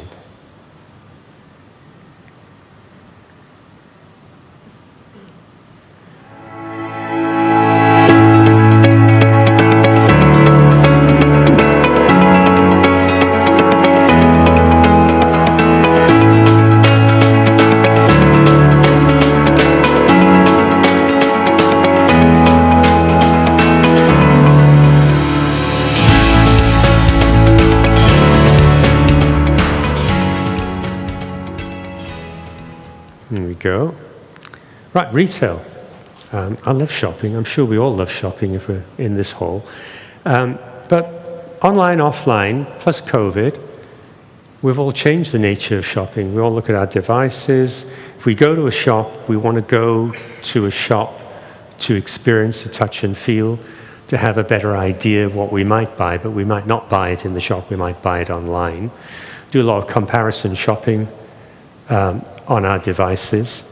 And so the shopping mall ceases to be a palace of purchase, and it's going to be somewhere where we're going to meet our friends, where we're going to be entertained, where we're going to experience things.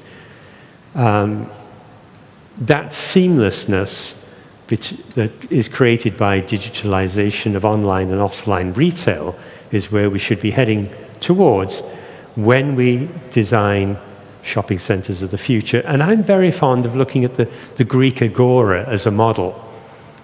When the ancient Greeks used to go shopping, they didn't go shopping. They went to the agora to listen to their politicians, to listen to the latest play, to have something to eat, to meet their friends, and maybe buy something to take home. So the agora was where everybody got together. It wasn't a palace of shopping. Shopping malls have only been around since the 50s, 60s. They're a relatively new thing, and I think they're a very impermanent device. So what can these shopping malls be in the future? Well, I think they can be community hubs. They can be, again, the new agora where people meet. And this is one that we've just completed with very much that in mind. It's a very small center in Xi'an. It's got an office and hotel adjacent to it and a lot of residential. And we focused very much on creating a community center here for local people. The outside space has a lot of activities for people to enjoy. At nighttime, that net comes alive with LEDs, so it becomes very exciting. And the inside has a lot of lay-by space, a lot of public space. So it's not just a corridor to walk along past shop fronts. It's actually a lot of dwelling space, dwell time space in this mall. And at nighttime, it becomes very interesting and active. A lot of events are held there. It's very small, very intimate.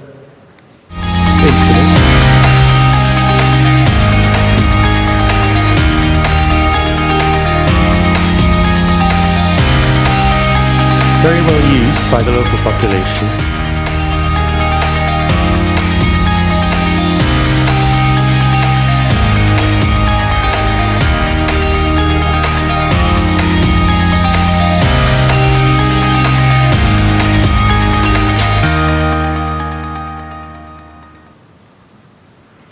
That's it. Thank you very much.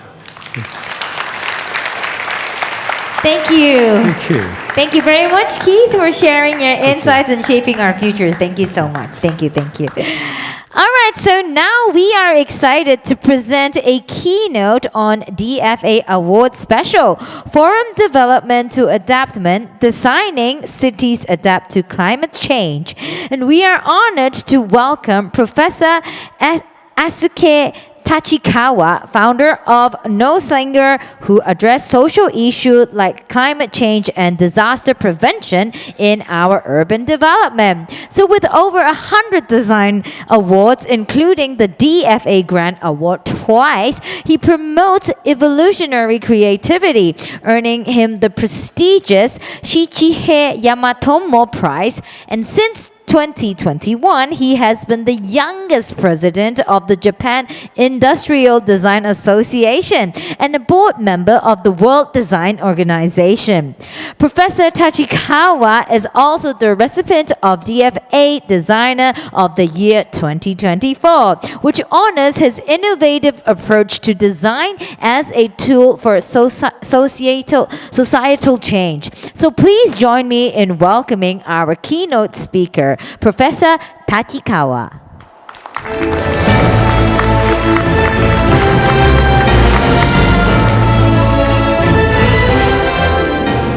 Hello, everyone. Again, this is the third time to be here as a speaker of BODW, and I really appreciate to having me here.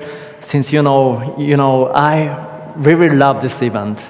Actually, this is the design event I love the most in the world, because here is very first time I participated as I applied for the award, design award, International Design Award, and here is the very first stage I did the English speech. Honestly, it's kind of nervous for me. But yeah, hopefully today is slightly better, since that was the 2011. And again, I had another time for having the speech during the COVID. And I know you had quite a hard time during that time, and today I really appreciate that and grateful that, now the Hong Kong's creative community is much greater, getting greater and greater after that hardship. So, I appreciate to be here. So anyway, I love the word design for Asia, since I strongly believe that design has the power to change something and contribute in something greater. So I think all here people, you're a designer, believe in that. So slightly, I'd like to talk about it today.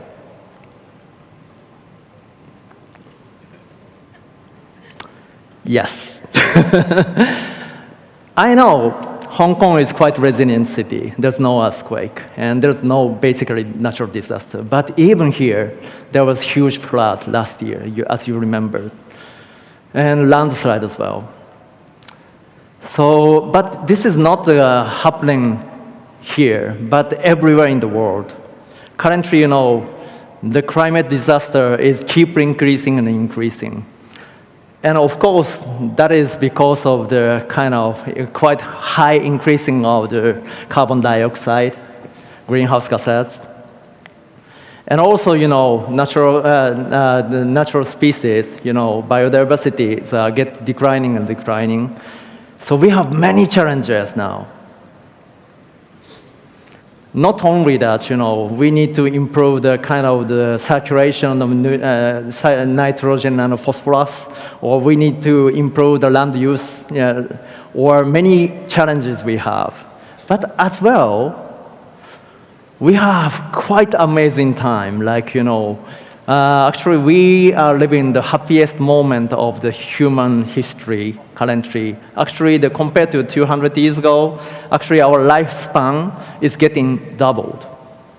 And you can buy almost anything. And I'm sure most of you has more product than the king of 200 years ago.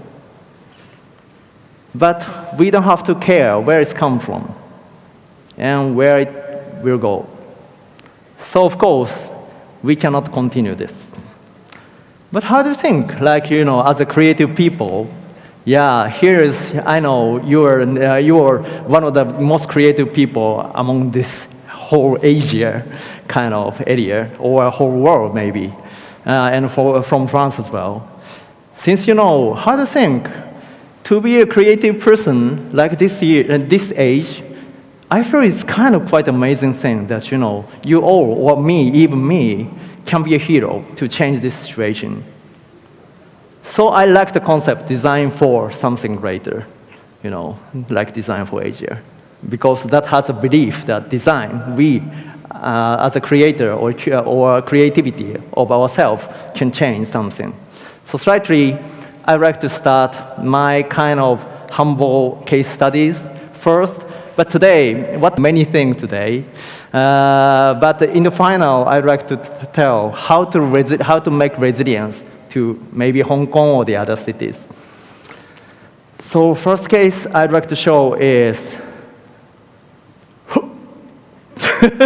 no, not for showing the cases, but I'd like to explain. Currently, climate change has a kind of two major strategies in globally, like in scientific field. That one is the kind of mitigation strategy. That's quite easy kind of way of doing, like how to reduce greenhouse gases for mitigating the coming change of temperature. But there is another kind of strategy which is called adaptation, and this is the word I want you to remember today, because this adaptation is quite the design issue. And I believe this century is the century for adaptive design, or design for adaptation.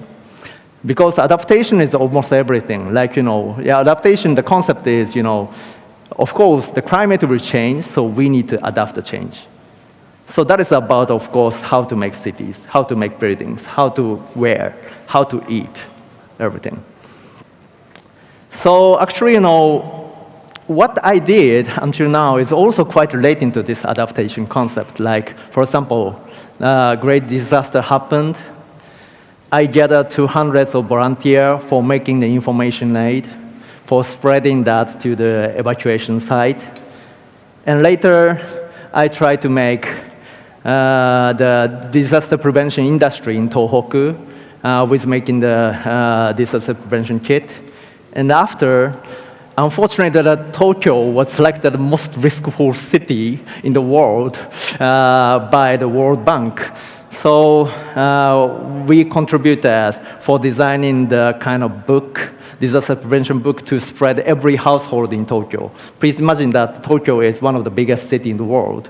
So yeah, the number of the household is more than 6.7 million. So we published this book to 8 million copies and spread it to all households. Or during the COVID, we did the information aid, again, with 300 people together. And thankfully, the ODI project, which I've shown slightly, and this project got lots of help from Hong Kong people, like you. Many of people contributed as voluntarily, and also designing together, and also you received, for these two projects, Design for Asia Grant Award. So I'm really, truly grateful for your activity until now. So, along with this activity, we designed the face shield, which you can make with only 3 cuts and 30 seconds if you have usual A4 clear file. Or even we designed some kind of entertainable social distance, which sounds the score. Or currently we are running for mitigation, we are running the kind of startup for calculating how much carbon we are generating. And we are now inventing the instrument how to make a kind of efficient biocharcoal from rice husk. Or sometimes I'm helping the organic farm actually this is one of the biggest organic farm in Japan. But what we did is to make the size of ingredient in the backside tripled or even bigger for making it in front, like for proudly showing we are quite safe. And also we are running the hotel for renovating a 200 years old building in very local part in Japan. Or even my office is made of debris, which was generated on site, like this. I know, you may know that every wall has stud behind of it, and I asked them to keep it as it is and reused on site. So it's quite important to use on site, since that is the kind of lowest way of generating carbon for acquiring material. So you can try by yourself, like you can use demolished material on site. I'm sure there's many of quite amazing interior and architectural designers here. So yeah, let me skip that. I'm quite willing, grateful to design activities, so I'm contributing some of the organizations. But anyway, yeah, I don't want to waste my time for showing off my case. So hopefully, let's get into the topic. But before the resilient, I would like to, tell about my slight journey about, always I chased what the kind of question of course, I think all of the people here would like to be a good designer, right? And my question is, what is good design? And what is even design? So that is my question, my life question. What is design? Actually, every man-made object is design. So, you cannot define design as an industry. But you can say almost, every ability of creativity itself inside of, human being is design. So it's kind of quite tricky question that what is design for me? And I chased 20 years. What is design? And I may found something. And one also other tricky thing is that, often design is deemed like, that is about talent. Yeah, you are talented, so you may, but I'm not. Is that kind of thing the creativity is?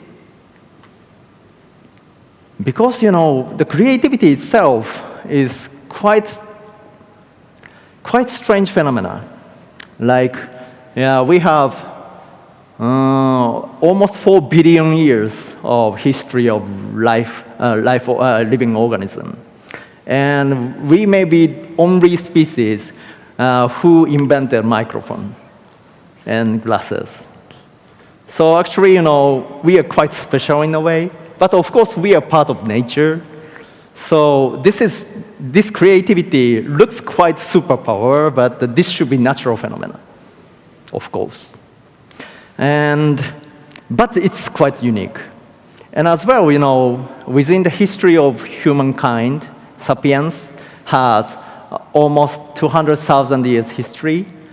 But, within that, it seems that we could have invented something or designed something, maybe, in my research, 70,000 years.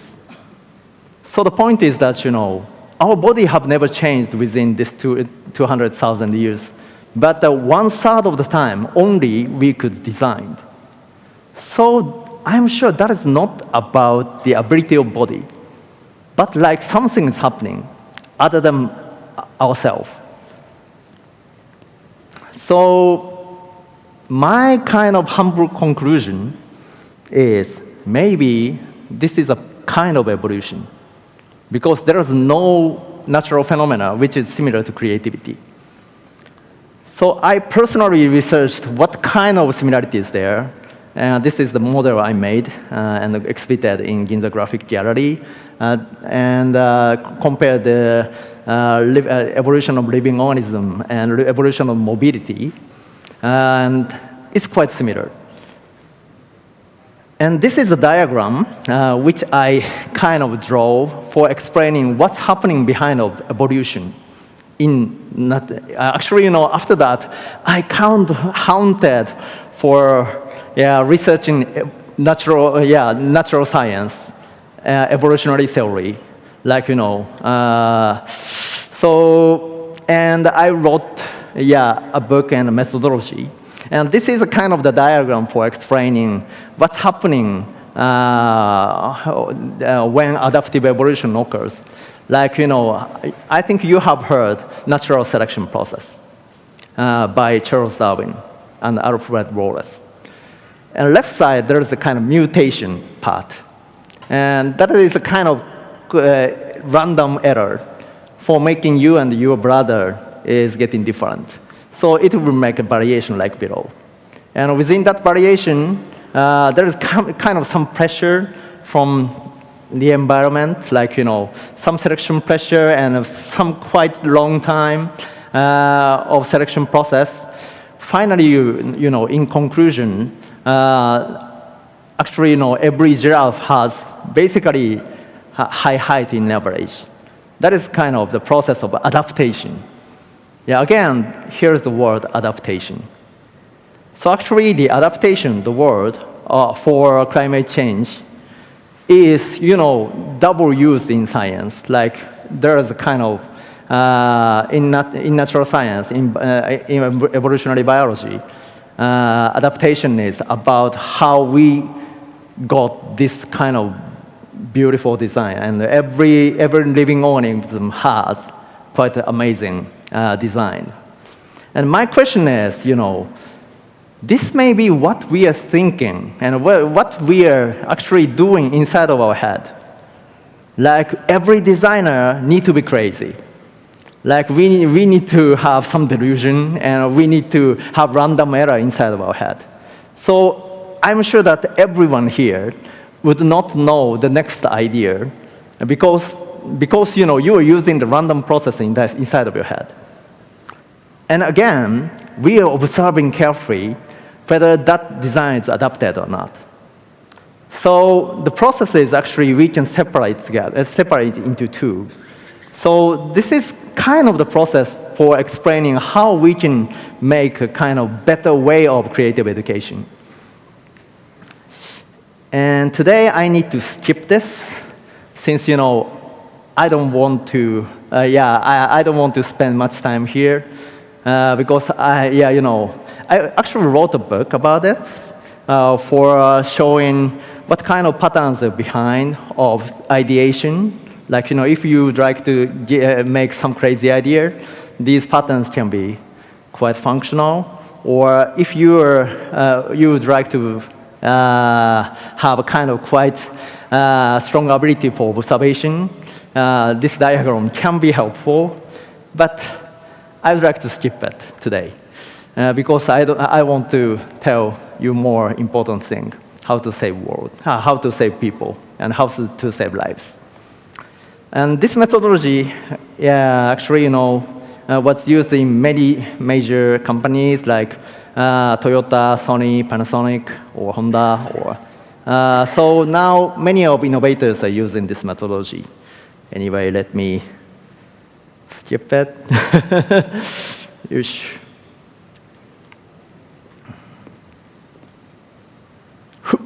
Oh, yeah.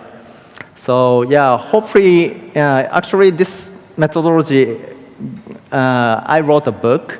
Actually, this book is about 560 pages thickness. So, hopefully, in the future, I would like you to enjoy in Hong Kong as well. But it's already translated in Chinese in Taiwan. And thankfully that this got bestseller in Amazon's,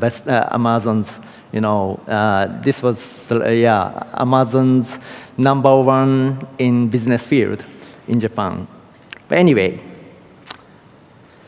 again, I'd like to come back to the topic.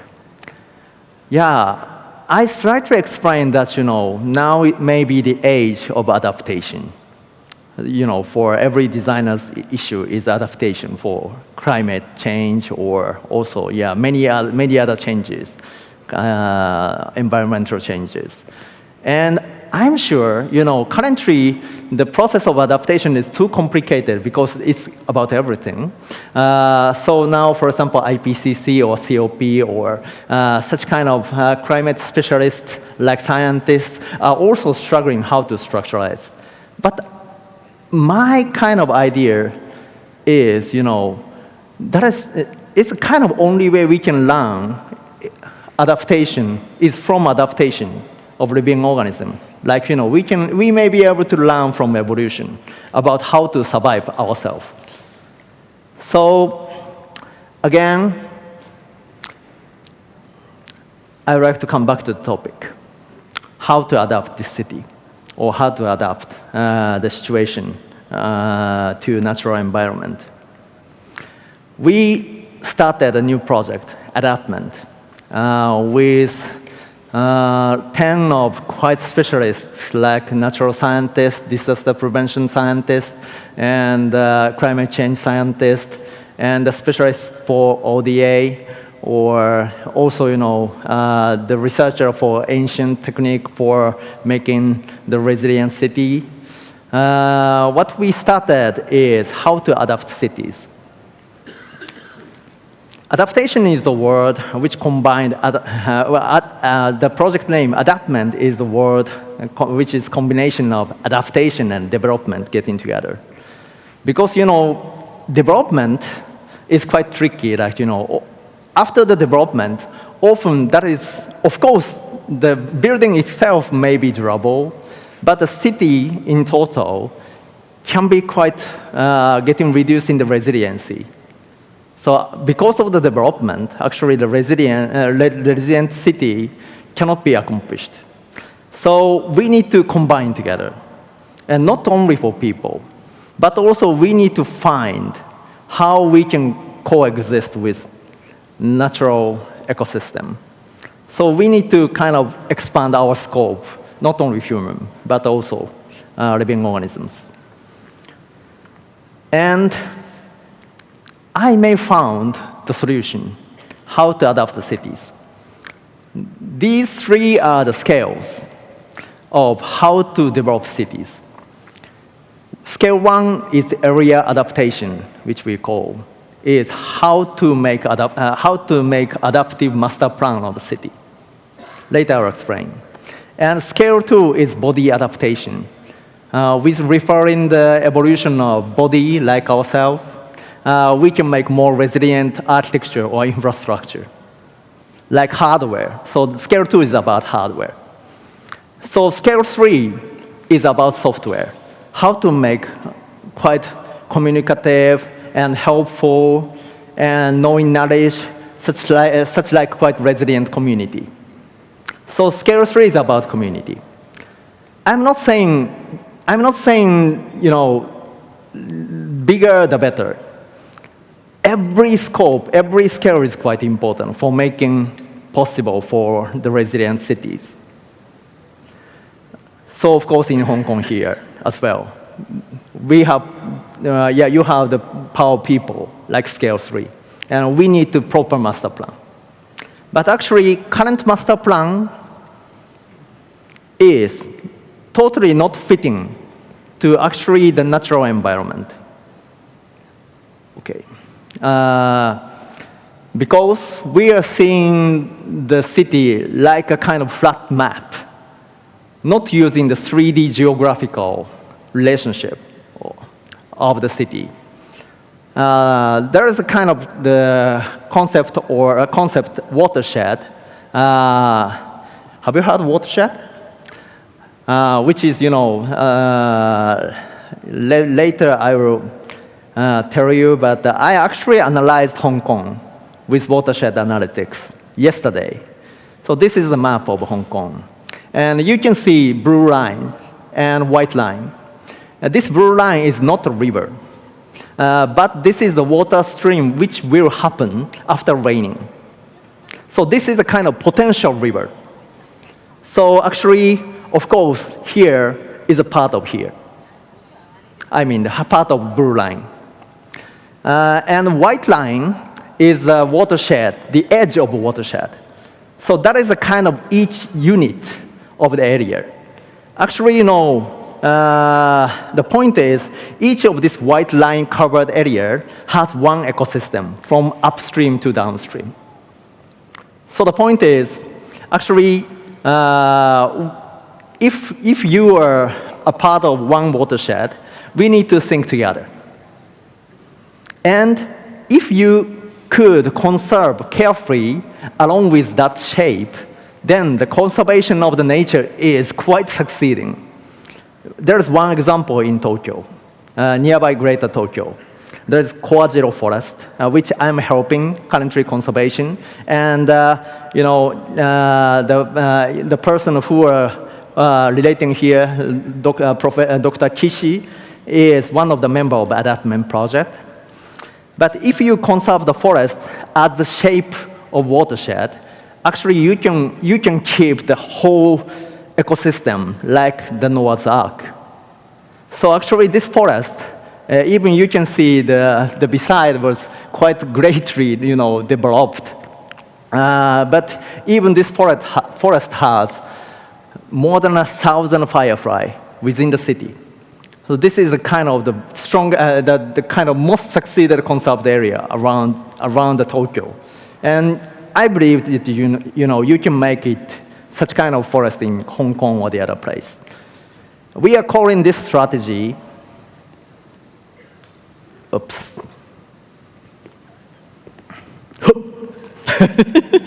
Yeah, may need sound. Yeah, we are calling this strategy leaf forest strategy.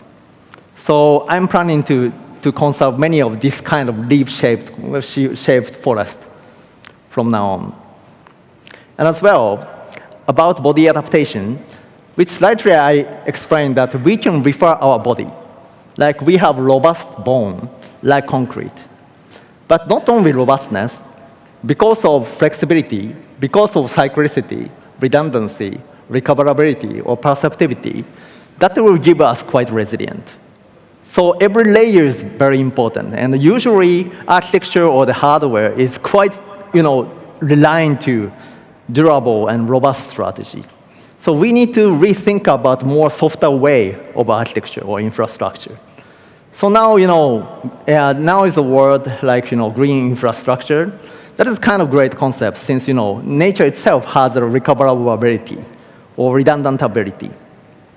So for example, this is the image I made. This is a kind of water park, and please imagine that when it's flood, it get kind of submerged by water, and for keeping the water capacity as it is. If you usually, develop the city, it will reduce the capacity of water to soak in the ground. So this is the strategy of water park. And as well, if you develop the city, like, again, please imagine that this whole area would be submerged during the typhoon, for example, intentionally, for making the water capacity as it is, along with big river. There's one example in Japan, in Tsurumi River, and the scientist who related to that project is also one member of me. Please imagine such water capacity can be supplied by development strategy or master planning of the area.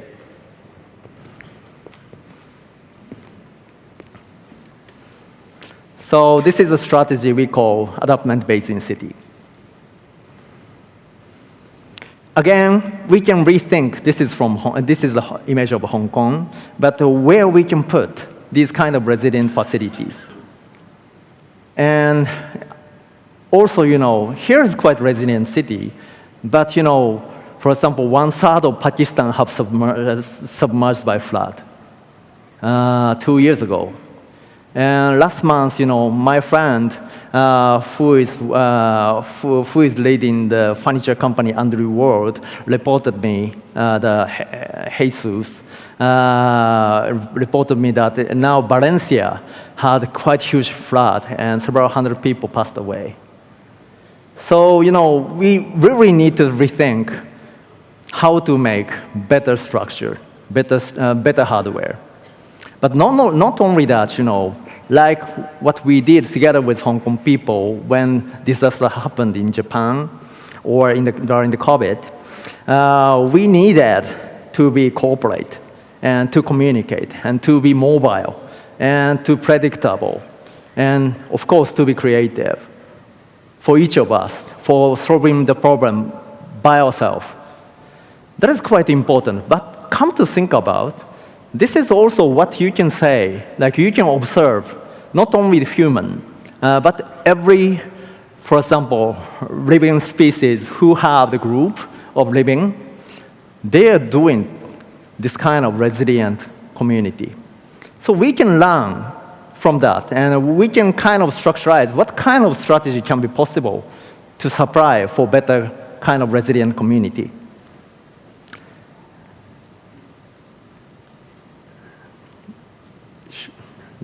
Like slightly explained.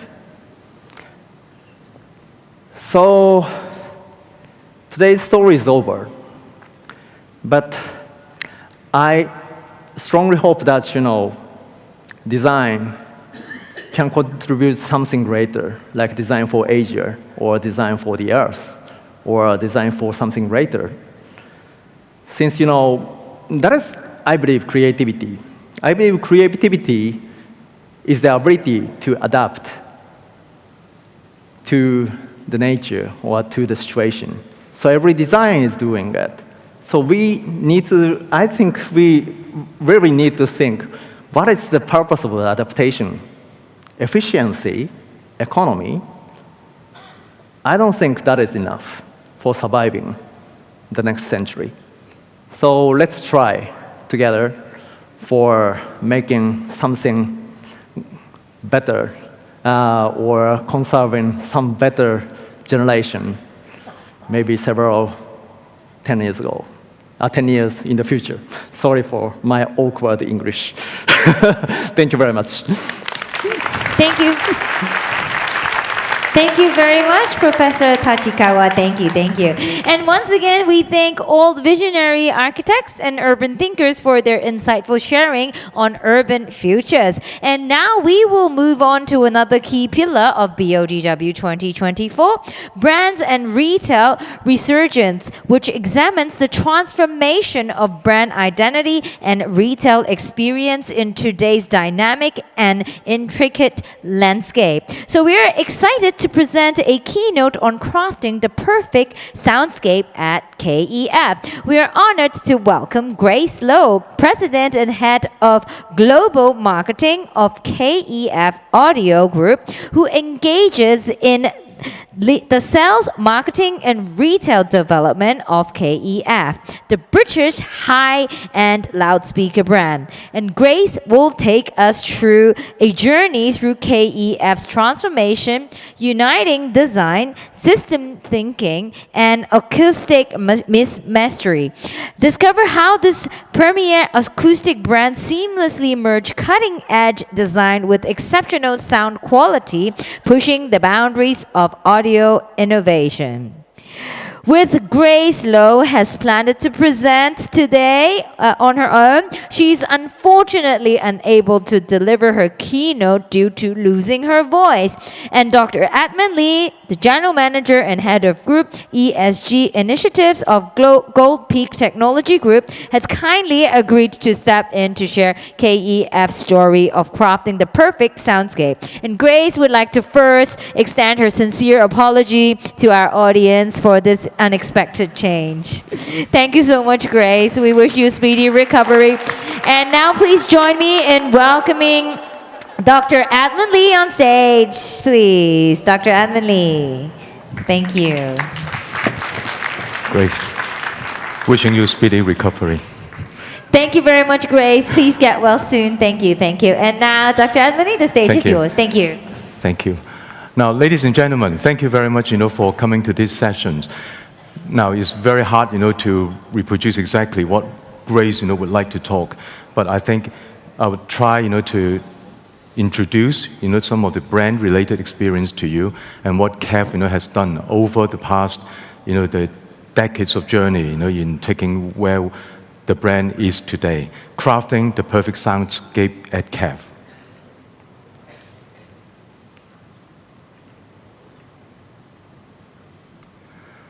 Now, Raymond Cook is the founder of KEF. So when KEF returns music to the rightful habituation, your ears and mind, they aim to do so in the most natural way they can, without drama, without exaggeration, without artifice. I think that actually sets the tone of the originality and the passion towards the high fidelity sound and the quality. That's something that our engineers have always pursued. What you see here is actually the KEF, which stands for Kent Engineering and Foundry. And this is still the building in Maidstone, Kent, where our R&D center continues to stay. I'm sorry. Now, Raymond himself is a classic music lover. So to him, his passion actually drives him, to use technology so that, more people around the world can get to experience, the high fidelity sound. That actually set the scene why he found KEF in the first place. And the team of engineers in Kent, I think, pursues a lot of innovative technologies. And to ensure that, we stay at the art, stay at the forefront of our technologies so that we can keep, the high fidelity sound right at the core in our propositions and minimize distortions and to keep the original sound performance as the artist intends.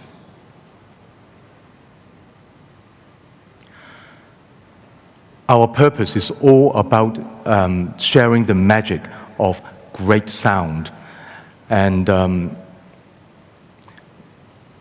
take that narrative as something that we, as the spirit that the whole team at KEF try to build and and develop so that more people around the world can experience that high fidelity sound propositions.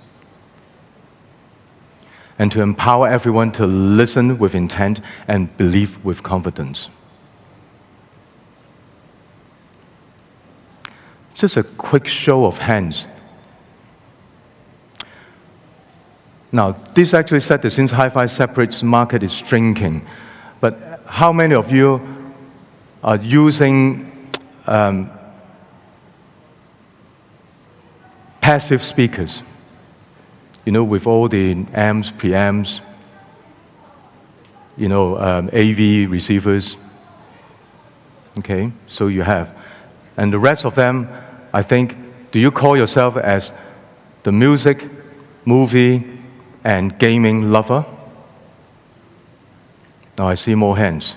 Okay, I think that's the trend develops. So the reality is the entire ecosystem, of hi-fi is changing, and all this separate market is actually shrinking.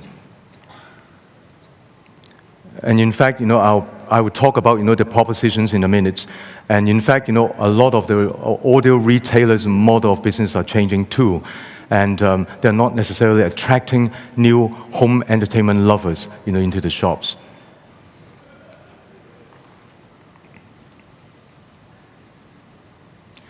And many potential consumers believe that they don't have a golden ear and they don't need better sound. Is this statement true or false? Raise your hand if you think this is a true statement. And it's a false statement. I see some nods and hands. Okay. I think you can train your ears, to listen, to good quality sound. Now, this is an interesting shot actually from our KEF Music Gallery in Central. I think the whole consumer behavior, the people listening to music is changing, okay? And you see a lot of the passive speakers and also our propositions, to the future hi-fi, which is, the active wireless, speakers propositions. And the whole, we need to develop products to meet, the customer needs. And of course, the industry dynamics are changing as well. So exactly, what propositions can we propose, to customers? The active wireless hi-fi speakers. I think this is something that we've worked on, for the past so many years. If we're able to deliver high fidelity sound with simple user experience and good design for modern homes, and which you can carry out, wireless streaming. That hopefully will enable more people, to access, high fidelity and high quality sound. In fact, what you see on the stage is actually our latest product, the floor standing active wireless speakers, and which is a state-of-the-art and which we have actually developed over the past many years, over the pandemic, because we have our own engineering, design, and manufacturing prowess. That allow us, to accelerate developments non-stop throughout the years. And of course, we have different propositions, for different uses, and that could be, for home offices, or maybe, for the gaming lovers, who can play games and still, embed and embrace and with all the high fidelity sound.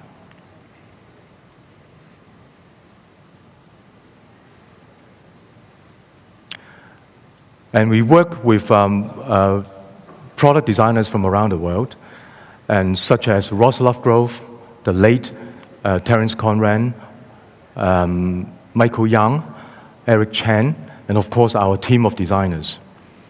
And we actually, because of our conviction, to quality performance, sound performance, and we never compromise on that, we actually place a lot of challenges to our team of designers and even our manufacturing team. Whether you immerse yourself in a Squid Game or sit at the front row listening to Adele, or having a game competing with Mario, I'm sure you can tell the difference. You'll be immersed with, that high quality sound will make the difference, for sure.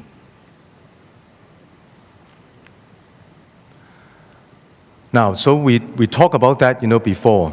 So exactly how we still have the challenge, to engage customers. Let's look at, some of the old clips, one of you could help me, the please. comic clips. I want to buy a gramophone. A what? A gramophone. Gramophone. A gramophone. I don't think we got any gramophones here, Grandad. What's that? That's a trio automatic cut direct drive turntable, unless I'm very much mistaken. What's the difference between that and a gramophone? Well, about 30 years in a plastic cupboard, you, Chief? Well, I'd like one of these, please. You sure? Yes, please. All right. This is going to be good. Right, well, as you can see, it's got all the speeds. It's got 33 and 45. Yes, what do I do with my old 78s? What do you say? Nothing. You said, what about my old 78s, didn't you? No, I didn't, honestly, no. All right. So, you got your deck. Right.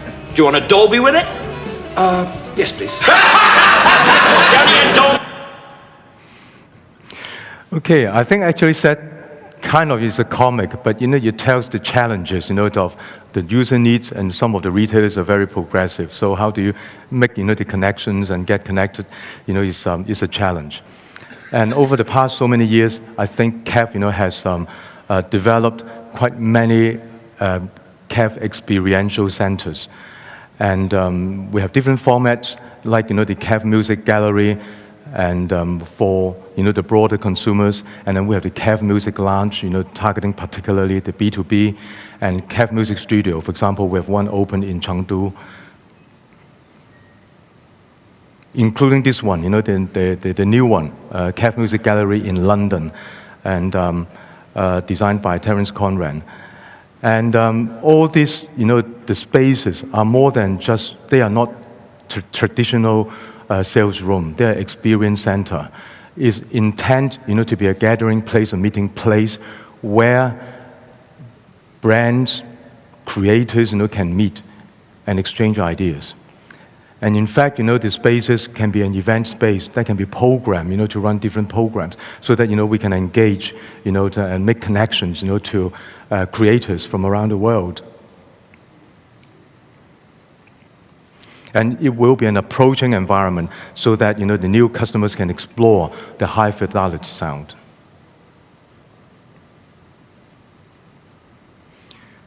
And this is the new CAF Music Gallery in Tokyo, designed by Mark Ditham and Astrid Klein. I think Mark will cover maybe a little bit of that, in your talk, but he'll be speaking also. And so this is a place, as I said, for the like minds, to get together and experience and also run events so that we can have connections, to customers.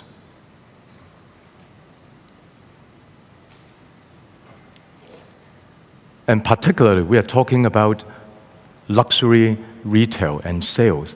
I think how we engage, the customer is important. How we engage retailers is also important, and distributors. So that's why we need all this space, to give training, so that that our partners can work and use our language and make the connections, and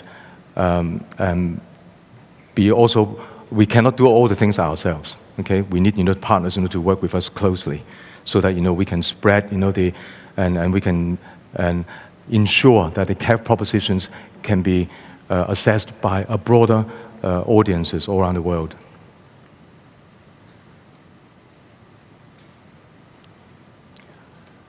Now, we run the questions before.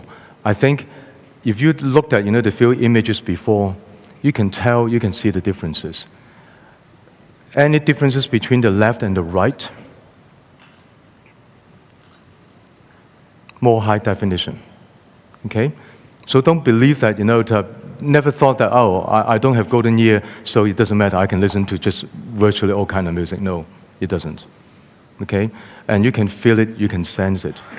And the sound with high definition, with more details, I think you can tell. With a bit of training, you can train your ears, to tell the difference.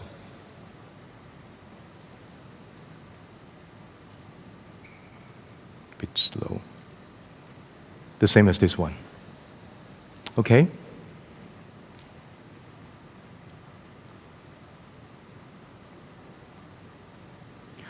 Right, so carry on, from the purpose into the mission, I guess, is to continue to deliver more true immersive experiences, to people. That's why I think the team is committed to deliver more and create more magic moments so that the people can experience the sound yourself. And in fact, running in synchrony, with what we hear this morning, all the way, from Thomas Heatherwick to Humanize, the cities and everything. I think all this program, all these retail spaces these days are transforming. So all the spaces here will fulfill a very important mission, which is, to create so that we can put in meaningful programs and events, and then join the people and to create more magical moments. Listen and believe. And this just gives you, some example, of the events that we've been running, and so that, we create a bit of fun, so that the people can experience sound in a maybe different perspective, more sensory touch, and so that, you can really appreciate the differences of KEF sound.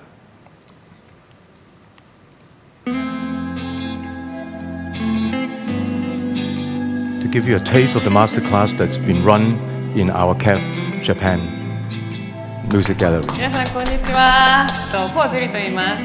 今日自律神経の話ですね。で自律神経の中に2つバランス、その自律神経のバランスって言った時になんでバランスっていう言い方をするかというと2つあって交感神経と副交感神経っていうものがあります。視覚、聴覚、触覚、味覚とかこう5つの、感覚、私たちの感覚があるんですけど、要はこの五感がセンサーの役割を果たしてるんですね。五感、例えば何か聞いたことで交感神経が優位になったりとか、何かこう私たちが五感で何かを察知して自律神経をに影響するんです。で今聞いてる音、これイグナイトのアルバムからなんですけど、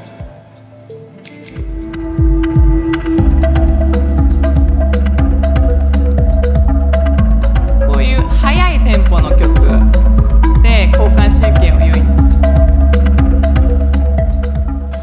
香りも副交感神経を交感神経を優位にさせる香りと副交感神経を優位にさせる香りっていうものがあって、今日の香りは、ペパーミントとオレンジが混ざってるんですけど、これも交感神経を優位にさせる香りです。次テイスト、食べるものですね。さっき皆さん生姜ショット飲んでいただいたんですけど、あれがまさに交感神経を優位にさせるものの一つです。今ちょっと暗くしたんですけど、副交感神経を優位にさせるために、副交感神経を優位にさせる音は、ヒーリング系の音楽だったりとか、自然の音もすごく副交感神経を優位にさせます。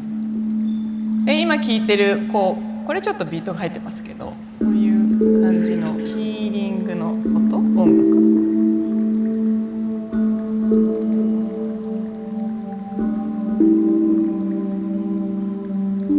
リラクゼーション系のリラクゼーションミュージックは副交感神経を優位にさせます。あとはここに出てる写真がサウンドバスですね。ヘルツによって周波数によってヒーリングの度合いが違うとか、432ヘルツがすごいいいっていうふうに言われてるんですけど、ヒーリングの音楽とか副交感神経って Spotify とかで調べるといろんなヒーリング系の音楽出てきます。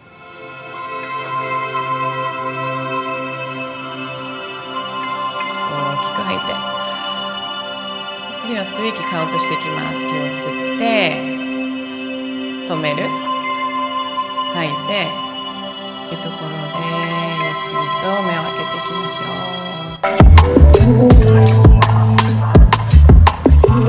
う。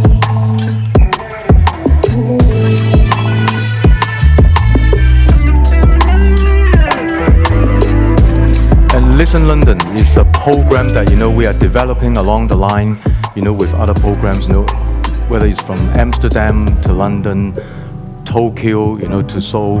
I think, all these programs, we aim, to bring together the connectors, the creators, and the people, who love music, the music connoisseurs together, so that, we can spread to more people, so to speak.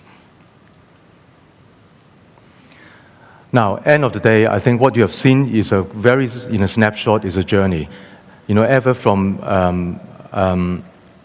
its beginning to now is 63 years journey, of innovations, which KEF has never stopped innovating, okay? With the team of designers, engineers, and also because we own our own factories, that actually give us the manufacturing prowess, and which we can innovate, non-stop, throughout. And end of the day, we are not just selling, audio speakers. KEF represents a brand which we are gung-ho on the high fidelity, high definition sound, okay? And having a thriving community ecosystem is absolutely crucial as we go forward. I think that's very much in sync with all the talks that, we have, listened, to date, so far.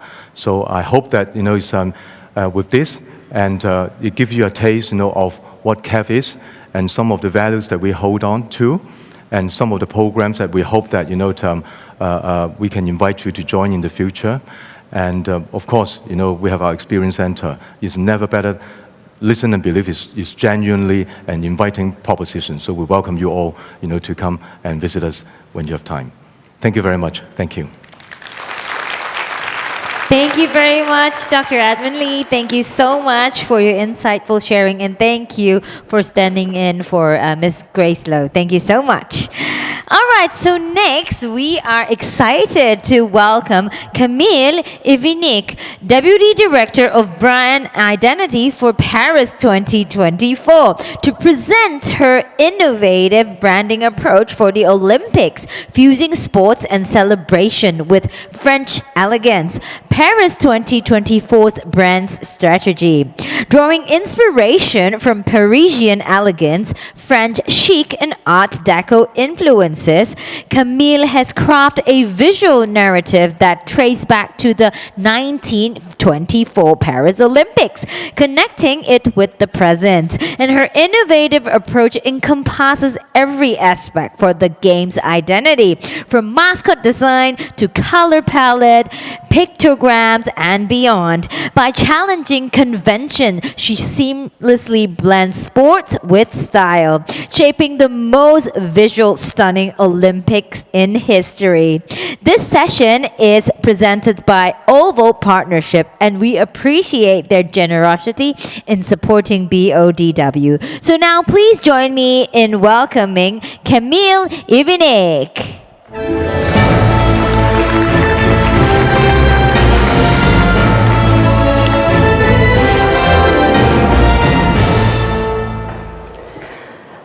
So fusing sport and celebration with French elegance, Paris 2024's brand identity strategy, that is a very, very long title to end the day.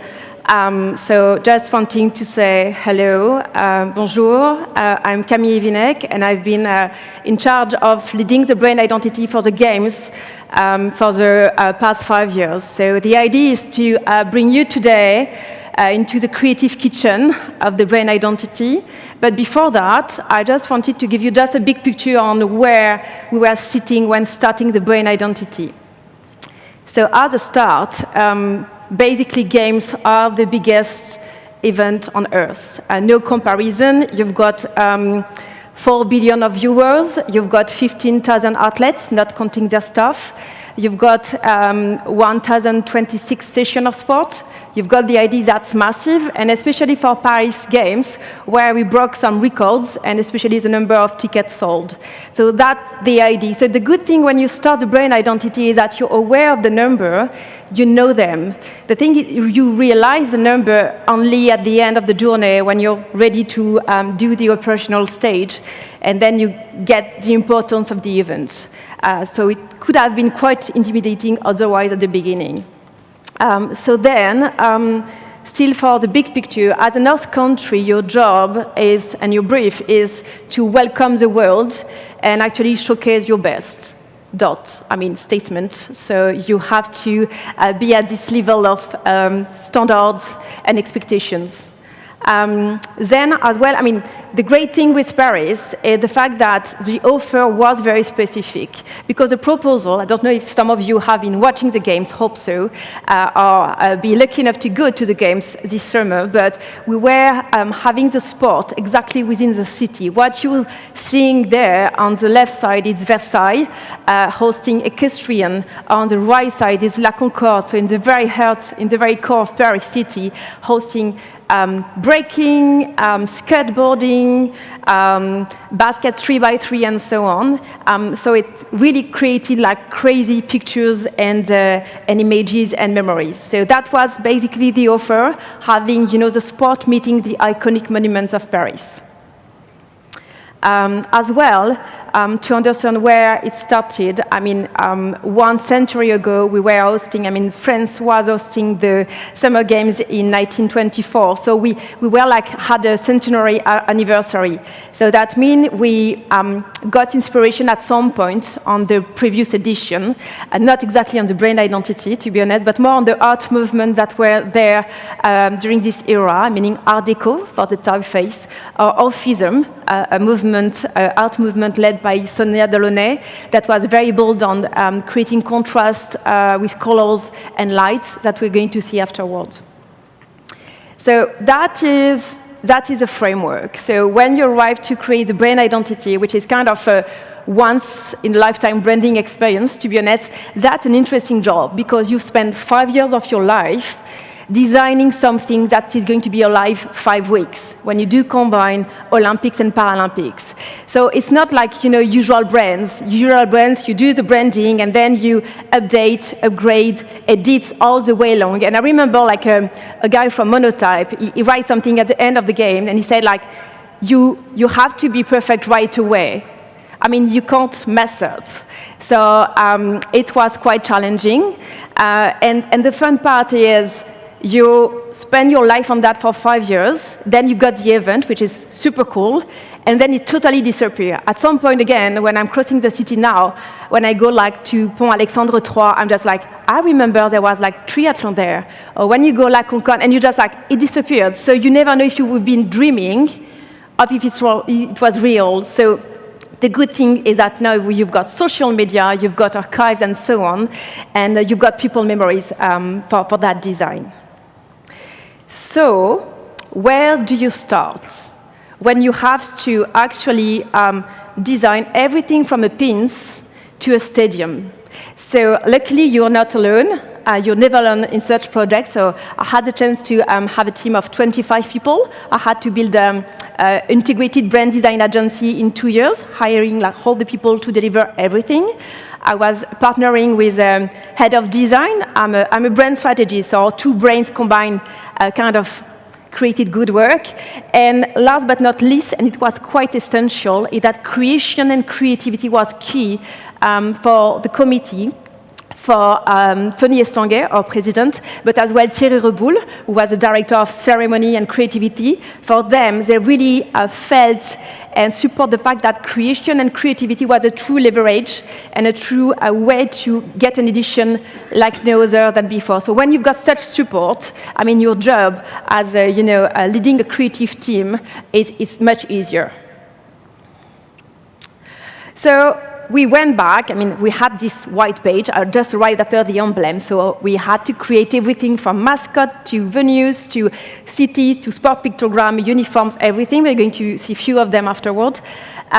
So we started from reading again the promise of having those, games with the spirit of revolution, doing something very new, having that magnificent venues hosting the sport performances, and the fact that all those art games, they were all about having being more responsible, more inclusive, more equal, more spectacular than ever before. And the fact that the ambition between Olympics and Paralympics were exactly the same. There was no compromise. We wanted exactly the same standards.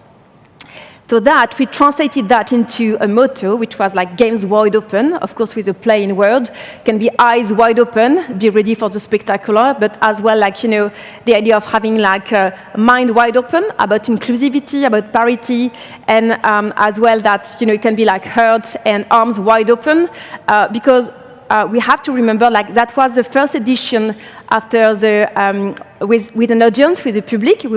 We come just after like Tokyo 2020 that had no people, no audience because of the pandemic. So more than ever, we needed a celebration and a joyful atmosphere for those games.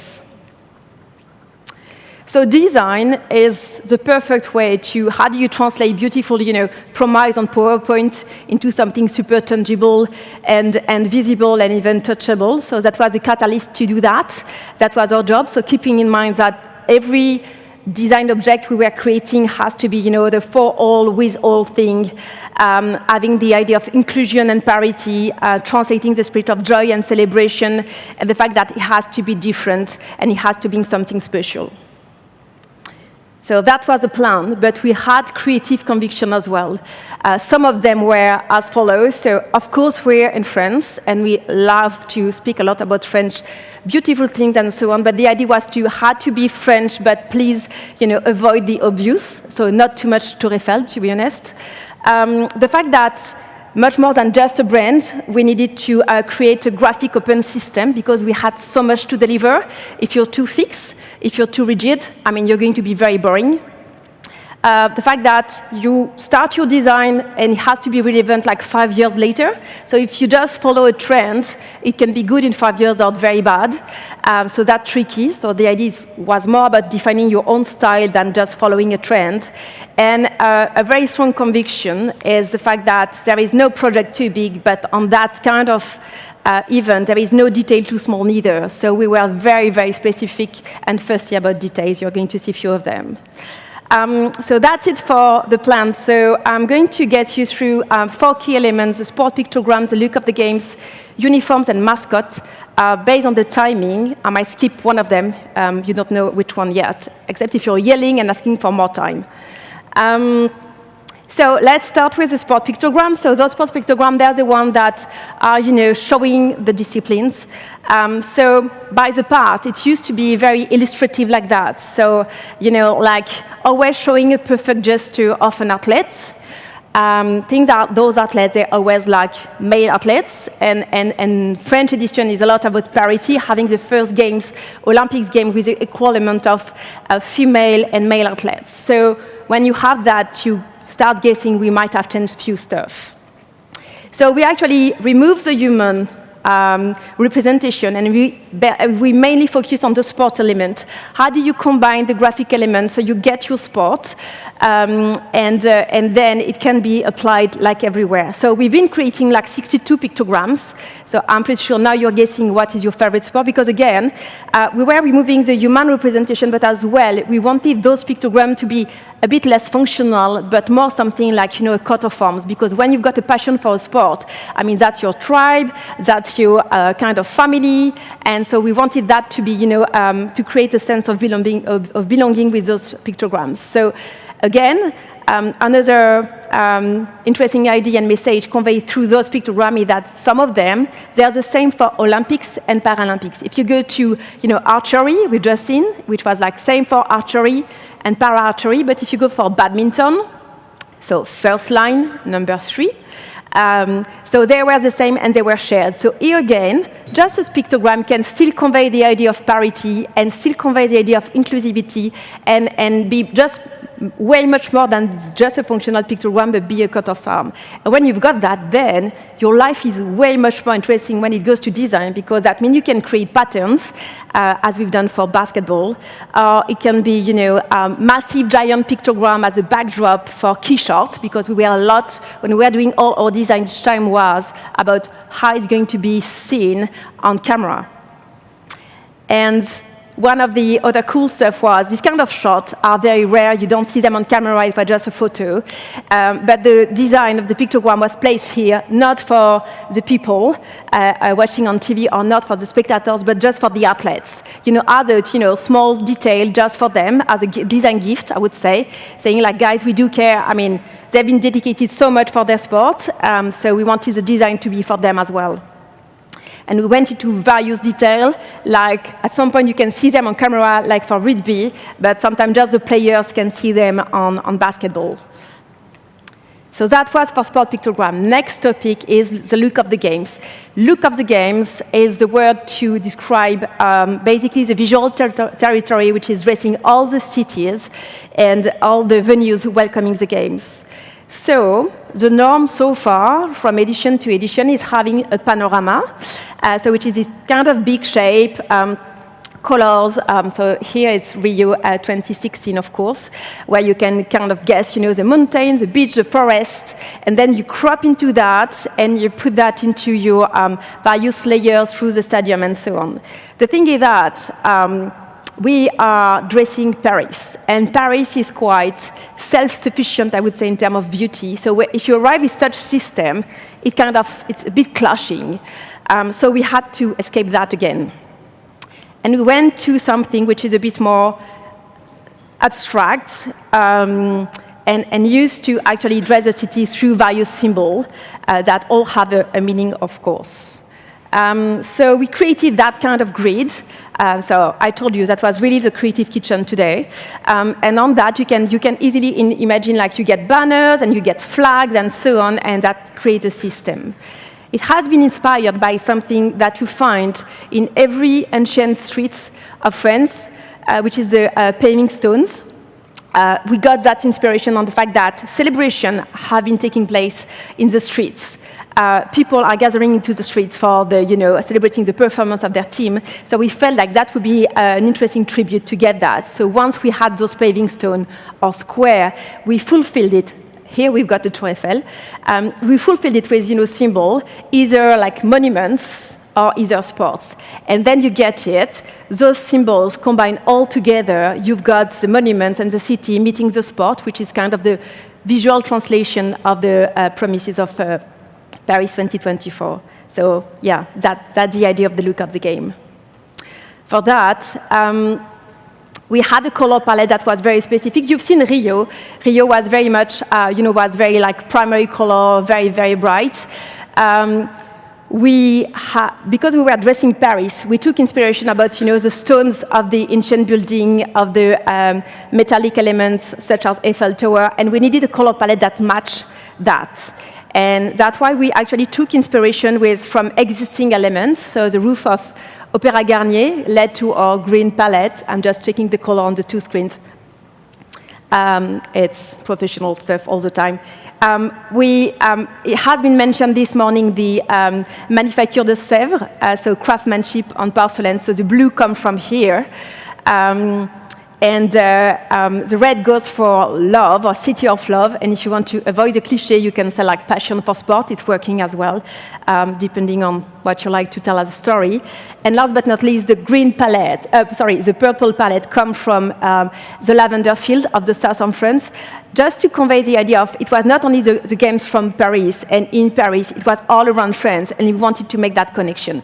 Of course, people, when they see that, they don't think, oh, cool, that's the lavender, that's the green roof, and so on. Not at all, but at least it's rooted, and if you want to dive into detail, you've got a story at every layer of brand identity. So that color palette has been completed by a pink color you might have seen at some point, either in detail and so on. And that was a good way to unify everything, because you can't find it like everywhere on sport equipment. So it helps, to unify something from beach volley to climbing. So that pink detail helped to unify everything, as well on sport equipment. Like the stuff on the mic or the final banners. It was made mainly for athletes and officials to convey this sense of, okay, again, design was there for them as well. And it has been into signage. That was our key color for signage, because when you go across train station or airport or city is always super overcrowded, and the pink things, you just have to follow it, and your life is easy. And as well, at some point, some spaces were very empty. So when you just see a pink element, which is kind of joyful, it creates already something interesting talking about the games. And we made a lot of signage. Hope everyone here got lost. Normally it was working. So really that system was a made-to-measure open design system. So some elements were very fixed, like the color, the pattern, the stripes echoing the marinière, the symbol, but as well flex at some point, because we really wanted to embark with us all the host cities.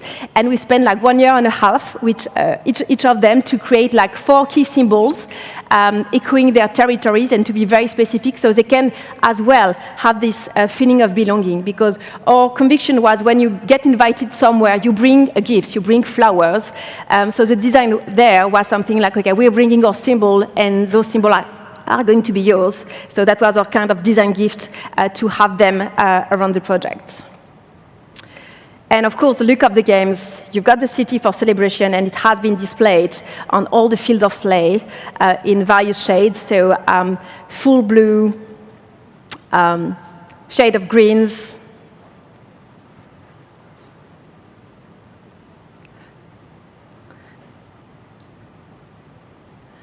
and the purple. We didn't use actually red for the venues for broadcast reason and so on, so that's why we were focusing on those 3 colors through the venues. And on those venues, the look of the game is a bit more, subtle and discreet, because you don't want to mess up with the athlete performance on camera. So that is for the look of the game. Short memo on the uniforms. This one was the uniforms of the volunteers. We had 45,000 people helping everyone being joyful. So that was something big, because we really wanted that to be having this collective spirit of joy. So the uniform has been worked with Decathlon. So we got inspired. Of course, we pick up one of the color, which is the green palette, because that was something very fresh. So we wanted that to be very inviting for that population. And we use the stripe as well to create a connection with the look of the game. The good part is what you can see on that guy. He's got a hat on his head, and when you do the design, so you're into this business room, and it's very white, and you all dressed very seriously. And the guys arrive with a prototype, and he's got his hat, and you don't know if it's super cool or super weird, because you don't have the effect of context. The good thing is actually it was super cool within the context. So cool to a point that a lot of hats has been stolen and sold with second hand to prices that are totally crazy. So actually the good thing is that design went so far away that it kind of escaped to us, and people just start to be very wanted and craving for that kind of uniform. So that was a fun part when you go to operation. Then mascots, and that's the last topic. So French people and French culture is not very much into mascots. You're not in Japan, for example. So when you have to create a mascot in France, that's something. So by the past, on previous edition, it was highly, sometimes it was animals. It was it didn't showcase so much the difference between Olympics and Paralympics. Sometimes we had a difference between girl and boy. So again, we kind of find another way to express ourselves on the mascot subject. And we actually pick up the Phrygian Cup, which is a symbol for revolution and a sense of freedom, to have them animated and worked with a character designer. And because the idea of those Phrygian Cup, because they're addressing mainly to children, even if a lot of adults love them afterwards, it's just because we really believe that revolution can be made through sports. So they were kind of that leader of this revolution through sports. So we worked a lot of attitude, spending time on, the right smiles, the right eyes with a character designer to make them very, very, very French. And again, it was a nice way to convey the message of, inclusivity, because we were showcasing the Paralympic mascot with a blade, not hiding its disability. And again, there is no gender here. So that was the idea again of parity. So mascots were displayed through the look of the games, of course, but as well we had like, big giant mascots through the venues. They were like, they had a lot of animation. We had like 2,050, 200, activation with a mascot outside playing with people and so on. And it was like so iconic that at the end they did incorporate it to the ceremony for Paralympics with a special car, the Fijian car, and then you could have seen a mascot moving, dancing, reading newspaper and so on. So that was for the Creative Kitchen. So I know this event is a lot of how design can bring values. So a few elements we had. We know, as a KPI, we didn't check and we didn't make a study of the level of happiness live in France, but we could feel it without studying it, and that was very high. The atmosphere in Paris and France City was crazy about being positive, optimistic, and enthusiastic, which is quite rare to be to that level in France, to be honest. But the emotional KPI could have been measured through all the publication on Instagram for sure, and as well all the objects. When the games were finished, they were sold, and we had people queuing for hours just to get one of the objects as a memorabilia of the game. So that was one of the good indicators, I would say, of the emotion provoked by the games for people. Another a KPI could be a cultural KPI. I love this headline.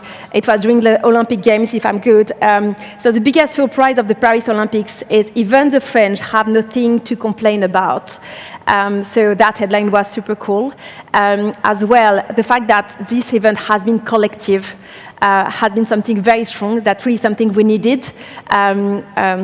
Regarding the era and on the fact that we really need to feel and to be connected to each other and exactly what happened, the magic happened. So from a cultural point of view, that was super interesting as well. We had, of course, brand image. We had a lot of headlines focusing on brand identity. So that was cool because most of the time on Olympics you focus on sport, but then we had some comments and interest on the brand identity and how you can convey something and adding something to an event. So that was interesting for the design industry to have such case study, I would say. And of course, last but not least, we had a financial KPI, especially on branding. So that was a study in September 2024 from Brand Finance, that the fact that the Olympics brands get 37% more value since Tokyo. So that was massive. Not only thanks to brand identity, of course, but it does contribute. So that's it. I think I was so frightened about the timing that I've got 5 minutes remaining. I don't know what to do about that. But hope these images just remind you about this summer Olympics, and thank you for your attention. Thank you. Thank you very much, Camille. Thank you so much for your wonderful presentation. It brings back lots of vivid memory of the wonderful Paris 2024. Thank you so much. All right, ladies and gentlemen, as we conclude day one, we invite you to take a moment to complete the survey by scanning the QR code located on the back of your badge. Your feedback is greatly appreciated. So now we would like to express our gratitude to all the speakers, moderators, and guests for your enthusiasm and support for the Business of Design Week 2024. We look forward to more insightful dialogues and networking opportunities tomorrow. So if you missed any of today's insightful sharing and discussion, or we would like to revisit today's highlight, please tune in to View TV 6 at 8:30 p.m. to 10:30 p.m. for a special TV program featuring today's event. Thank you so much. So my name is Sarika Choi. Thank you for joining us today, and we will see you tomorrow for day 2 of Business and Design Week 2024. Have a wonderful evening. Passez une marveilleuse soirée and au revoir. Thank you.